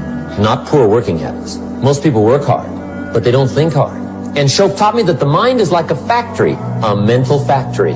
And whatever you think about all day long pours ingredients into this mental factory. And that's what builds the economic, social, financial fabric of your life. As you think, so you become. How awesome. There's an important phrase we use here. I think it's time you all learned it. Act as if. Do you understand what that means? Act as if you are the president of this firm, and then you're a millionaire. And it's just that simple. Let me tell you what rich people do. Rich people give themselves pep talks when no one's around. When they're by themselves, they say things like, I'm a winner. I am sick and tired of being sick and tired, and I am going to win. I'm going to make this happen. Look at all those people down there. They follow the rules for what? They're letting fear lead them. What happens if I don't? Life's simple. You make choices and you don't look back. Stay small enough, long enough, you'll be big enough soon enough. See you at the top because